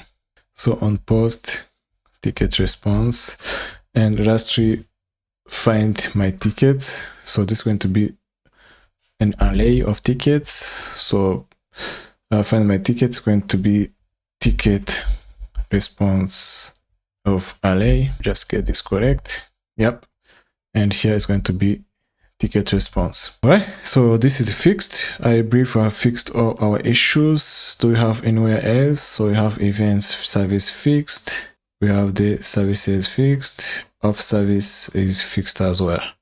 So this should be all that we needed to fix. So from now on, whenever we add a new thing, we have to make sure that we return the safe types. Okay, so let's go ahead and npm build and see if this will build successfully.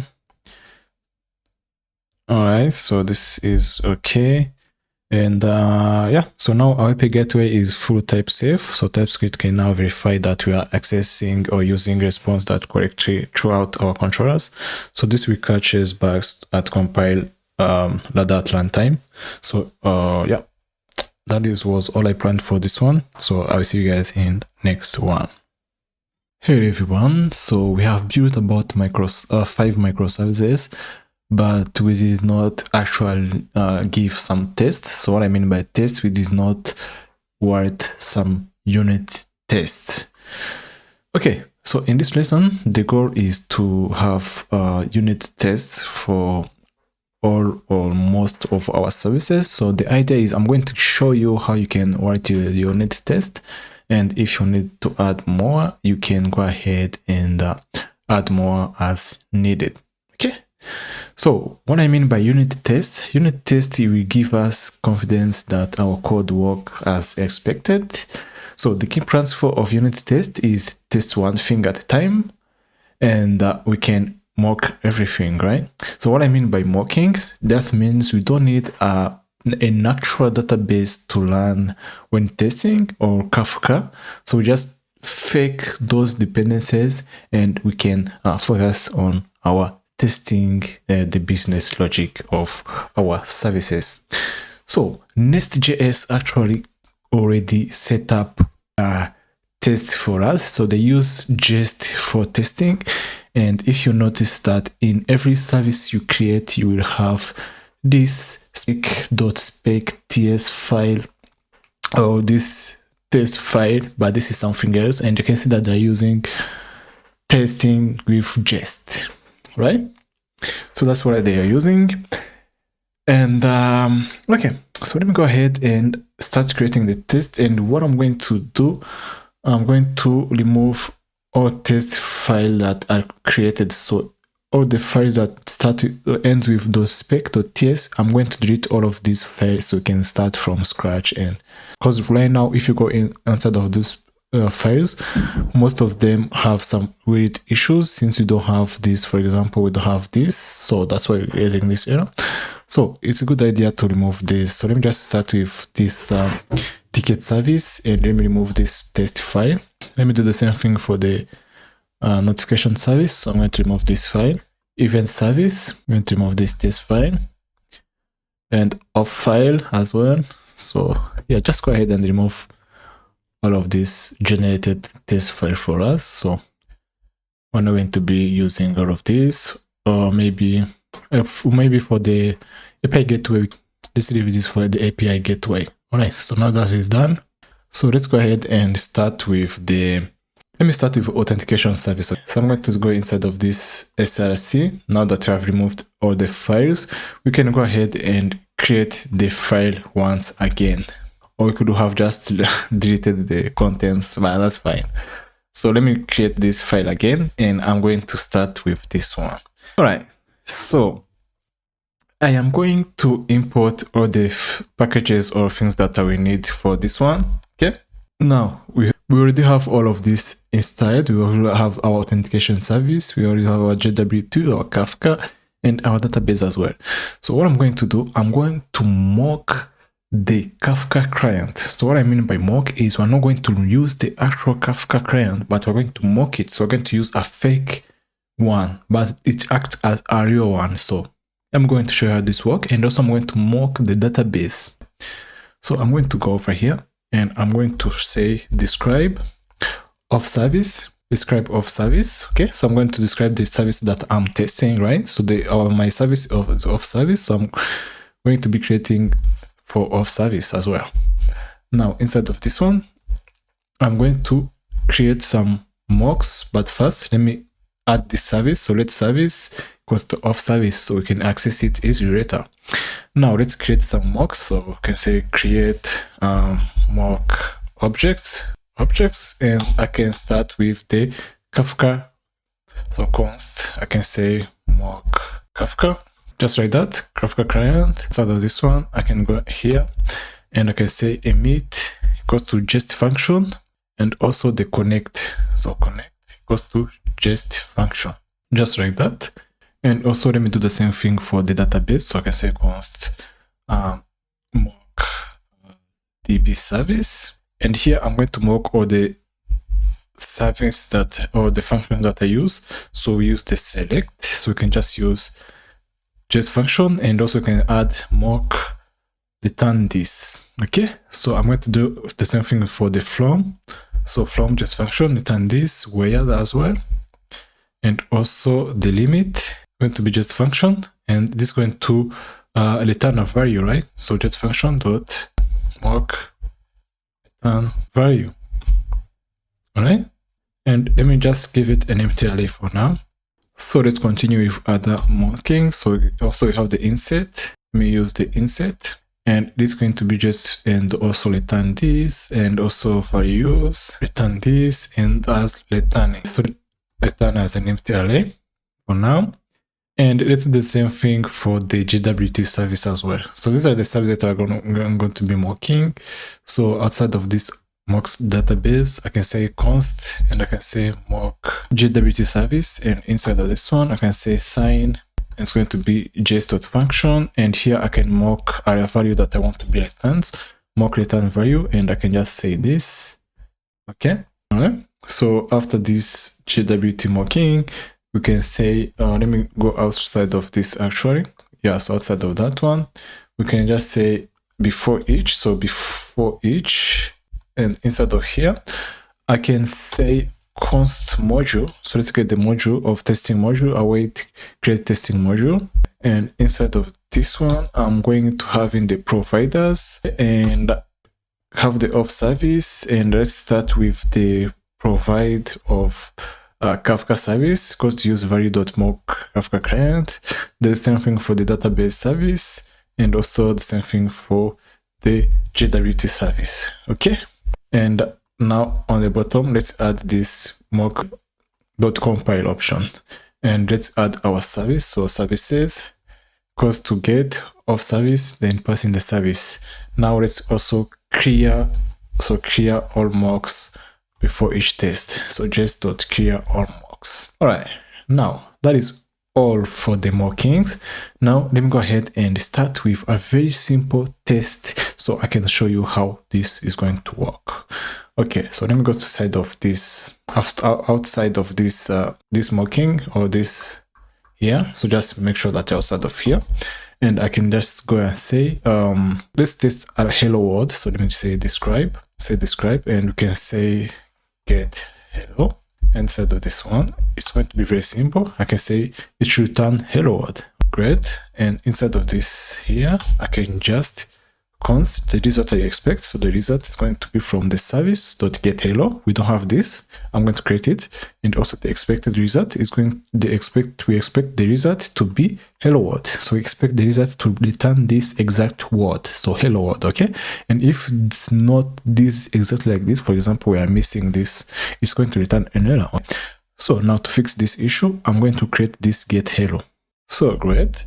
Let me go inside of my auth service, since this is the service, the file we are testing at. So let me go to auth service, and I can put it on the top. So on top over here, after this on module, and we're connecting the Kafka client. So let me go ahead and do it here. So you can say get hello. It's going to return a string, and the word we expect to return is hello world, exactly like this. Now let's go back here. So we don't have the errors anymore. There's no errors we expect. Okay, so actually before I go ahead and run this, I just remembered something. Inside of our API gateway, let me remove this test file. Yeah, let me remove it for now. Okay, so I'm going to remove this. Great. Okay, so let's go ahead and run the test, and let's see what happened. So I'm going to do pnp test. Okay, so seems like we have even more test file that has been created that doesn't have any issues. I can see already from our libraries. So we have the Kafka, and also the common, and the database as well. But what I'm interested in most is what we just created. So inside of the auth service, this is the test we created, and you can see that it's passing. Okay, and now let me show you something. So if I go inside of auth service, okay, we're expecting this to return this, and let me remove just this sign here. Okay, I removed it. So let's say I removed it, and we're gonna run test to see if everything's working before we can push to production. Okay, so let's test everything. Boom, it's failed. So that means something is broken, right? So if something is broken, we have to go and analyze it and fix it. And that is the main point of writing test. It's just to make sure that there is nothing has been broken and everything still works as expected to be working. Okay, that is the whole point of writing test in your application, and that is why it's very important to use tests when you're building any kind of application. Now let me put this back, and also I'm going to check those tests that are passing. Okay, so let me go ahead and check out this. So we have inside of libraries, the database, src. Yeah, as I said, NestJS automatically create this test for you. And yeah, so these are just simple tests. So yeah, we can leave these as well. That is fine. Okay, that is fine. We're not testing our libraries, but we're mostly focusing on writing tests from our services. Okay, I just showed you how easy it is to set up tests. Now let's go ahead and actually give us some actual tests that we from the services and controllers that we created, right? So let's go ahead and start writing the tests. All right, so we have that learning. Let me go inside of my auth service. So after the get hello, I think it makes sense to write tests for our registration, right? yeah, make much sense. So let me go ahead and start writing test for this one. So this register method, you can see that it checks for the existing user. It also hashes our password. It saves the user to the database, and it also emitting the Kafka event. Okay, this should be interesting. Now let's go ahead and go on bottom. So after this describe, we should add also the for register. Okay. Now let's make sure that we have imported what we need. So for hashing the password, we need to mock the package we are using, which is bcrypt. Okay, so we need to mock this bcrypt as well. So let me go to my test file over here. I can import everything as bcrypt and from bcrypt. Okay, just like the same thing we did for the mocks. So for example, for the database, for the JWT, we can go ahead and do the same thing for the bcrypt as well. So let me go ahead and say just .mock. So we're going to mock the package. This is a mock a package. So bcrypt, give it a name of the package, and inside of this one, all I have to do, I need to mock the methods I'm using. So what methods am I using? I'm using the hash, okay, and also for login, I'm using the compare method. So those are the methods that we need to mock. Okay, let's do hash. So hash is just going hash, and just going to be just.mock result value and hashed password as an example, and also for the compare and hash. We don't need a return value, just this one is enough.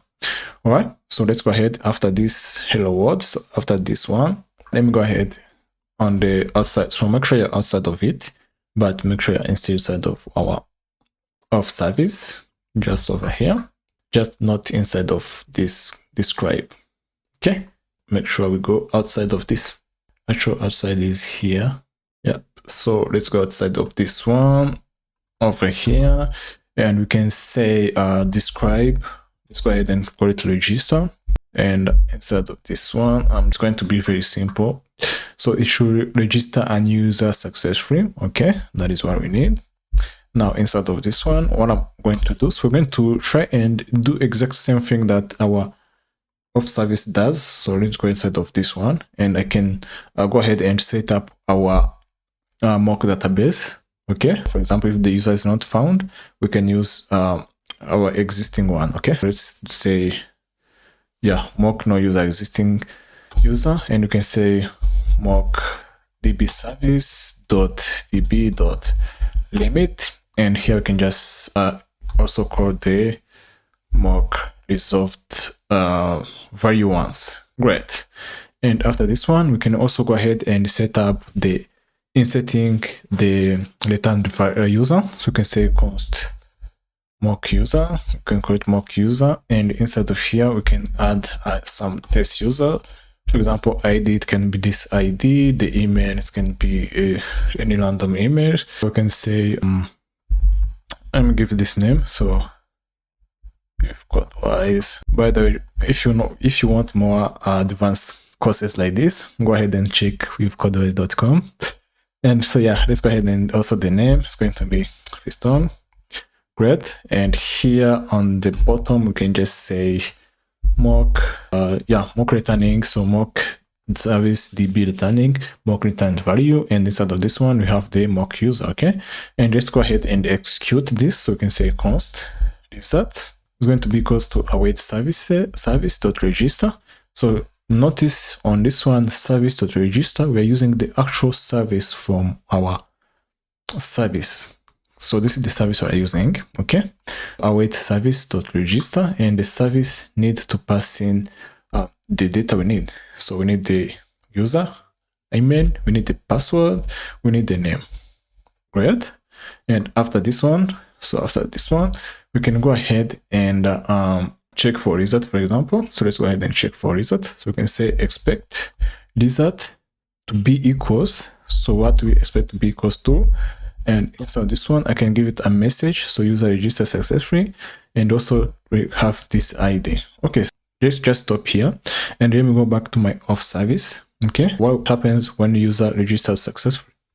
So let's go to the Auth Service. We have a message and also we have a user ID. Okay, let's make sure that this message here matches what message we're returning over here. So user registered successfully. Let's go back here, user registered successfully, and the user ID. So user ID, we are mocking this user ID. So this should be okay. And this is what I'm mocking. So in theory, this should run as expected. This should be okay, but we are not done. So if you check, we still have a few more things to do. For example, for mocking this. So yeah. Okay, so this is what the result we expect to be. But after that, we also need to check if the password was hashed. So let me say expect. Okay, so let's expect, we can say bcrypt. So I'm mocking the bcrypt as well. .hash to have been called with password, secure password, and passing the sort of 10.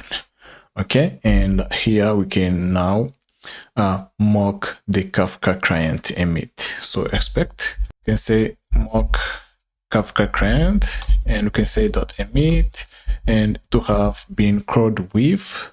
Okay, to have been crawled with inside of this one with this type, so user.registered, and also expect object to contain these values. So these are the values that I expect my object to contain.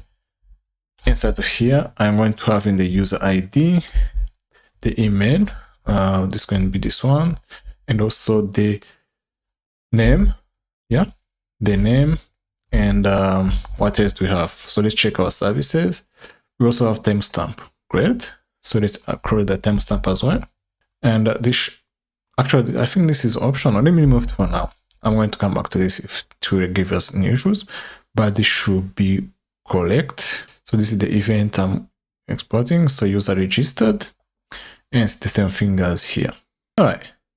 Now we have this. We have the Kafka. I'm mocking the Kafka. We are emitting this. And what else do we have?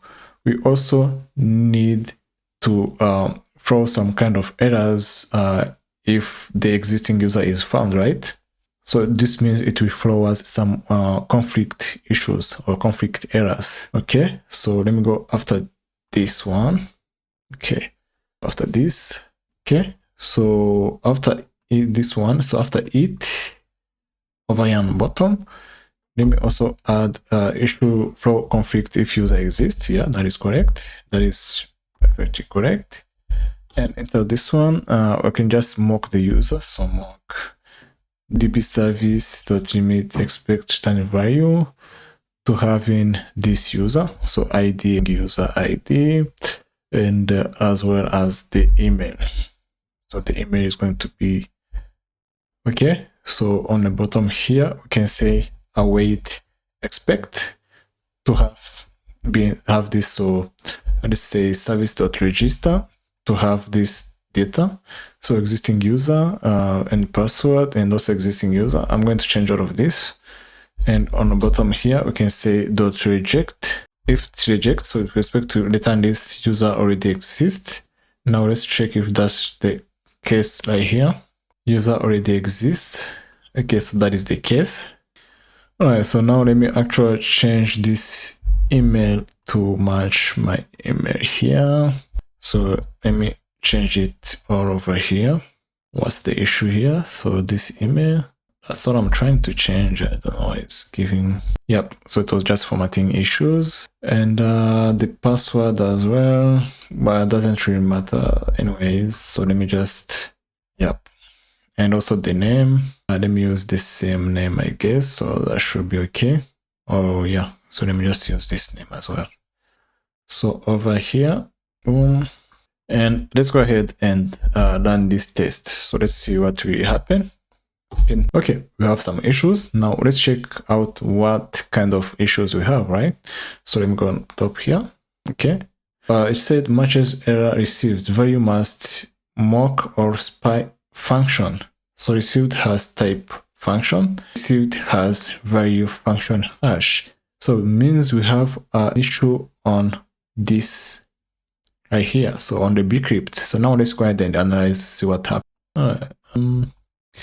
Yeah, so it seems like I did something wrong. Let me see, where did I press this? Okay, yep. So since we're making a package, this should not be inside of my test. It should be outside on the top. This is a package. This is a package, so it should be marked outside of all of this, like describe of service should be outside of that. Now let's try again. So npm test. Yep. And everything lands as expected. So it works because why not? We're doing everything as true. So this is the message when the user exists. This is the message we get when the user is created successfully. Okay. Now let's change this message. User registered successfully. Now, okay. So let me run this again.